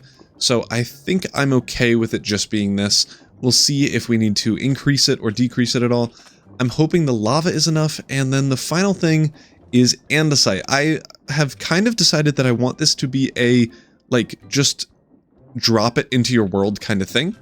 where it's not creating a ton of blaze cakes per hour or per minute or per whatever, but it's creating probably enough for 1 or 2 people, and you should be able to expand it if you want to. So maybe I do just get in a quick andesite crafter thing. All right, we now have a little andesite farm thing in here. It is using a different recipe than what I normally do. I normally do this crafting recipe. It's using the gravel and 2 flint with some lava. We're doing that because we already have lava in here, and I don't want to deal with more of that. Why is this being all weird? Oh, because shoots are bad. But this is the farm. I'm gonna run it and test it to make sure that we are getting enough blaze cakes to at least run this liquid XP a little bit. I suspect we'll be okay, but I'm gonna get a barrel really quick and replace this creative crate so that we can see how long it takes. I'm gonna time it probably for like an hour and just see how many we get. I want to make sure that we make 1 at least. We're out of lava. Okay, so that might be an issue going forward. But if that's our issue, this is easy to expand. I'm not super worried about that. But yeah, I'm gonna AFK this, see how many we get, and if we need to speed up lava, we can definitely do that. And oh my gosh, thank goodness I did this, because there were a lot of things wrong with it. Lava was number 1, so we expanded that, just moved it out 1 block, and I think out 1 block this way, and now lava is not our issue. The andesite, we were making way too much cobble, and this was backing up. I think I picked up like 5 or so stacks that were just sitting on top of the hoppers, with the hoppers being full. They're still full, but less full now.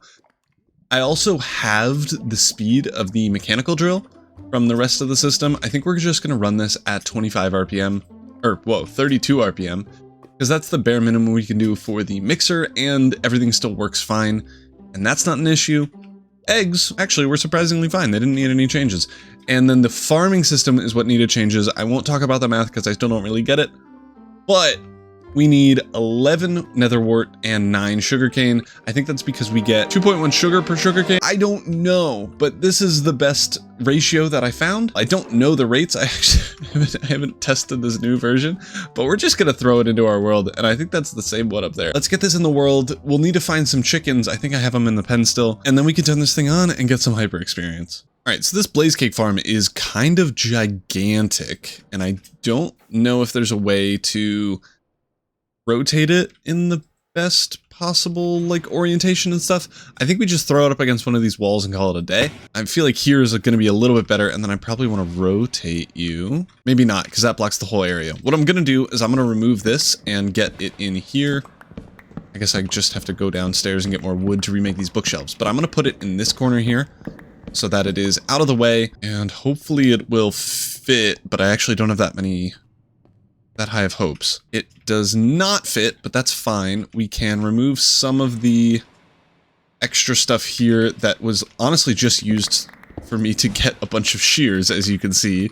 I have a few. But if we just get rid of the rest of that, we can move this barrel. That we probably should do that too. Okay, I think this is going to be the best setup that we have. The output is right here, but we can always route that a different direction. If we rotate it, it gets it too far in the way, so we're not going to do that, but I think that's all right. I need to get in the materialist, and oh my gosh, it's 9 pages. That's fine. I'm okay. I'm great. I'm doing swell. Well, I guess it's a quick material gathering session, and then we can get this thing in. All right, we have all of the ingredients that we need. Everything is green. They're in the backpack in this barrel here. I obviously don't have chickens. We'll need to grab them from over there. But otherwise, we are good to start placing stuff. Now, we will need to connect this up to power. That won't be too difficult. I probably want to set up a rotation speed controller. But while this is running, I'm going to grab some chickens. Oh, you know what? I could throw the eggs and have them spawn that way. Yeah, and I have 56 eggs here. So I think we'll be okay. I'll obviously have to breed them a little bit. But if I grab some seeds, I can make the babies older and then get more. And it's already going. We're placing in quite a few. Okay, obviously that won't work. Sugarcane no leg place right now because we have no water. But we can get that in once this is just finished placing so that we have water in here and everything's working, and then we'll be good. There we go. It's done. We need lava in and then chickens. This is the lava one. The chickens are over here. Where are the chickens? Are the chickens here? Oh, the chickens are here. Hello. You better make a chicken person for me. Oh, there we go. Go. Nice. We have at least 2, which is just enough. But I would like more. There we go. A 3rd. 4th. 5th is good. A 6th is even better. Okay, perfect. So that means we should be okay. We should have enough. And then these guys just need to get breeded up and then we'll be good. It's raining through the hole in the ceiling that I made. Oops. Don't jump out. Don't do that. You're not allowed. Okay, while we're waiting on that, let's get in the lava for everywhere except for this big area and the water. We need lava there, and then I think water in this little area here. Yes. And then we also need some water in here, and I'm gonna do a professional gamer strategy of using an infinite water source. And then we can place the sugarcane in. So now we just have to wait for these chickens, and I guess in the meantime, we can connect this thing to power and figure out how to make the hyper experience. Because we will need a superheated blaze burner, a basin, and a mixing thing with lapis, glowing sex, and liquid XP. I would ultimately want to set up a timer thing where it checks to make sure that I have like a stack of glowing sex, a stack of lapis, and enough liquid XP to make a full batch of liquid hyper experience, because we don't want to waste any blaze cakes. I suspect it won't be the limiting factor. Why is this pipe like this? There we go. I suspect the blaze cakes won't be the limiting factor because it's the one thing we can fully automate, but I still want to maybe set up a system that does that. I don't know if it's going to be worth it just yet, but we'll figure it out. And I guess in the meantime, I can also pick all these things up. All right, so we can hook it up to power. I don't know if this is going the right way, so I have turned this off for the time being. It looks like it is. So the cobblestone generator obviously works. That's going to be the easy part. We need to make sure the lava works. And are these chickens adults yet? No, we still have 600 seconds. Anyway, at least this mostly works. Everything looks like it's going correct enough. So all we have to do now is basically wait for the netherwort to grow, this thing to move back and forth, to collect our items for us, and we obviously need lava to hook this whole thing up. And I would maybe remove these tubes and just hook it up to normal lava, but I honestly think it's kind of cool to have them here, so I'm not going to. I also grabbed a blaze burner that we are going to superheat. I'm curious if we can do it manually. I don't know what the rules are with that. But anyway, when we superheat that, we'll need a basin, which I think is... Yes. That goes on top, and then we're gonna need a mixer on top of that boy, and that will make us the liquid XP. I have given up, and I'm just connecting lava to it with our infinite source, because 1, it's infinite, and 2, it's taking so long to get these chickens going that I'm just gonna start the farm with it not being at full speed yet, because we don't have enough chickens, and I'll just suck up the consequences. It's overstressed. Okay, so everything's back up and running, but we've 33,000 SU remaining. These are still running. These ones take up a lot. Let me turn these off. We're back down to 76,000 remaining. So I've just saved us 30,000, 35,000 stress units. Let's turn this on. This shouldn't overstress now. Beautiful. I mean, it's only going at 32 RPM. I don't see how much it could use. There's 74,000 remaining. That means it uses like 3,000. Why was it yelling at me? I suspect what happened, I've been having issues ever since connecting up the main generators to these windmill things. Ever since I've connected them up, I've had weird stress units not working issues. And I think that's what happened, where we can turn stuff on again and it'll be fine. But for some reason, sometimes it breaks. But that's not a huge issue. We have stuff happening. At least we should. We have netherwort in here. We don't have andesite yet, but I suspect we'll get it. I need to make sure we're getting lava in here. We are indeed, which means we should have some. Oh, we do have sugar. Okay. So we have sugar. We will, once this fills up, get andesite. We have netherwort in here. It looks like it's going to work, and then we can get some blaze, whatever these are called. I also set up this little system that just drops ink sacs and converts it. It doesn't need to be the fastest thing in the world. It'll just convert it into glow ink sacs. I think the next thing we need to do, honestly, is get more glow ink sacs. We have a ton of lapis. I think we have 1,000. I only have like 30 glow ink sacs total. So we're only gonna really be able to upgrade one of our tools to full efficiency. At least that's my guess. I don't know for sure if so this one, obviously, like Sweeping Edge 3, it says consumed experience 130 millibuckets. The hyper experience, you only get 10 millibuckets per lapis and glowing sack, which means with all the glowing sacks that we have, we'll only get like 320 millibuckets. If the consumes experience level is the same, then we can only really upgrade 2 or 3 things at most, which is not really that great. I haven't gotten in the last little bit of this though. We need to connect up this fluid tank here to this blaze burner that we then need to convert into an enchanting boy. And there we go. We have this set up. And once we get hyper experience in this thing, then we'll be good to go. The only issue now is that we need to set the filter of experience to hyper experience itself with this smart fluid pipe, because otherwise normal experience is going to come in here and we do not want that. All right, and I hear stuff happening. Yes, that's our 3rd blaze cake. Nice. There's another. Okay, so that means that this thing is working even with the less chickens that we have, which actually, let me breed you guys. Come on, make more babies. But we have blaze cakes, and I don't know if I'm allowed to, but I want to try to just click this on here, and it's superheated. Okay, so that means we are making liquid hyper experience, and now we're getting all of it. It is working, and I think 100% correctly. Now, to get the water bottle thing that we need to set that filter, we just need a bottle of hyper experience, which is just going to be a spout onto a depot with a bottle on it. And we can set that up really quickly, I think. I'm also curious if we can just right-click this thing. It doesn't look like it, but if we put it on the spout and then connect you for a second, there we go. And if we just put back in the smart fluid tank pipe, whatever it's called, and then connect that up, we will get all the hyper experience that we need. This boy's blue. We have hyper experience. It's not enough to enchant anything yet. We only have 90 millibuckets, unless we can, let me grab a book just to make sure. Efficiency 5 on you. It'll say 355 liquid hyper experience. Okay, well, at least we have the blaze cakes for it. We just don't have the glowing sacks, which is such a shame. Well, now that we know what we need, I think let's go on a quick ink gathering session so that we can finally enchant our first item and get efficiency 6 on a netherite pickaxe. That'll be sick. I'm also glowing because I accidentally threw one of the hyper experience things. And I have night vision, I guess.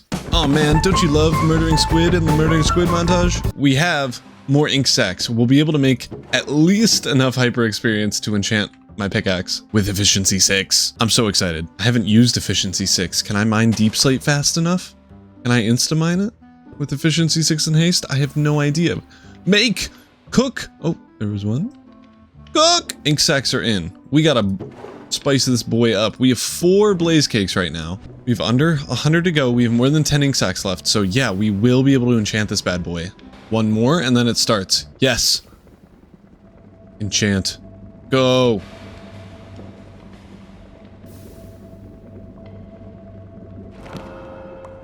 Ooh. It's beautiful. Let's try it out. I want to go outside. Can I insta-mine stone with it by itself? I have no idea. Oh, I can. The next test is deep slate. I'm just going to dig straight down. Okay. We're at deep slate. So that is relatively the same. But what if we get on our haste 2? Oh, but still not fast enough. We destroy every other block though. Deep slate still not fast enough. But normal instamine with stone without needing haste 2. That's why I was using the andesite exoskeleton, just so I could get the haste 2 buff when I was terraforming and digging out part of the mountain and stuff for the base. But now we don't even need it. We have unlimited haste 2 basically, efficiency 6. We got the entire hyper experience set up this episode. And next episode, the main thing that we're doing. We need a squid farm because we're already done. Oh wait, no, we need more lapis. I have that. We still definitely need more ink sacks. We have, what, a stack total. We can probably actually get unbreaking on this thing. But what I want to see is how fast Swift Sneak 4 is. Oh, it consumes 900 millibuckets? Okay, well, tune in next episode for that. That is so expensive. We're gonna need a whole squid farm for this. Welcome back to another Create Mod episode. In the last one, we made the system you see behind me. If you missed that one, I designed and built in this world a blaze cake farm. This thing is obnoxiously complicated and is pretty slow. I think it's one blaze cake every 90 seconds or something. It makes a bunch of blaze cakes. We have 59, which is a ton. And if you don't know how blaze cakes work, if we just right click a blaze cake, oh, I have some in my inventory, on a blaze burner, it turns into a blue fiery boy. This thing then makes liquid hyper experience. I don't think I can actually see it, but at the top of the blaze enchanter, you can see that we have 318 millibuckets in there. It makes liquid hyper experience, which we can then use to get efficiency 6 or unbreaking 4, or we can't get soak detrimenting, or swift sneak 4, which I am so excited for.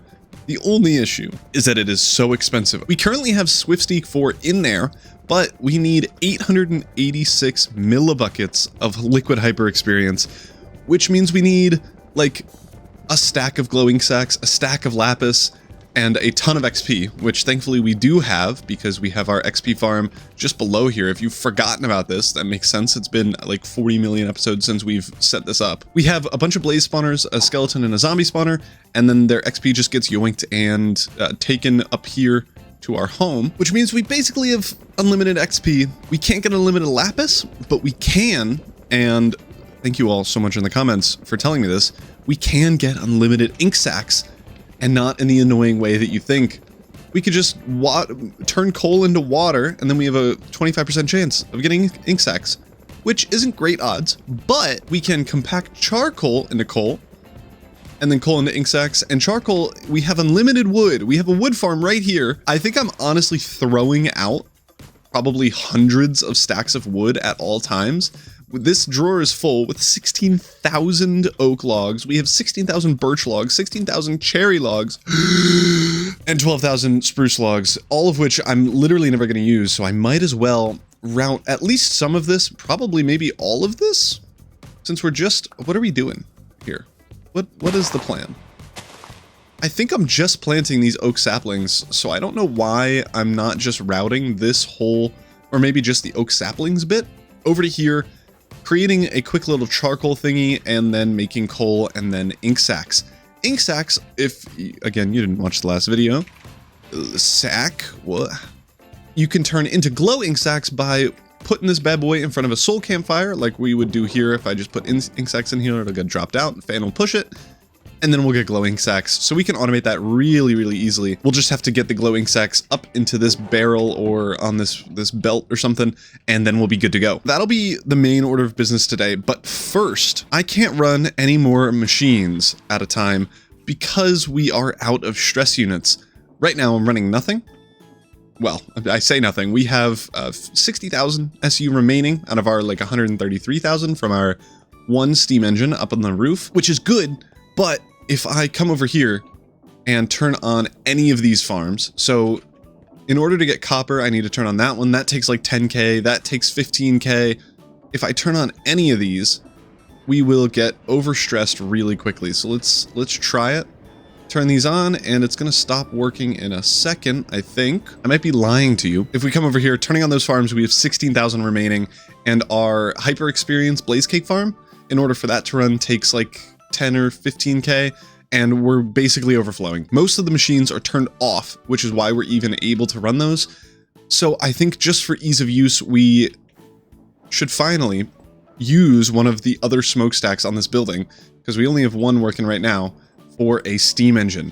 And the great thing is that I can just copy the schematic and put it right over here, and have the magical schematic cannon do it for me. So that's what I'm gonna do. So this isn't like a crazy schematic cannon tutorial or anything, but if you haven't ever used schematics, they are really, really cool. I need to make sure that this is the right height. So what we're doing is we're just like selecting all of the bits that we want.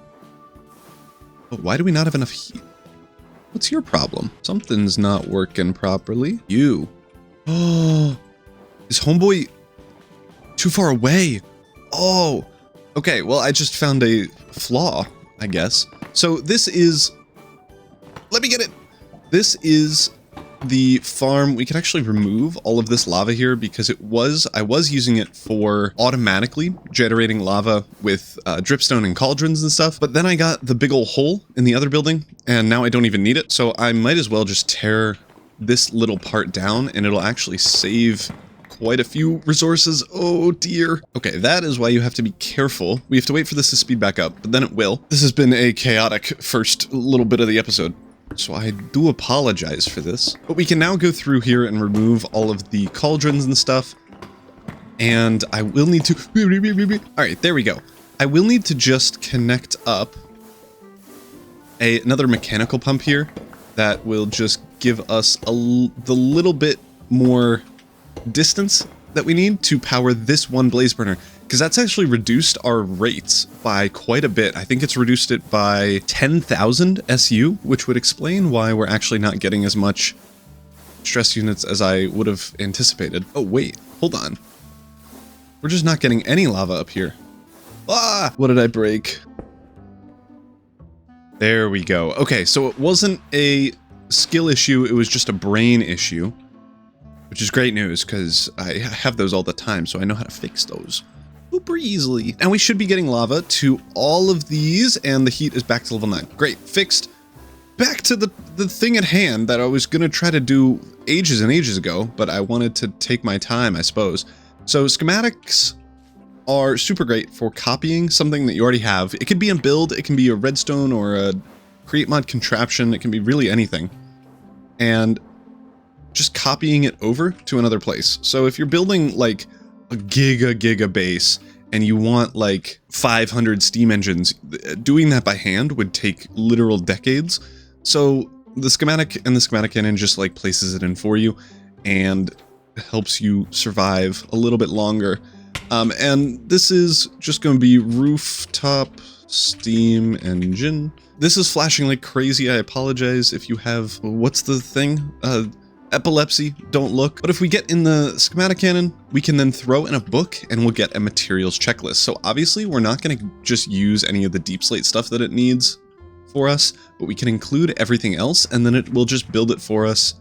And it's only 5 pages of stuff, which is not too bad. And if you put an inventory next to it, the schematic cannon will be like, oh, hey, you have items, great. And it'll check off everything that you already have. So like cogwheel, depot, mechanical arm, all this stuff. So we just need the first couple of pages, not including, again, the oak leaves and any of the tough or deep slate or whatever. So now we just need to quickly gather some materials. This isn't going to even take too long. I think the hardest thing to get is going to be copper, which I have been farming pretty much nonstop because it's so hard to get copper. I think potentially in the future we might want to make a bigger copper farm. But yeah, let's get to material gathering. And the theme of this material gathering session is just not having enough copper. If you didn't know this, everything uses copper apparently, and I wish I made a bigger copper farm. So next time I will. Oh, I'm so poor. Well said. And then after copper, we need to get a couple of blaze burners. We needed 9 in total.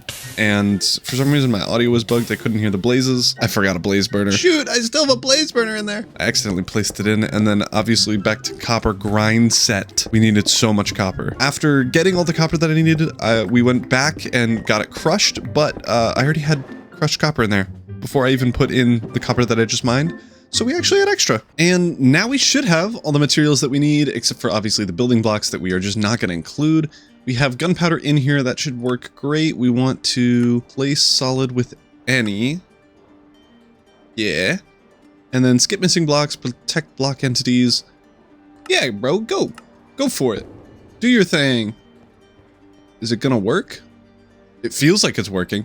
What we do need to do, since I didn't include this in the schematic, we are going to need to route a pipe over to the blaze boys. Thankfully that's easy because you just dig hole and then you're there. And then once this is done running, I will verify that I have all the pipes that I need. And actually maybe I should just go and get them because there's no way I have enough fluid pipes to connect up all the blaze boys. All of this copper stuff is so expensive. In whatever next series that I do, we are going to get like, I think a whole building dedicated to just getting blocks on blocks of copper is gonna be worth it, because this is easily the hardest thing to automate because you need a bunch of andesite and diorite and stuff, and it's so laggy. At least client side it's laggy. I hope it's not laggy like server side if I make a server and run that on something. Who knows, honestly. Are you done? No way. Oh my, really? Suppose we are done. Okay, great. All right, so now all we have to do is connect up these blaze burners to lava and then get in the water and everything, and then we should be good. Did it get overstressed again? Are you kidding? I left you alone for 5 minutes. All right, that is why I have to turn off all of these farms at all points. Will you work now? Please and thank you. What? It's allergic to working. Okay, it turns out I missed a cogwheel and that I'm allergic to letting it work. Okay, now we're good. We have water in there, allegedly, and this is kind of a big allegedly. If we connect up shafts to these steam engines, should just start working. Okay. That feels like good news. They immediately connected up. This is a level 9 boiler. Beautiful, beautiful, beautiful. I'm actually so surprised that that worked first time. All right, so both boilers are now in. Let's see if downstairs where we have the stressometer, if we have 300,000 stress units total. Nope, we're still only at 150. Oh, that's because I haven't hooked it up. All right, this is kind of a big deal to verify before we actually connect it up. The things need to be spinning the right way or it will just immediately break. And they are not. But now they are. Great, and I think if we just do that on the other side too, it'll be okay. Nope, this way was going the right way. Okay, now we should have 300,000 stress units, which it looks like it. Yes, 215,000 remaining out of 300,000. Amazing. Now we can finally get to the main bulk of the episode. We need to automate ink sacks, which shouldn't be too bad because we have a tree farm. We could just pull wood over, make charcoal, turn the charcoal into coal, turn the coal into ink sacks, turn the ink sacks into glow ink sacks, and then we have glowing sacks. We'll need to move everything around though. So I guess let's get charcoal going. Charcoal is gone, as in the past tense of going. We set up the whole thing, and I probably should have recorded more of it, but I was like super in the zone, and you can't break the flow. Not when you're in flow state. Okay, let's explain what's going on. We got a belt. The belt is coming from over here. There are trees, they do stuff, and then they go timber, and then you get the wood. The wood go over here, get cooked, turn into charcoal. That's that thing. Charcoal squooshed into coal. Coal, drop out, turns into ink sacks at a 25% chance. Ink sacks sit on this boy, sit on that boy, get haunted with a double stack fan setup that I thought was pretty neat. And then after that, the glow ink sacks drop down, go onto this belt, and then are happy and in this little tube thing. Now I honestly don't know if it's worth it, but oh my goodness, this actually took quite a long time, and you can tell that because this has been running, and this is a slow farm. So it's been going for at least 3 hours. But now we can just like have a system that right clicks or fuels the blaze burner with a couple of blaze cakes automatically if we wanted to, or I could just do it myself. And now we are automatically creating liquid hyper experience. And I forgot to turn on my sound. So there you go, sound. We have hyper experience. We actually have 985 millibuckets. We already have Swift Sneak on this bad boy. Let's throw on Swift Sneak. Give me something good. Actually, I already know what it is giving me, so it can't give me something better, but Swift Sneak. So normal speed of crouching. Swift Sneak 4. That is so fast. If we walk normally, normal walking speed, is it faster? I think it's the same exact speed.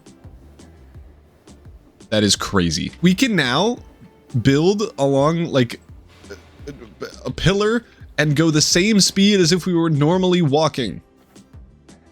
This is wild.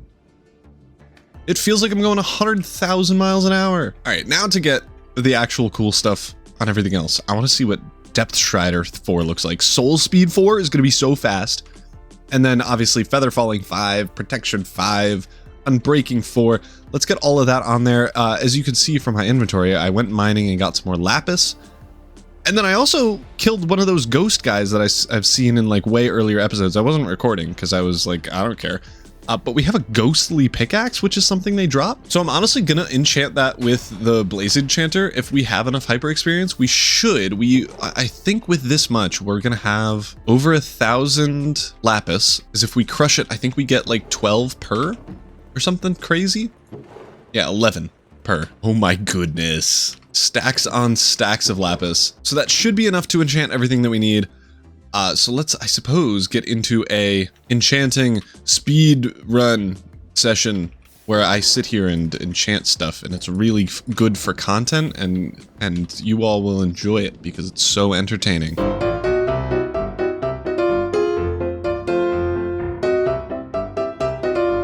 That was definitely entertaining. You have to like and subscribe if it was. Okay, great. We now have everything fully upgraded. I actually put them in my backpack already because I was stupid, but efficiency 6, unbreaking 4, sharpness 6, efficiency unbreaking. Silk touch and mending can't be changed, but if fortune 4, that is wild. I'm so curious if that is actually better than the crushing wheels that we have downstairs, because the crushing wheels give you basically 2 diamonds every time, which I guess is worse than normal efficiency. But if we do something like redstone, you get 7 and then a 50% chance of 8, and I don't know if fortune is better, but fortune 4 might be. And then we also have depth strider 4. I want to try that. Feather falling 5 is crazy, and soul speed 4. I want to know how fast those are. So for depth strider, it's going to be really easy. I need to take this off, but okay, that doesn't feel that fast. That's so anticlimactic. This feels like normal swimming. Okay, well, let's head into the nether and try soul speed, because I think this is going to be fast. I don't know if soul speed 3 gives you like speed 2 or something. Okay, this also feels the same. All right, well, swift sneak is the coolest, but that's why I guess it costs like 1,000 hyper experience to enchant. But still, why is there sheep bits, sheep parts? They're so scary. You spit at me? Gross. We're going back in our home. I do still want to try out this ghost pick. It was from killing that dumb idiot, and I want to see if it's actually fast. Let's head over here to the stone plains. I don't know what these are. I doubt it's going to be Instamine, right? Wait, it is. It just has less durability. Is it like a gold pickaxe? Is it that type of thing? If I get haste, can I mine deep slate? You can Instamine tough. That might be good news. Oh, you can't Instamine deep slate still, even with the haste. Okay, well, time to leave. I feel like that was a very successful adventure and an even more successful enchanting session. I want to see how fortune works. So I think normally you get up to from 1 to 4, and it is affected by fortune. No way with fortune 4 do we get 1 raw iron. Okay, I don't believe it. We're trying this again. 4 is pretty bad. Another 4. 1. This coal drops 1 to 4 on average. 1. 5. 3. 5. That's 3 on average. Is fortune broken? It must be broken. It's gotta be broken. Because how else? Fortune 3 would have done better, I think. If the odds of coal is 1 to 4, I'm annoyed about that. That sucks. What the heck? And I think that's a good point to leave this off at. We have fully upgraded tools, the max that you can get, the fully upgraded armor, the max that you can get, netherite, and I guess the brass jetpack, not netherite, but it's pretty cool. And we made all of this today. We have the fully automated glow ink sac system from the tree farm over there. We get charcoal to coal to ink sacks somehow. I don't ask me how that works. To glowing sacks into the liquid hyper experience. All we need to do is get a couple stacks of lapis, and then you can fully upgrade all your gear. So it's really not that bad. In the last episode, we made the blaze cake stuff. We could maybe even mess with making a max level steam engine if we wanted to with this design, and maybe just beef up the farm here a little bit more. Speaking of steam engines, we built an entire other steam engine, fully doubling our stress units that we're able to use. I still need to put the campfires up at the top here, but we could do that in between episodes or something like that. We made a fully second steam engine, and I honestly forgot to do this, but look how far we've come. This used to be a mountain, and now it is a mega factory with a beautiful train station, a cool, like, futuristic kind of nuclear facility thing with a big cube, And then our little old home that it's been overgrown and looks a little bit cooler than the first time I built it. And then how can we forget the courtyard with the trees that took so long to make, but looks so cool. We only really have one more building left to go, and that is over there. I still don't know what I want to do. I might just do a like cool Arc de Triomphe. I'm fluent in French. Yeah, come at me, bro. We might just do a cool like archway here that like goes off into the sunset, and so you can have the train go by, and I think that would be really cool, but I think we'll see. Welcome back to another Create Mod episode. In the last one, we set up the system you see behind me, where we are getting wood over from the wood farm there, bringing it over, turning it into charcoal, coal, to ink sacks, to glowing sacks, so we can get unlimited hyper experience. Honestly, the only thing we need is to just give this deployer an infinite amount of these things, and he will be good to go forever. With the hyper experience, we also now have efficiency 6, unbreaking 4, sharpness 6, feather falling 5, depth strider 4, seal speed 4, and the coolest one, swift sneak 4, where we are just going at normal walking pace all the time now, which is insane. But we are moving away from enchanting today, and we are instead working outside. As you can definitely see by the title and thumbnail, because there's no chance that I'm gonna avoid this, we are building the final build, and it's not like a building, it's a cool archway. We're also, and this is probably gonna take up most of the work, not even the archway, we are terraforming this entire area in this episode.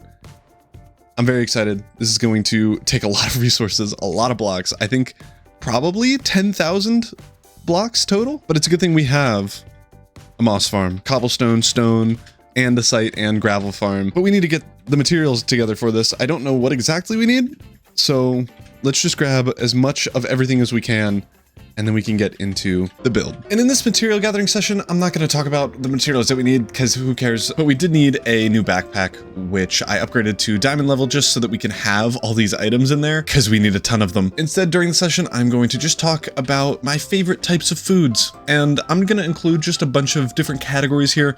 I think first of all, for fruits, bananas gotta be top 3. I don't know what else could be above that. I think strawberries are delicious, and I think blueberries are pretty good. But I think for just like vibes wise, I think bananas are top tier. And then I think I would go blueberries and then strawberries as my top 3 for fruits. For vegetables, I'm gonna give it to broccoli. I feel like broccoli is the only one that's kind of reasonable. And then maybe corn is a far distant second, but I'm a big broccoli guy. For the real, just like general foods, number 1 favorite food ever, it's gotta be ice cream. Ice cream is delicious. I have it so often. I make my own ice cream. I've been starting to do that because that's been fun. And then I think next is probably, it's gotta be just a steak. I love me a good steak. I only make like sirloin steaks, which is like the cheapest steak level, but it's just delicious. And if you get enough butter, it can make anything taste good. I guess maybe then butter should be my favorite food, but I think steak is the best favorite food. But who knows? My third favorite food in the food group category of general foods probably just has to be, I feel like pizza is such a lame answer, but pizza's delicious. I had one really bad pizza in Finland, but I think that was just the place that we got it. But who knows? Maybe Finnish pizza's bad or worse than American pizza. Who knows? And then finally, I am going to say my favorite drink is chocolate milk. Okay, we're back to real life. Go! And that is now done. I cannot tell you how excited I am that I have a farm for literally everything. The only thing I need to do is wait for moss to grow and generate and farm, and that didn't take too long.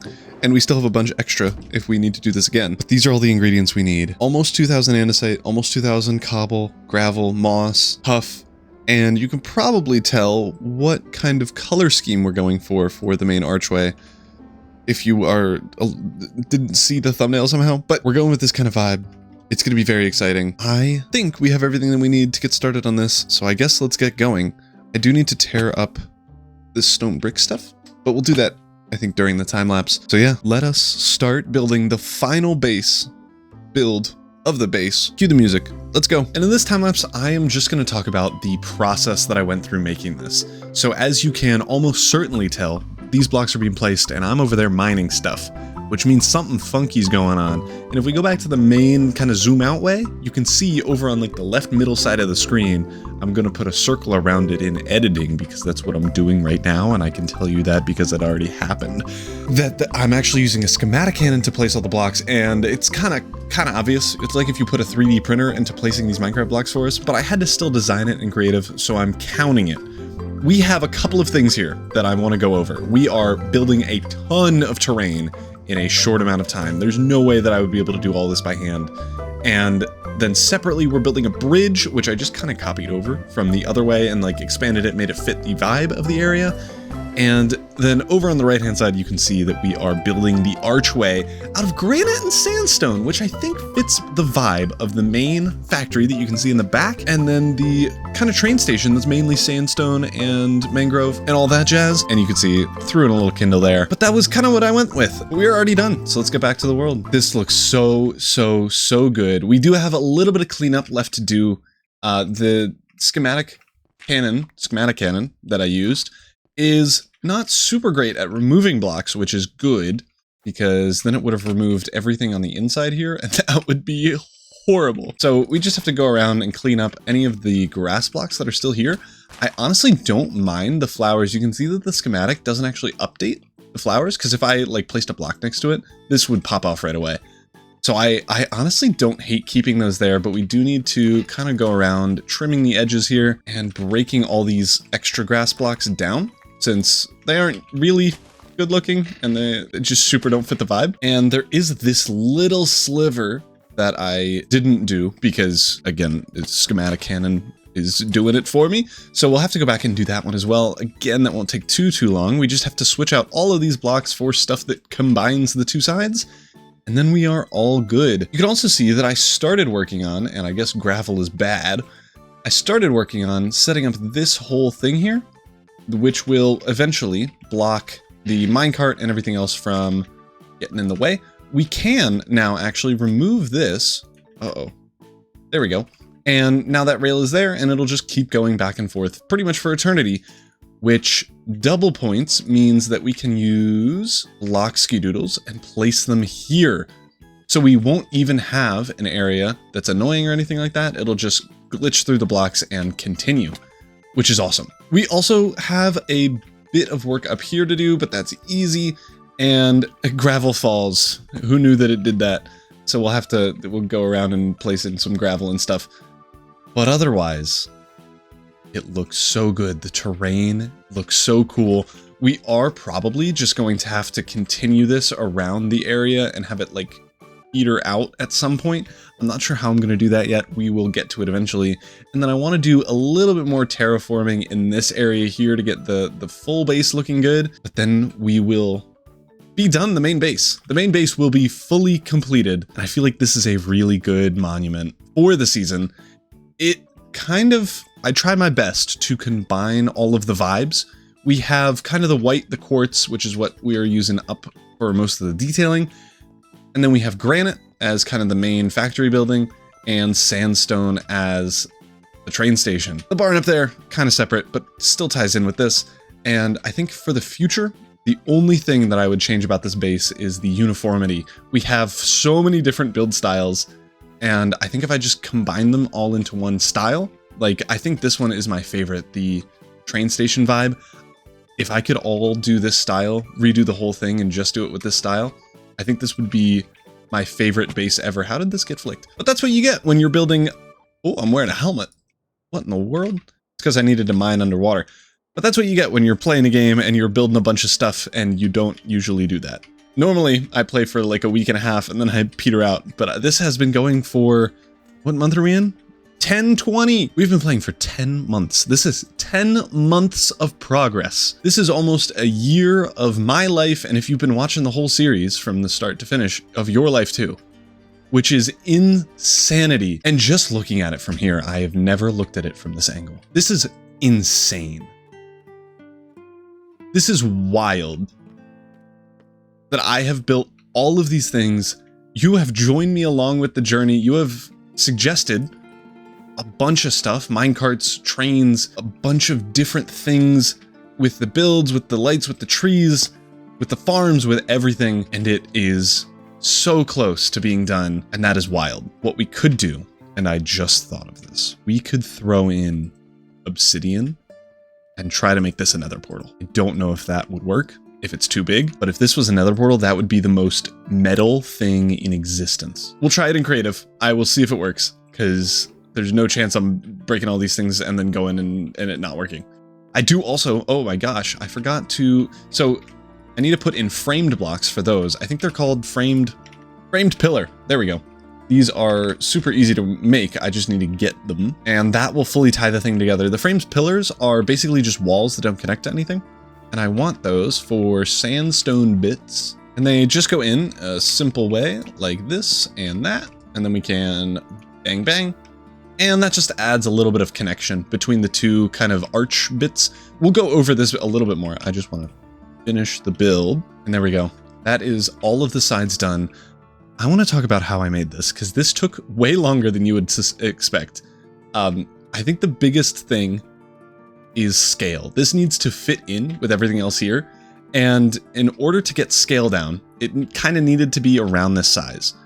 I wanted to have like my name or logo incorporated with it, and I tried for so long to get like a little fire emblem or like a little pixel art fire, but in just like stonework in here and working. The unfortunate thing is that there's no way to do that with a 3 wide gap. As you can see, there's just not enough space.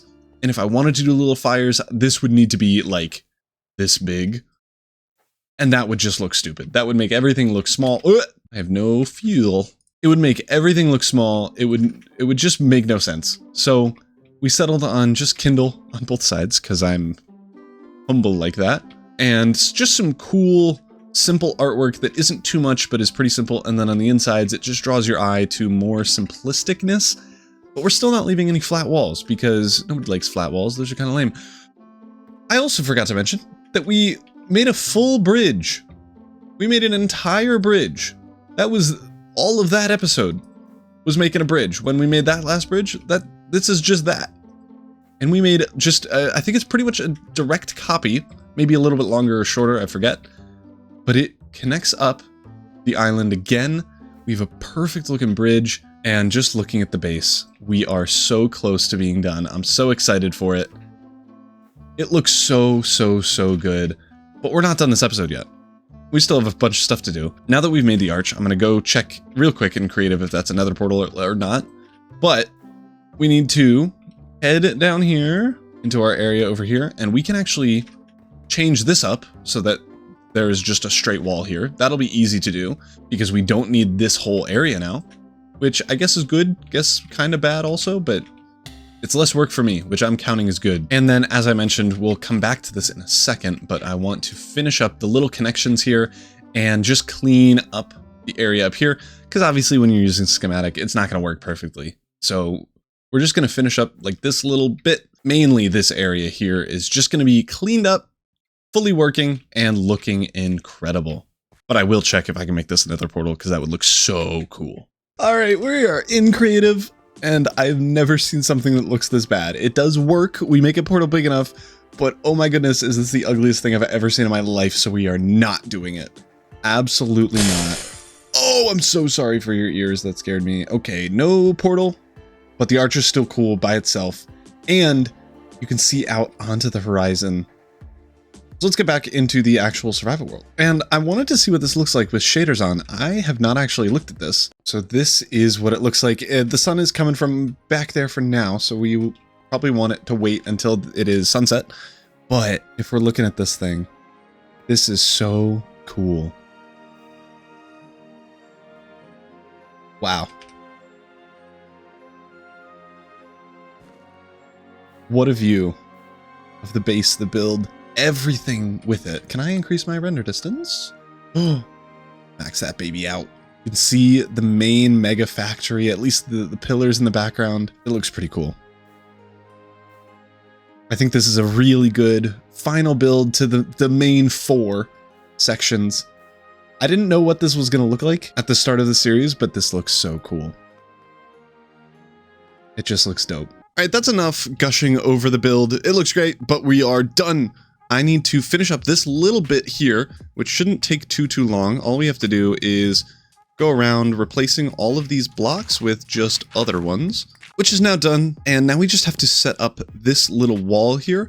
I think I'm just gonna do a lot of tuff here, because we've been doing that in a lot of other places, and I think it looks the coolest. All right, that part is covered up. We just threw in some tuff and some other blocks there.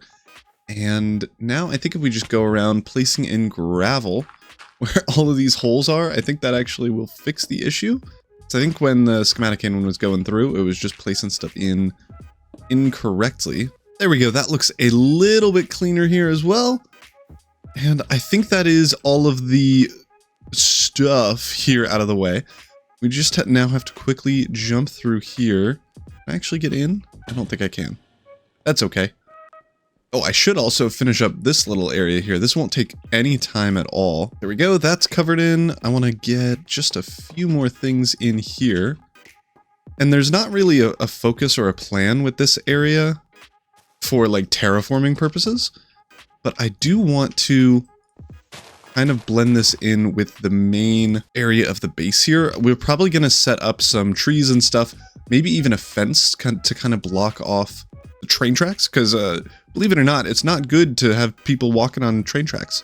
It's super dangerous. So we're probably going to set that up in a future episode maybe, but for now I'm okay with the terraforming here. Let's head down underground so that we can get the walls set up for this area here. It really, hopefully, should not be that much. And there we go. That is set up. I like the being able to see the lava and the belts, so we're keeping that there. We just closed it off. It looks cool. It fits the vibe of everything else, and I think we are good with that. With all the cleanup out of the way for all the building and stuff, I want to switch gears to something a little bit more technical. It's not a ton more technical, but it's more technical than placing blocks in pretty look. And it is, if you could tell by my inventory, placing down some more rails.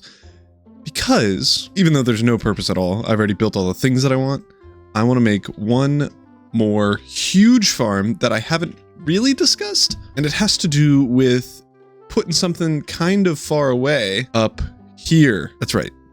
I want to make a guardian farm, but as you can see, the track and path to get there is what? Probably 1,000 blocks away, and most definitely further if we go around the base this way and up. And then if you double that, because we need a train track there and back, it's a lot of tracks. So I think the only thing we need to do is just to go until we can no longer go any further. And it is a really good thing that I have an automatic train track thing, and I guess we'll need to do some terraforming while we're at it. So there's not a super fun way to do this other than to just go along. And I'm not sure how long this is going to take, but given this, it is going to be a minute. It will look so cool once we have the train system in though. I think what I might do is set it up so that it's in line with this set of blocks here, and then just have a straight shot all the way down and then have it go over. That's probably the best use of my time and resources.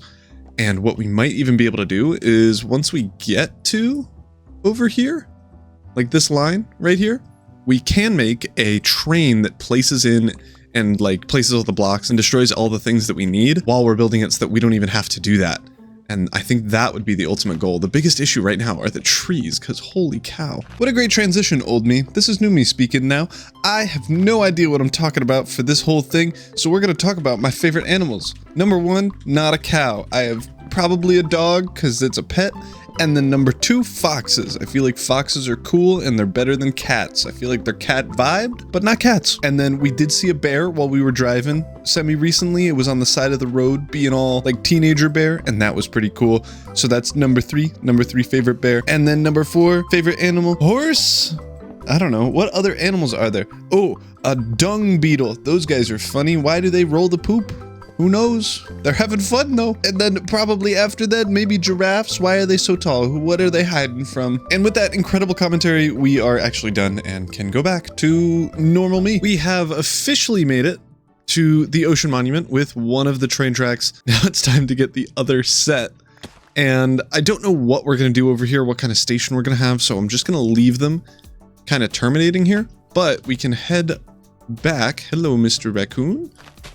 And I want this to be just a 3-block gap between the 2 sets of train tracks. That's what I have over in the main area with the 2 bridges that we have. So 1, 2, 3, and right here. We have to go back and check. I don't know how many blocks it actually is. I think it's just 3, but I don't want to get it wrong. That first one was quite a doozy, and I bet I talked about it during the speed time-lapse block placement, whatever thing you call that.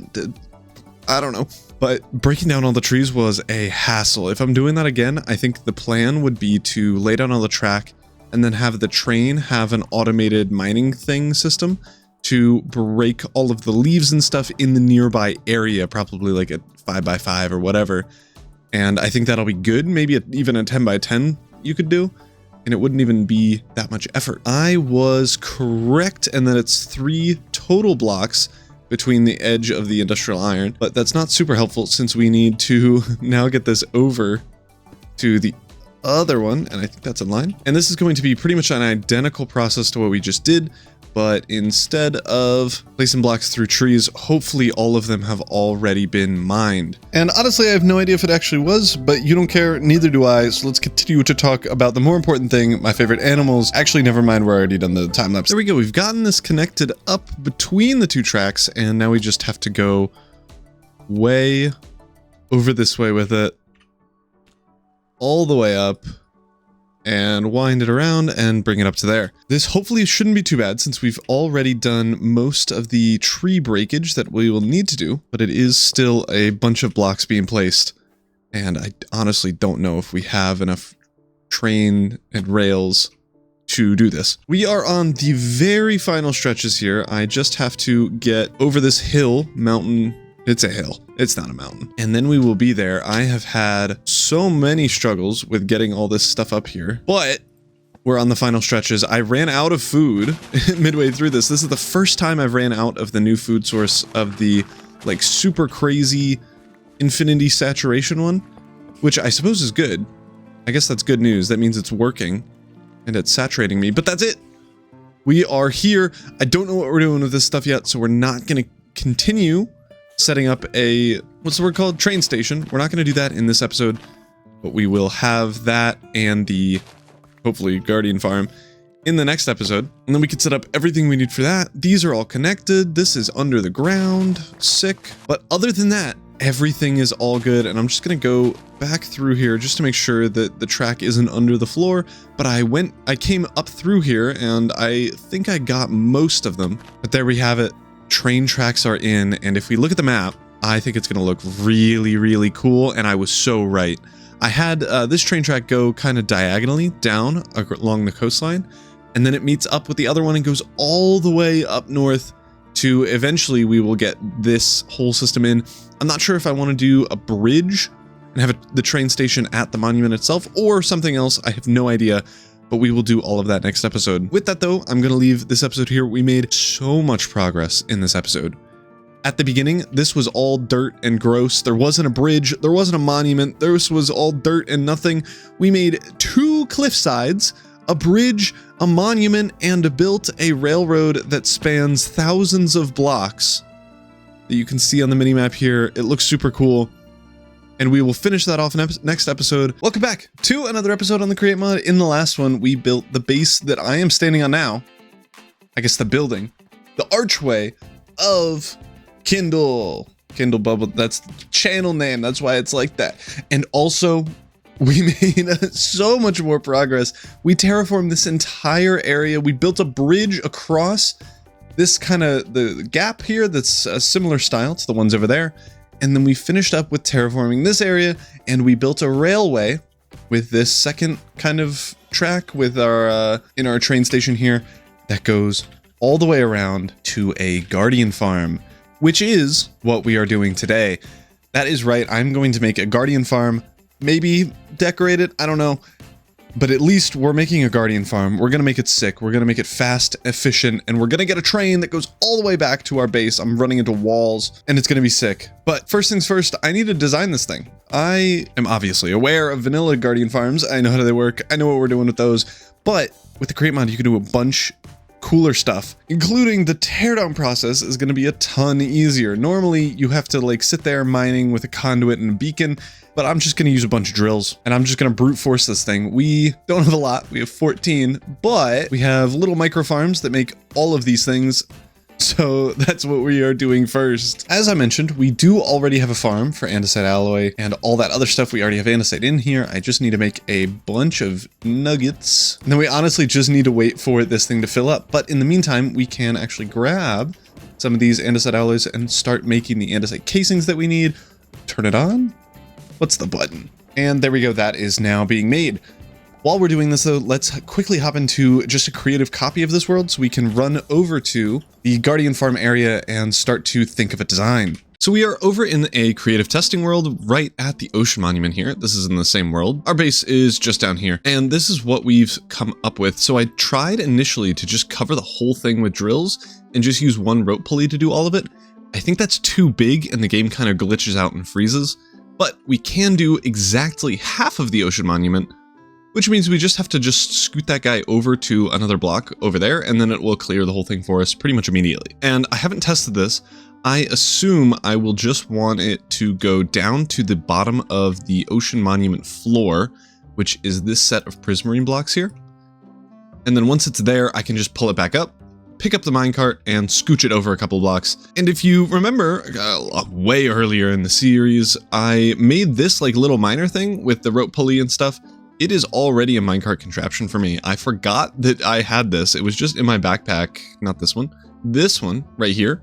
So I just grabbed that and put it in and then expanded the drills and it's working. So if we flick this one, and turn on this, oh, we will start lagging, but it will start mining everything. It will also be killing stuff, including that orca whale, which good or bad, and it will create a bunch of items that I think get deleted immediately. They don't, never mind. Really weird things happening now where we're losing most of our drills and I'm not sure why this is happening. Because it was working a second ago. I didn't change anything with the glue. All right, I've re-glued it all again and let's hope that it works this time. It does. Wonderful. We literally needed that for 2 more rows and I'm lagging too much. It's fixed. Great. Now let's see, because this will be a really big differentiator. It does still work. So I don't know why it broke before, but we're just going to pretend that it didn't.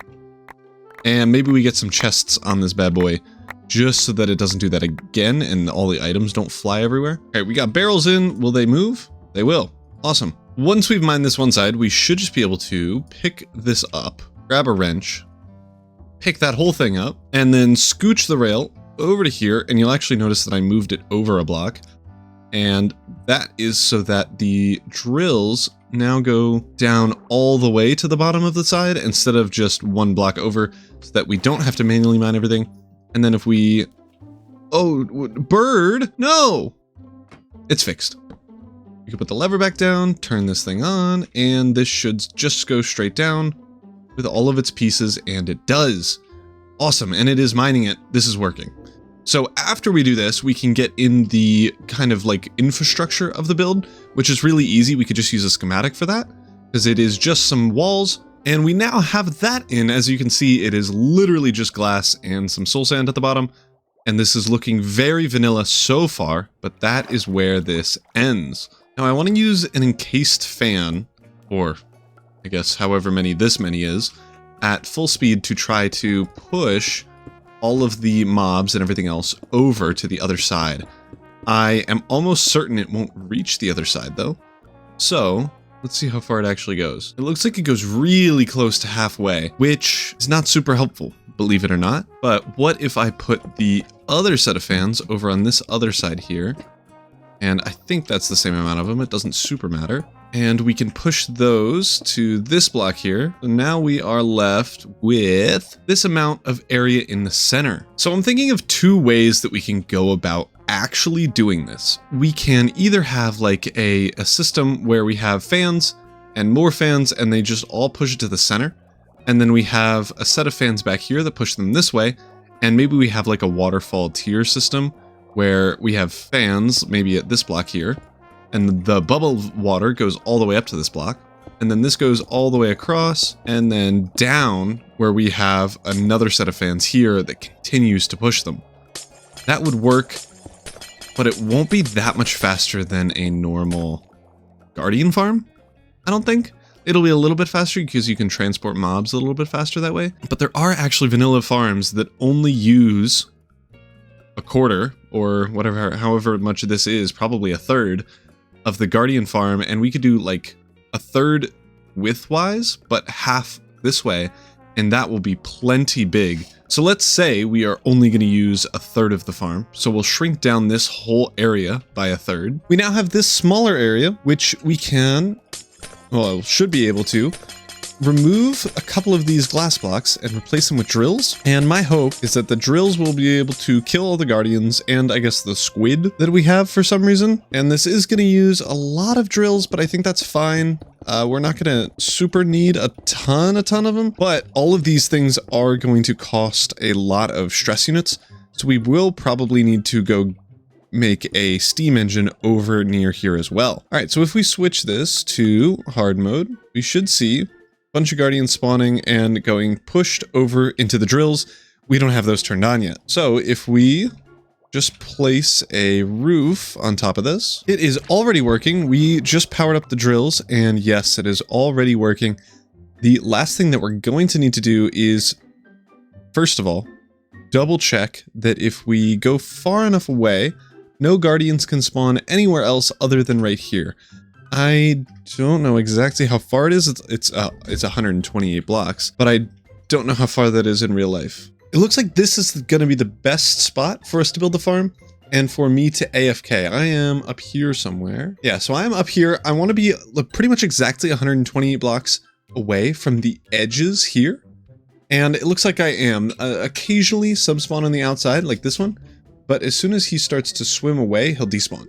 So I'm not too worried about it. It's not super harming the rates unless they are able to swim closer to me in a quick amount of time.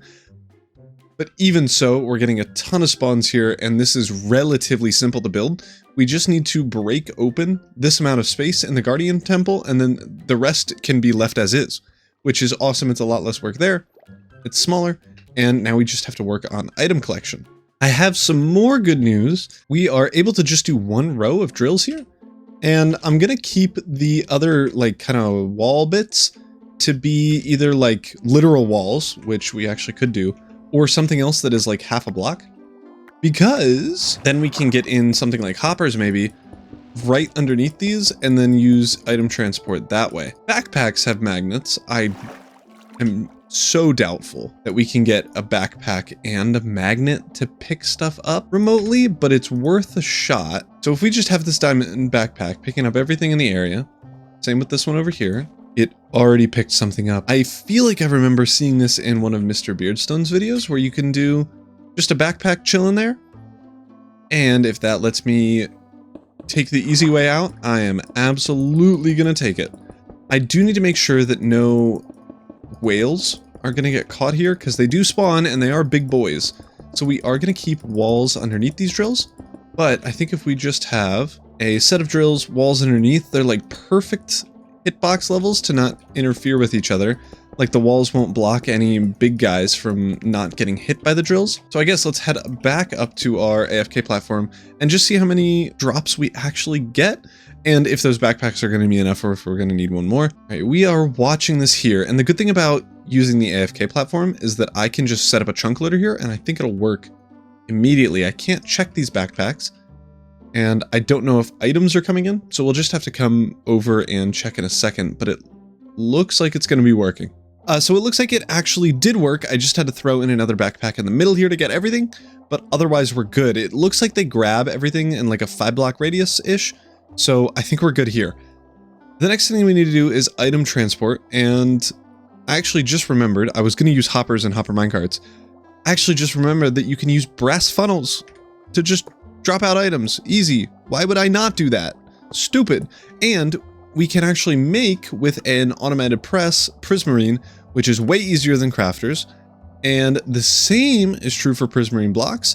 And we don't have dark Prismarine, so we're not going to be able to do that. But we could if we wanted to. And then we can also make sea lanterns if we want to. I think it's worth doing that. Since we are making a guardian farm, you might as well make sea lanterns. That's like building block numero 3, which does require some automated mechanical crafters, not automated crafters, mechanical crafters. But then other than that, we are good. So what I'm actually going to do is move up the backpacks just by 1 block here so that we can, first of all, get the brass funnel coming out of it, and then we can put it on a belt. And as you can see, it's going to work flawlessly. So let's grab a belt skidoodle, and I want to just combine all the belts. I feel like that's a good idea, and that's mostly because the items coming from over here are going to be drastically less, since most of the mobs are going to spawn in this area, since it's closer, as you can see, since it is closer to where I'm going to be AFKing, so they have a more height-wise ability to spawn versus the ones over here. And just through my like 3 seconds of testing, this diamond backpack did not get a ton of items. And to avoid like congestion on the belts, I'm actually going to set all of these to a stack only so that you aren't just dropping out a fish at a time, because we don't want that at all. So if we do a stack, it'll only drop a stack of prismarine, a stack of prismarine sea, what are these? Crystals, and a stack of prismarine shards at the same time, and then fish that we'll just throw out. But we'll be able to do all of those, and if we use some tunnels on both sides here, we can then split all of the items and filter them. So we only get 3 items here. It's crystals, shards, and trash. The trash, you wouldn't believe it, is going straight into the garbage. There we go. After we get the cod thrown out, we can move on to crafting the sea lanterns. So we are going to have to do this in a mechanical crafter. There's no way around it, but I am going to use mechanical arms to bring the items into the mechanical crafters, just so that we don't have to deal with anything extra like that. And I'm actually going to flip these around. And am I so glad for mechanical crafters, because you can do the easiest thing ever and then just place them here. That is now done. And then we just have the final 2 prismarine boys, which both just goes into an automated press, and then they're made.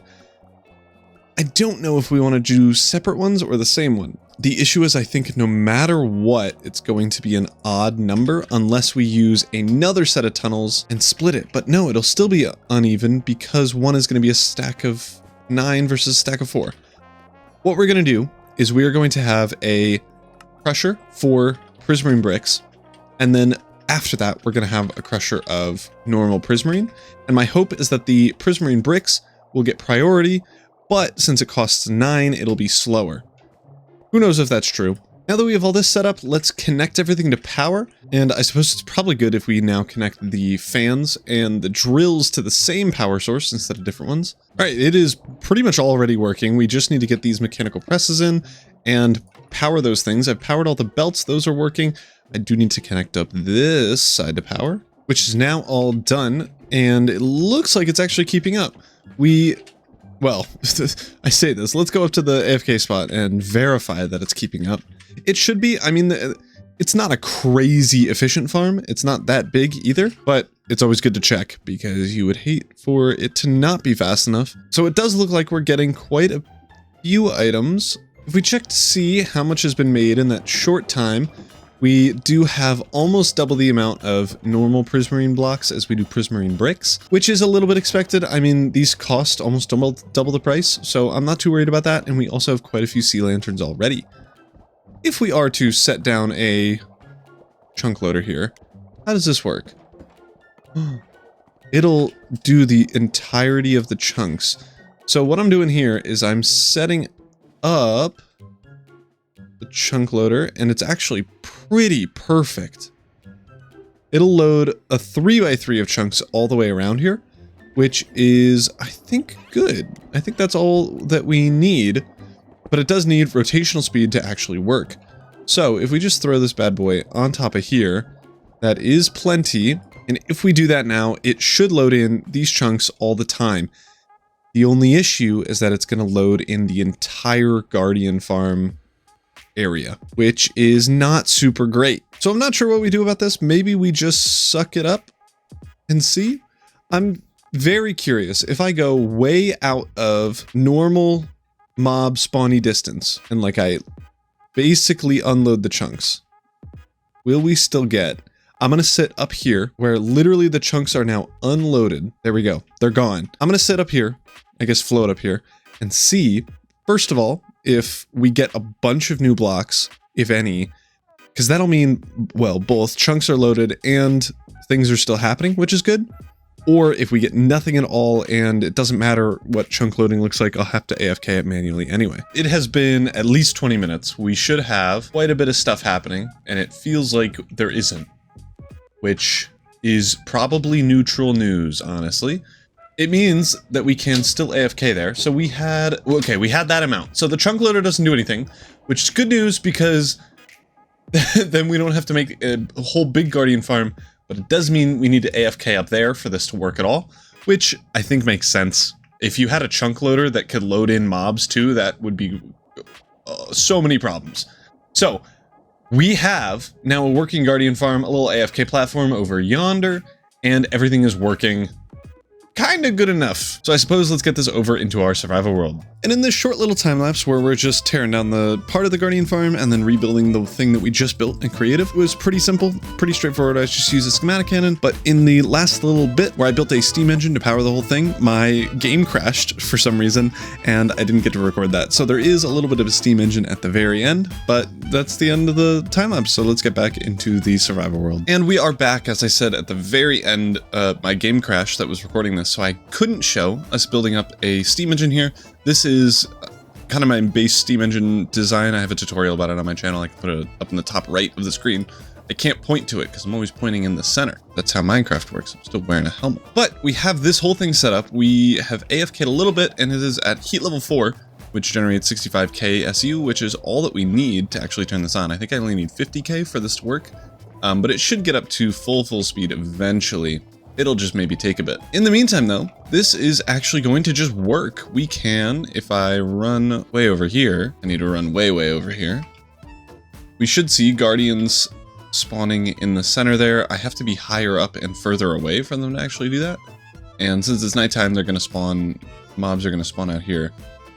Hopefully we should see guardians dying, but it's hard to tell. Regardless, it is going to work. I just need to get in the final AFK platform way up in the sky, and then we'll be good. In the meantime, though, we have a train that I want to hook up in this episode, and we don't have a ton of time left in the episode to do this, so let's get that going. This does mean I need more train parts. I don't think I have those, so I suppose we have to grab some of that. I also don't know exactly what I'm doing with the setup here. I think I want to have, like, just the train come around and go back into the main railway. If this were a bigger world with more people on it, then I would like have a cool thing with train signals and stuff, which are these things, which like tell train to go or not go depending on if they'll crash into something. But in a single player world where this is as far as I'm going out in the world, there's no point. I also set up just a waystone. What are they called? A waystone to get back to the home pretty quickly, because I genuinely never remember everything that I need, and that's a long distance to travel by flying. So we just got a waystone thrown in there, and then we're good with that. But I am rambling like crazy. Let's get a bunch of tracks here. We have a ton, and that should be more than enough. And maybe we can get to decorating the train station in the next episode. I'll get a basic system in and a basic way to get all the train stuff working in this one, but I might not have time to decorate it. I'm trying to find these bad boys, just because these are kind of my main blocks for underneath the train tracks. Where are you? Over here. And I've now gotten in the track for that. It is just a big old circle. But now to get in the item transport from over there all the way over to here. So this is always going to be loaded in when I'm actually AFKing it and care about it. So I'm not worried about like unloading the chunks all weird and stuff breaking. So we should just be able to create one belt that goes from here over to there, and then it will work. I forgot to turn this on, but if we do, you should see these guardians being pushed. Oh, it's overstressed. So that is the main issue with this build, is that you need to load in the lava cauldron system. But I'm pretty sure when I'm AFKing, I have to be loading it in for it to actually like run properly. So I'm not worried about that. It just means that if we run out, then that's a bad thing. Belt system's in, and it's probably gonna just work, which is great, but we do need a train, which I suppose is a problem. I never actually considered needing a train. I suppose let's go back and build that in the main train station, because that will be kind of the main spot for dimensions that we care about. Because I think the train station is the smallest area, because our Guardian Farm area, like the train length is much longer there. I mean, this one is probably longer, but it technically ends here because this is where the train station ends. So we need to make sure that the train actually fits here. We have now built up the train. It is the exact same locomotive as the other one that I made over for the other like smaller barn farm train area thing. But this one is just the same. I think it makes sense that the same factory has the same kind of system. But we do have a different kind of train carriage system where we're still using the item vaults, different colors, and then we have kind of a prismarine pile here just to distinguish that this is in fact a prismarine train. We are already at the Guardian Farm kind of loader-unloader system, and we have a shoop with a hat. More importantly, we actually have item storage and kind of bringing into the system, and this thing will wait until we have 1,000 items before it gets sent off again. If we change that really quick to just be 10, then we can see this thing send off again, and we will get back to the main base. Over here, I actually had to steal the train schedule from the shoop or he'd run away again. We have the item kind of collection takey-outy systems already set up, and they go all the way around back into the main storage system way in our main base. And I've already set up the storage drawers for those to fit as well, so we're getting a bunch of items over there. I'm actually curious how many we've gotten in the time it's taken me to just like develop this thing. Oh wow, almost 700 Prismarine and then 150, 350 of those two things, which is great. I haven't even been AFK for too long. I think I've been AFK for like 5 minutes. So that is really good. I think now we can send this bad boy off. We're already at 1,000. So when this empties out, the train will just send itself off again and we will be good to go. A thing that I didn't really consider until after building this and it being fully done is that hostile mobs that spawn over here will affect the rates of the farm, since guardians are considered hostile mobs. So I can light this up eventually. I might not, depending on the rates, but with our AFK station over here, the guardians actually get created really quickly. I guess spawned is the right word. They're not like birthed. They just teleport in. So if we fly down here with our cam account, we can see a bunch spawning in. Some do spawn on the outskirts here, and I guess zombies spawn, which maybe we should light up the area. But most of the guardians spawn in here. The ones that are outside usually despawn pretty quickly, as you can see, so I'm not too worried about that as affecting the rates too bad. And we are getting a bunch of items. You can see that this is backed up. I do need to kind of fix this to have more items on that depot. I've run into the fact that we are just having way too many of these prismarine crystal things, and there's not really anything I can do, since we need the prismarine shards to craft with those to make sea lanterns, and then otherwise there's no other purpose for them. So maybe we have them part of the throw out system. I have no idea. LOL, see you, Mr. Creeper. Oh, unsee you. How did you survive? Oh, you can swim. Yeah, and we're running into the same issue where we just have too many prismarine crystals. I'm gonna just do something crazy where we remove this, replace it with an item vault, and I think just occasionally we are going to just throw prismarine crystals out from here. And I'm doing something that I think might work. So we're checking the threshold of this depot here, and if it is below a certain amount, if it's at 0%, meaning this has 0 shards in it, then this will be able to take items from here and just throw them out. But if there are any shards on here, that means that we can still craft stuff, then this is going to stay there. So if we have prismarine there, it will keep going until this one runs out fully. And then when it does, we'll just remove the rest so that overflow doesn't happen. And you can't use prismarine crystals for anything else, which is so stupid. Like it makes no sense at all, other than crafting nether quartz, which could be useful for some stuff. I don't know entirely, but maybe you could use it. I don't need it for sure, but someone may. So I guess that's a cool crafting recipe. Anyway, this should fix the overflow problem. So now we can AFK way up there and everything will be working. This is working incredibly well. I think potentially too well. A thing that I didn't even consider that is almost certainly happening. We have been AFKing for only about an hour, and all of that is backed up. I think what's happening is this train is not being chunk loaded, so we can't excavate all of the items. I've never run into this issue because no matter where I've been, it's always been emptying out.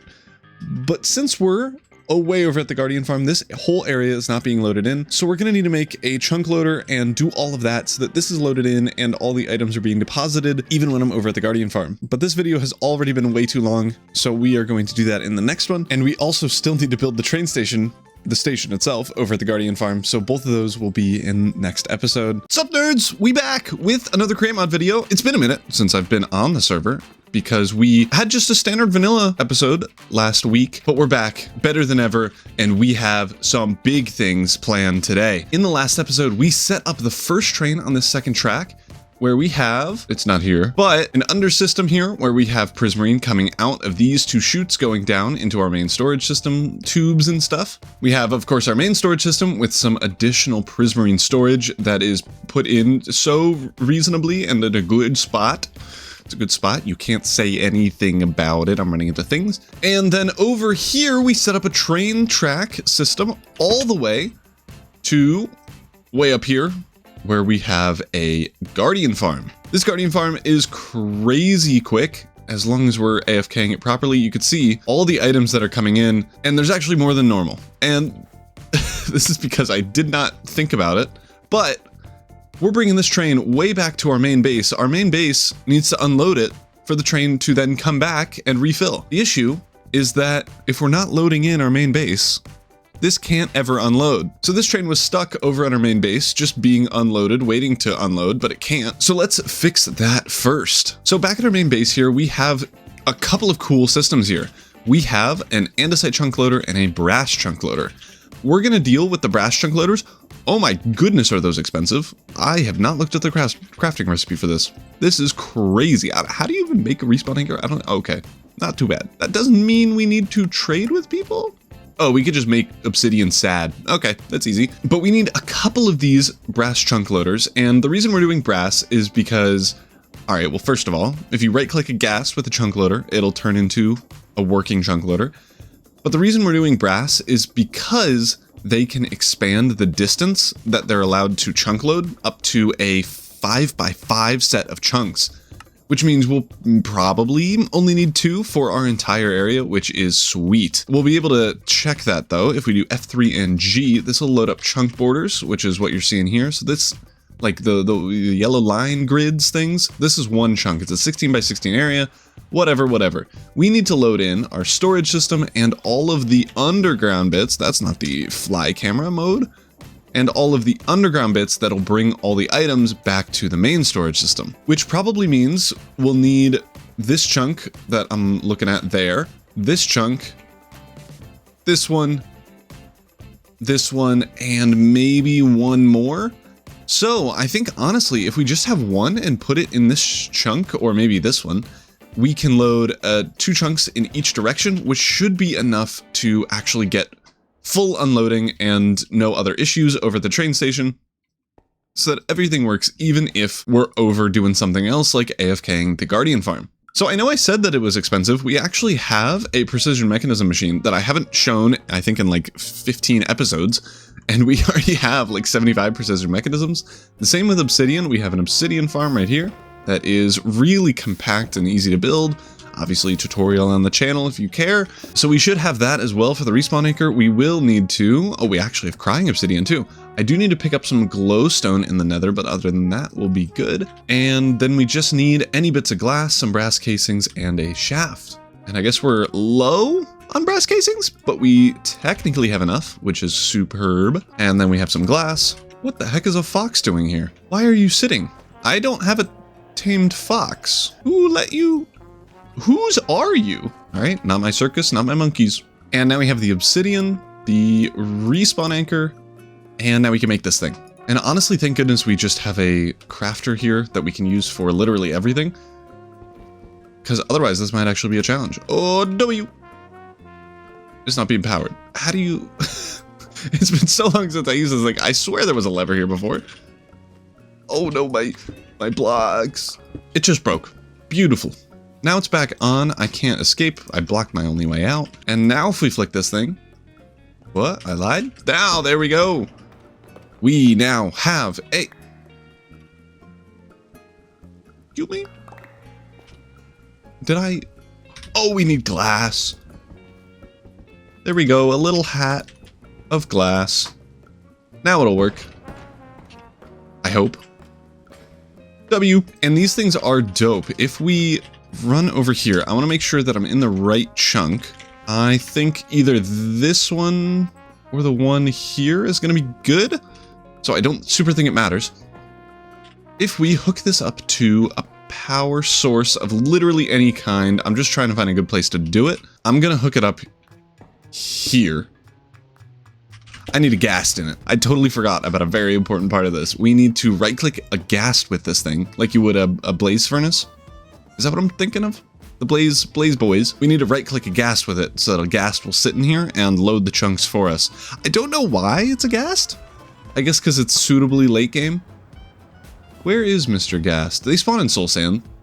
Soul Sand Land. Hello, Mr. I feel like that was pretty good. I don't know if it actually was, but I feel like I kind of killed it. Do you count as a ghast? It feels like he's stuck. Is he stuck? Hello. Can I kill you? Oh, no. Let's go. We got some bones. Those are hard to find. Where are the ghasts? They're scared when Papa's coming around with the ghast stealer. I feel like every 10 seconds in the nether, you're getting bombarded by ghasts. Where are these boys? There's like soul guys chasing me. Stop. I think he's forgotten. Oh, there's my boy. Hello. Can you make the noise? Yeah. Thank you. Yoink. You're my baby now. Stolen. I'm his papa. I hath been his papa. That's how papas speak, I think. As the resident papa, I've decided. There's just a hole there. I think I did that at some point. Don't. Oh, of course. Now there's more ghasts. Of course. I also am lost. I gotta go this way. I would have went totally the wrong direction. Great. Ghast number 3. How you doing, sir? Again, think I'm killing it. Okay, now the fox is standing. He was sitting before. What made you sit? I don't. Whatever. So we now have a ghast in a chunk loader that can now load chunks, because before it was just out. Before it was just a little guy. Oh, we need to go downstairs. So now we should be able to hook this up, and it should just load chunks immediately for us. But also, I haven't really looked at how these work super hard, so I could be totally wrong. And we want to hook this up here.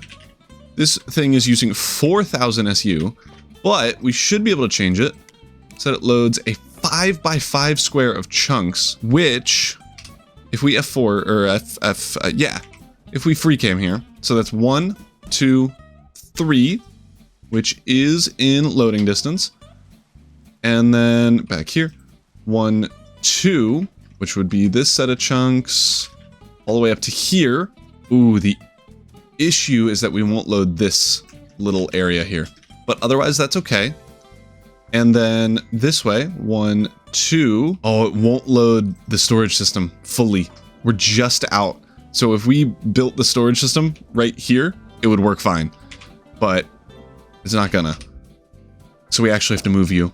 And we probably need to get another one, honestly, which sucks so bad. So I've decided what we're going to do is we are going to load in more of the main base, and then we're going to get another chunk loader for the train station, because I think it's more important for our main base to be loaded in fully than the other way around. So now we have a 5x5 square. If we go into fly mode, that'll be here. 1, 2, 2. Our whole base is going to be loaded, except for like this area, but we literally never use that, so it doesn't matter. And then we'll need to load in this chunk and this one over here. So we'll need a 3x3 chunk loader, which again is another brass one, but as long as we get some brass casings and craft it up and steal another ghast, then we'll be all good. It's good news, we're in like the latest game of the Create mod, because this didn't take long at all to get another one of these. And now we have 2. All we need to do is yoink another life of a ghast. Focus. Sorry. It's okay. I'm gonna be done by like 6:30 of recording most stuff. And probably earlier than that. Ghast! Oh, this was way easier. Don't you dare.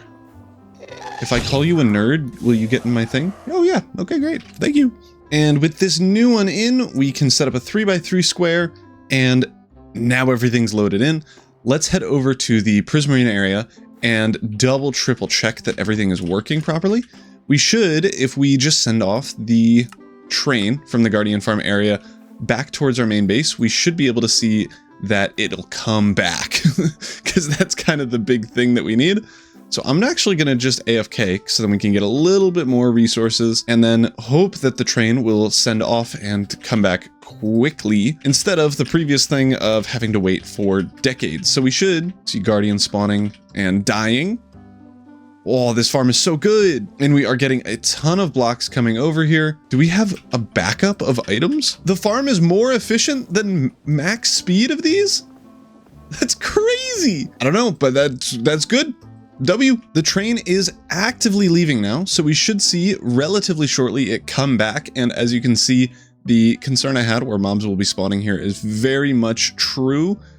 So hopefully we can light this up in this episode, but more hopefully the train comes back. And the train has just arrived back at the station, which means our unloading system at least kind of partially works enough for this thing to come back. I will double triple check and make sure that this thing actually comes back more than once, or we could actually just head over there ourselves to make sure that no belts are backed up, nothing's in a weird spot. But I mean, we're going over when this thing fills up with 1,000 items, which is a ton. So I'm assuming we'll be okay with any belt backing ups. I don't think that's going to happen, but we'll let it run a little bit more while I am sitting up here and hope that this thing just works fine. And oh my goodness, so many mobs here. We are completely destroying the wraiths. We will absolutely need to light this place up, but we'll do that in a bit. And after a little bit more waiting here, we, I think, have everything ready to go and this is working properly.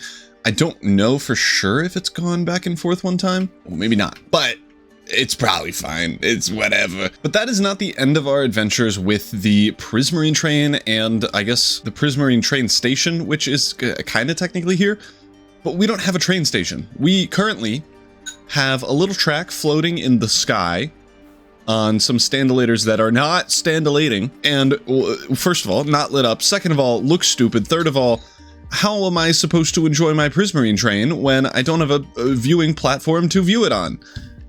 So that's what we're doing. We need to build a train station, and as you already saw by the title and thumbnail and whatever, it's going to look beautiful. We're going to terraform the heck out of this cliff side that doesn't exist and make one that looks cool. But we first need to get into some material gathering because this is going to use a lot of blocks, a lot of different things. So let's get some materials going. So let's cue the music and get to material gathering. And the materials we needed to gather were actually really different than what I usually need. Obviously, we're building it out of Prismarine. You'd probably be shocked, but I have a Prismarine farm. Why am I getting dark Prismarine? It's because I didn't really bother with getting and setting up like a whole dark Prismarine thing and then waiting for that to get all the dark Prismarine that we needed when I could just mine a bunch from a bunch of different Guardian temples. But that does come with killing a bunch of Ender Guardians and then getting the things that we need. After that, we got all the stones that we needed for the cliffside that we're going to be building, a bunch of other grass and stuff for a little bit of terraforming, and then we got some window panes and stuff. There's so many different types of blocks that I didn't have and don't have a farm for, because why would you want a farm for stripped spruce logs? Like, that makes no sense. So this one was quite a bit extra manual labor than a normal material gathering time lapse. And then we got into our kind of crafting and stone cutting and whatever the botany tabling. Is that a verb?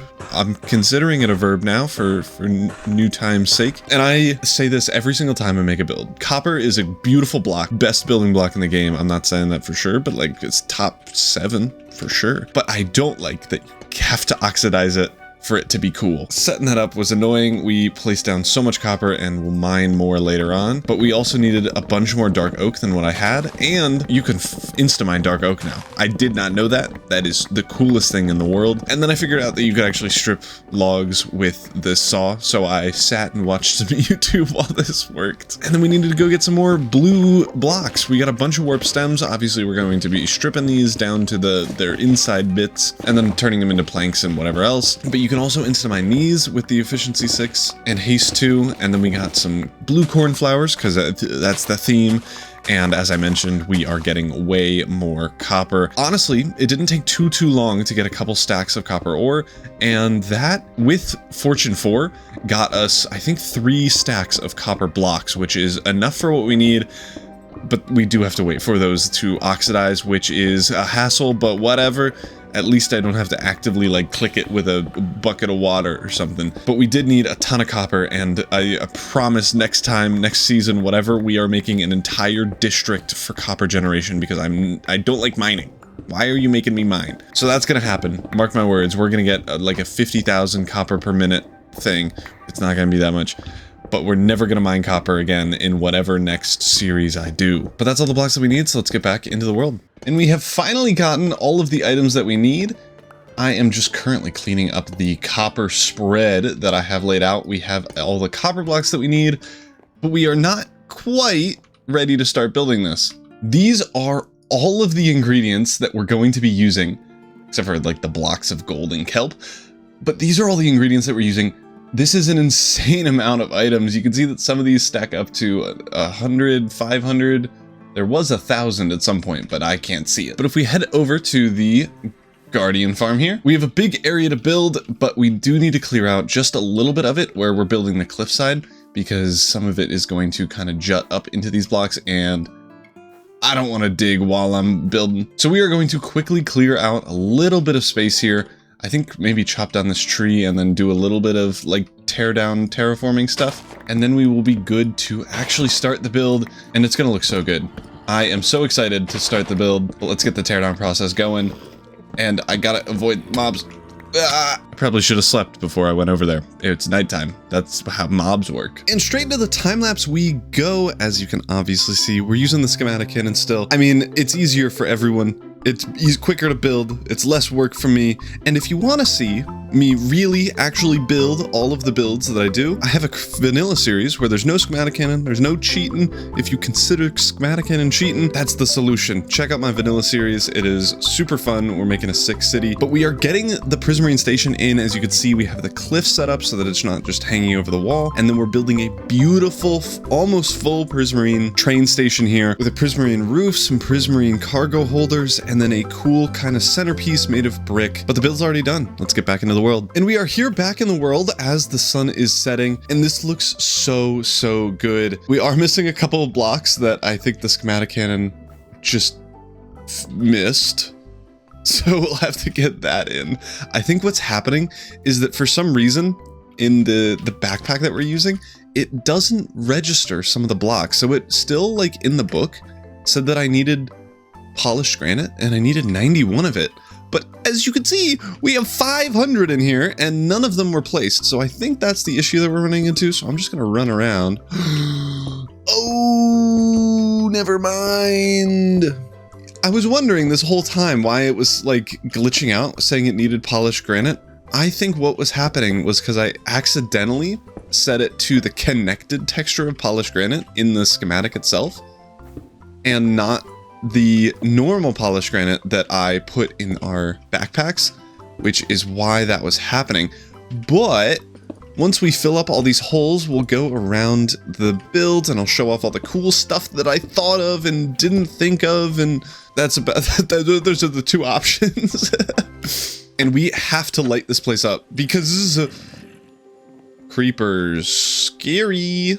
And another thing that we still need to do is light up under here, because believe it or not, there's still a bunch of mobs, and I'm just hoping there aren't many creepers. I know there will obviously be some, because there always are, but I'm just hoping for not a million. The final bits have been completed now, and let's go over just the build in its entirety. So we have this cliffside here, that like little gradient, a little bit of dark to light type of thing.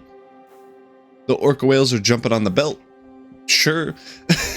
And on top of it, we have the station itself. The station, I just decided to go with wood. I feel like wood and Prismarine, like the darker woods of dark oak and spruce, work really well with the brightness of the Prismarine and stuff. And then obviously we have the train, and then behind it the station, which is heavy Prismarine, and then a little bit of mangrove and granite types of red colors.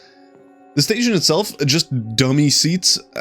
This isn't like a one-to-one of what you would do if you were having like a docking for loading up freight trains. Like this would be more of a passenger station, but let me live my life, okay?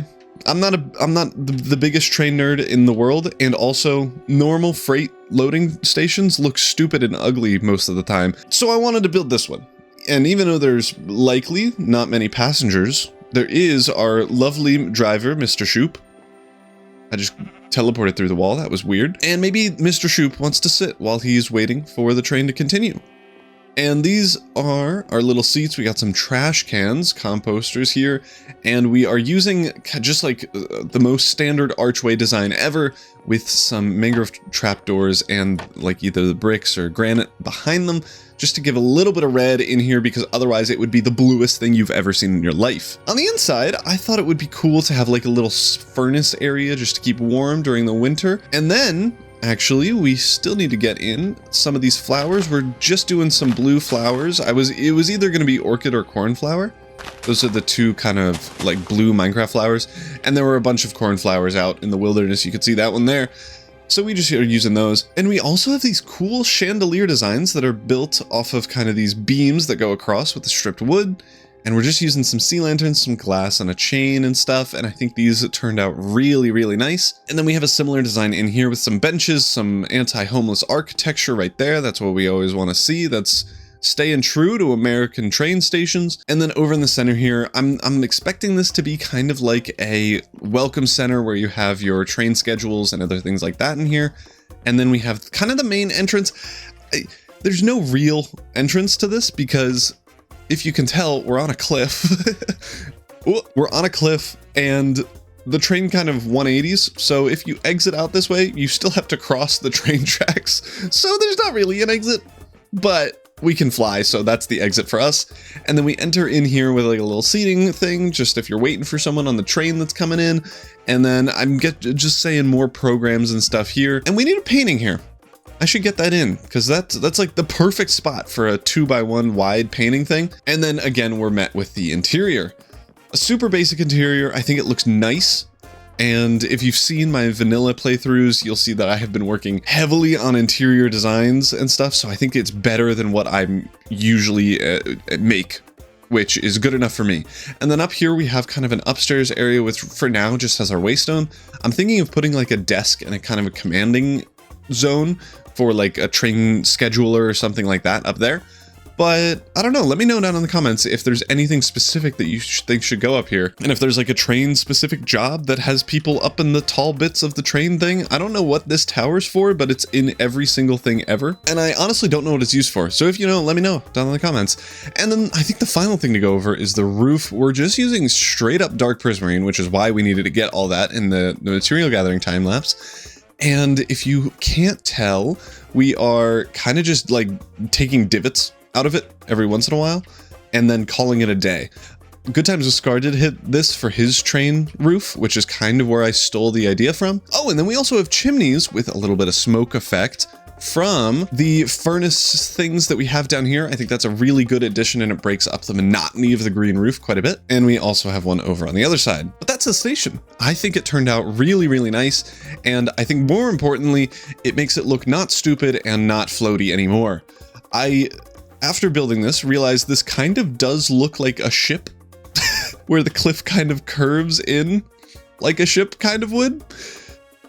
And I'm sorry if I put that all in your minds and now you can't get it out of your head, but that's what I was thinking and I thought it would be funny to share. And speaking of sharing, I am sharing the end of this video with you. That was a good transition. But that is going to be it. We made a bunch of progress. We finished up the Prismarine farm and the Prismarine collection area.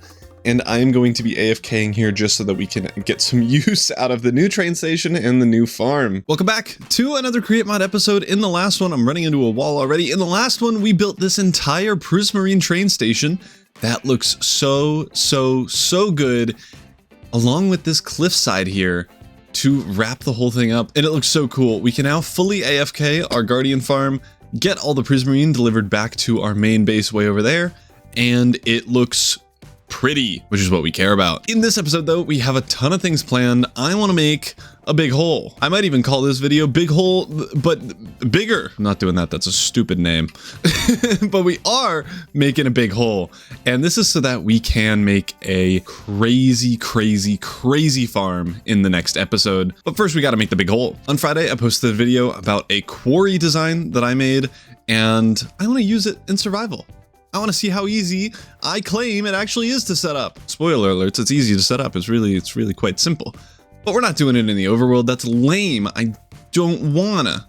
Instead though, we are doing it in the nether, which is very, very exciting. And while I'm coming back to our main base, I want to talk about why it's a little bit more challenging in the nether than it would be in the overworld, and also why it's a little bit easier. So first of all, the nether has a roof made of bedrock. You can't mine through bedrock, so we will need to dig out a, like 5 blocks tall by 256 by 256 area on the very top of the nether, so that we can put in our quarry. That's not going to be too difficult because we do have these minecart contraptions. I don't know which one's which, but one of them is good at mining things, and we can configure that to be just as wide as possible. So we'll only have to do like 4, hopefully, passes to get to 256 by 256. That's the goal, at least. And I think it's this one, and I was spot on. So this one is a gigantic wall. We don't need it this tall. We only need it like what, 1, 2, 3, 4, 5 blocks tall, which isn't too bad, and we can use the rest for extra width. And honestly, the wider it goes, the easier it will be for me to actually start using it.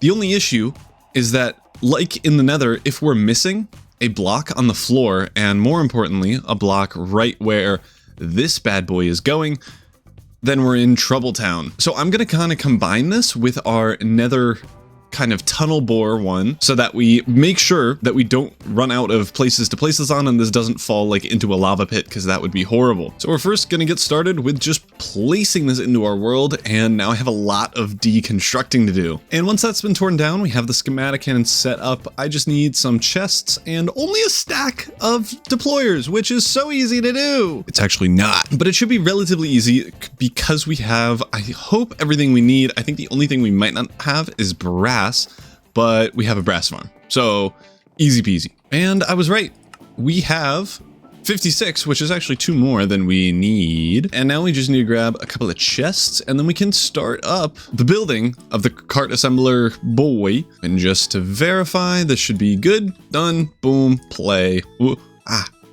forgot gunpowder in. Now we're placing, and as you can see, the center is here. This is a long boy. I think it's 64 blocks across, and it actually only needs to be 4 blocks tall because the quarry is only that size. So it's actually 1 block shorter than what I thought. But as you can see, these are all the deployers going in. We're just setting a perfectly flat base so that if there's lava in the way, we can get rid of that right away, and so that the cart itself can not get stuck. If it falls or does something weird, that won't happen. At least hopefully not. We'll see. But now we're getting in the drills. The drills, of course, are just a full line across. It should hopefully be easy. We are not going to be putting deployers in front of these drills because there's not really a point. I'm going to be following behind it. And if somehow we get lava up on the very top of the map, then it's probably only 1 source block, and then we could just place a block in its way and be good to go. And there we go. It is done. And this is what it's looking like. A giga wall of drills and deployers. If we hit F3 and G, you can see that it is 1 chunk, 2 chunk, 3 chunks, 4 chunks wide, and we're obviously just going to move these 2 over to the end over there because those were too short. But it is 4 chunks wide, which means it's 64 blocks wide and 4 blocks tall, which is huge.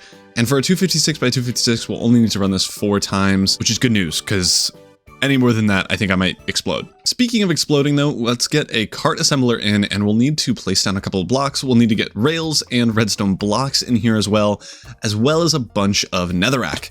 The netherrack is obviously going to be acquired from mainly the drills mining here once we get it started, but obviously in the overworld, there's no netherrack in the way. And the initial startup is always going to be the same. It's going to be a little bit of a challenge, but let's lock rotation, which it already is. Beautiful. I want to place in some of these powered rails already. Power those, and if we power this cart assembler, it should just start going. So let's try it.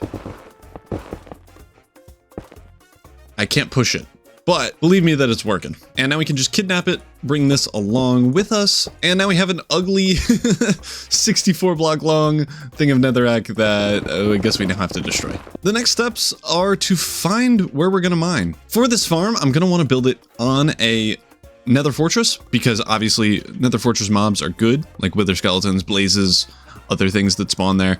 But other than that, it doesn't super matter. I don't want to be in a basalt delta. I feel like that would be horrible. But that's just preference. We could go over here. This seems to have a bunch of nether fortress blocks here, which is really good. If you aren't aware of the nether fortress spawning rules, the like little 4x4 things here usually have better spawning chances. And if we destroy the whole thing and just set up little platforms, the spawning areas for those are going to increase dramatically. So that might be where we want to go. And if we center the farm around this, then I think that'll be the best. So perhaps we head here, nether farm. And here it is. This feels like a really good spot. So the things I'm looking out for are big lava lakes are kind of bad, honestly, in this case, because that means we'll need to place a bunch of blocks down to section it off into 10,000 block increments. Obviously, this is massive, so we're going to need to do that. But if we center the farm around this, then I feel like that's a good spot to do it. And as you can see, we are getting a ton of mobs in this entire area, which is a 128 radius circle around where we are, which is pretty much perfect for the 256 by 256 quarry. So I think we center it around this fortress here, and let's go up to the roof area and I guess just figure out a place to actually set this up. So we have hit bedrock here, and we need to be perfectly below bedrock enough so that I don't get in any trouble with trying to mine bedrock, and it looks like this is the correct height. We are currently in the center of the area here, so I will want to probably section out the area that I want to start in and then go just over and then over back the other way and then continue that 4 times total. All right, so we've done a little bit of math. We want to start at 464, 241 and end at 720, -15. That'll be the size that we're going for. It's like right here all the way up to way over here, which is huge.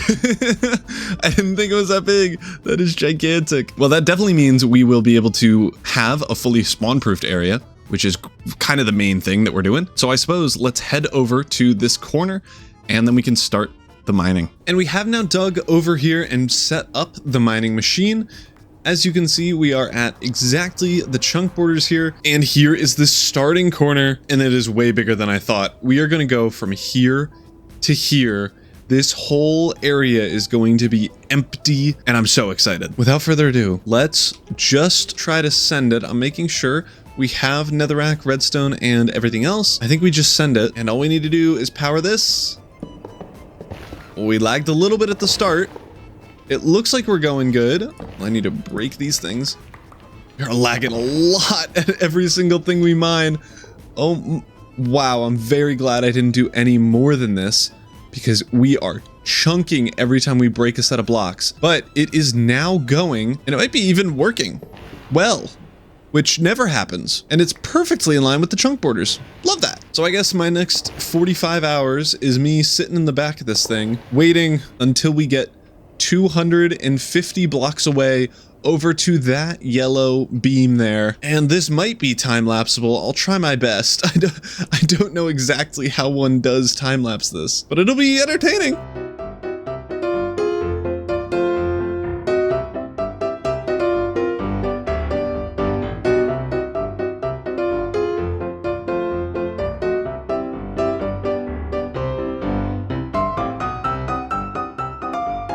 And the hole is dug. I've also moved all of the big torches that I placed down that you saw in the middle of the time lapse there, so that we didn't have a billion mobs in here. I placed these down in the ground so that they can get mined by the quarry once we get to them.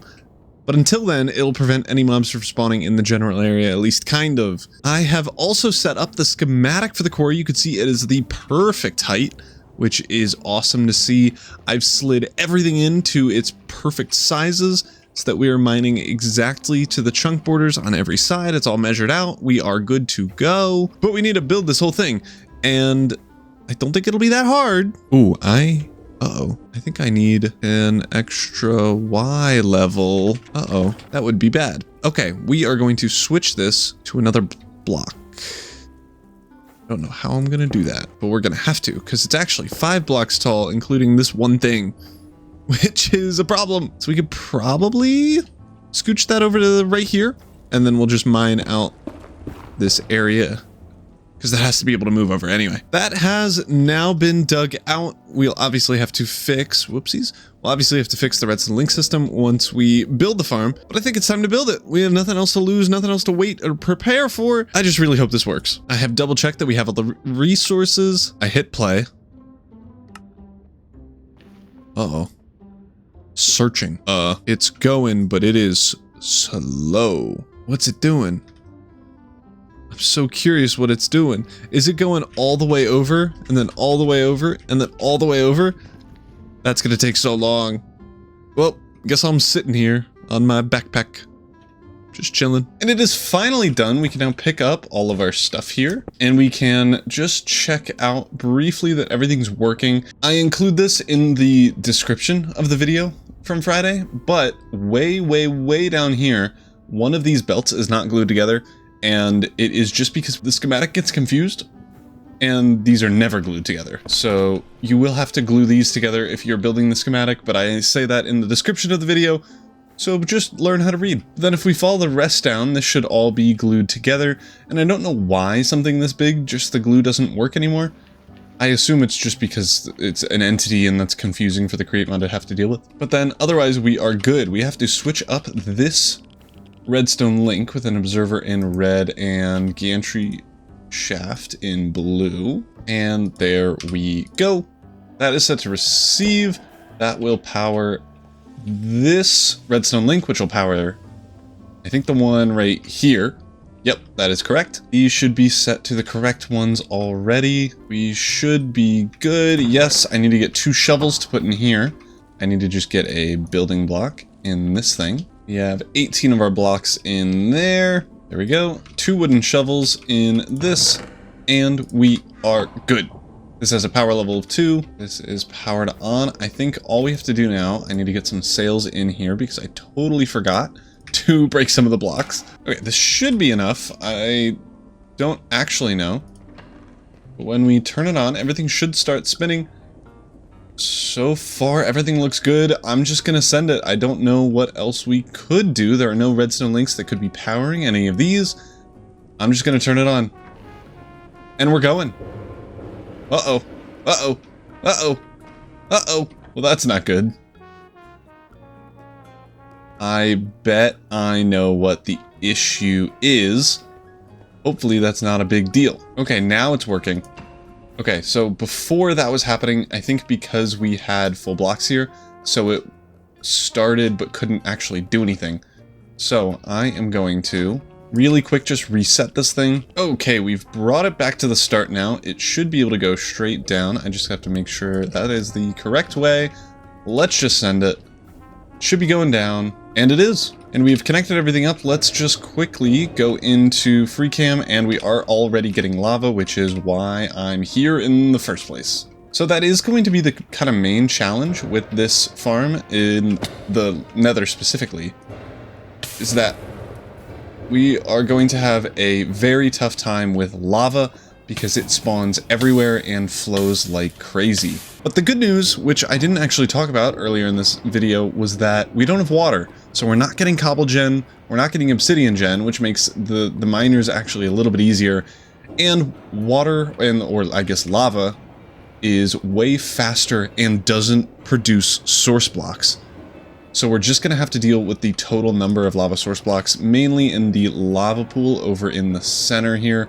But yeah, you can see how big this area is going to be once we get all the way to the bottom, and it is going to look so cool. But while this is running, let's get into a time lapse of the entirety of this mining session, or at least as entirety as we can get, because yeah, this is probably going to take up like 100 gigs of storage minimum.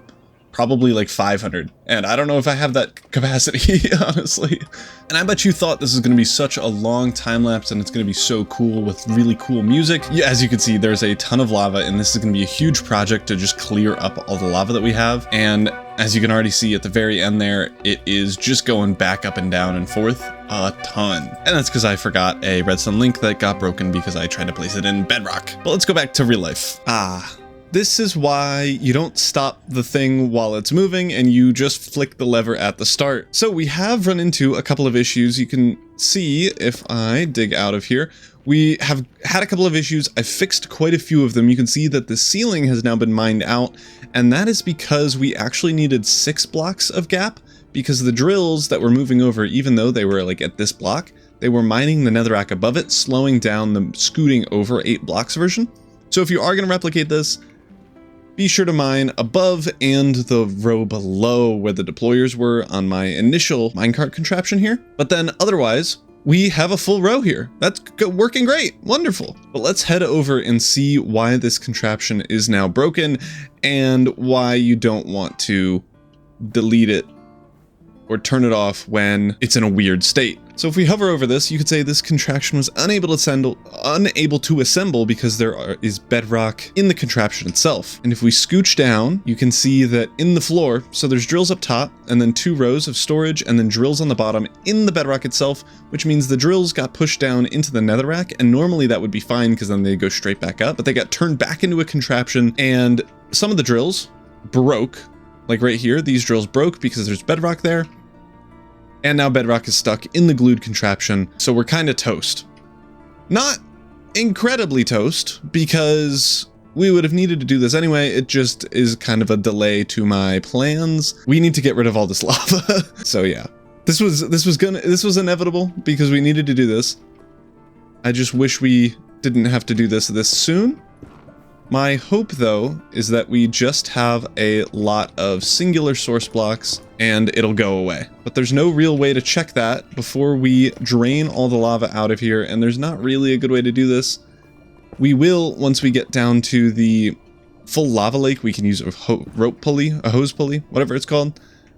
But until then, we're kind of stuck just doing the basic way where we block it off. But as you can see, it is mostly already flowing down. A little progress update, we have cleared out all of the lava in this area up until the lava lake, and I have done a little bit more work just blocking off the outskirts of the lava lake here, but it is unfortunately not enough. I have just quickly set up a system here, but we are still at a bottomless supply, which means we need to figure out a way to get rid of some of this lava. You can see that I've already tried blocking off a bit of these areas. So the way I've been doing it is I have just been either grabbing sand, or I have now a netherite back tank, which will let me be invulnerable to lava and swim around. You go so darn slow, but at least you can move at all in the lava without just burning. I have now sectioned off quite a bit of the lava. We have, oh, wait, hey, chill out, dog. Okay, we have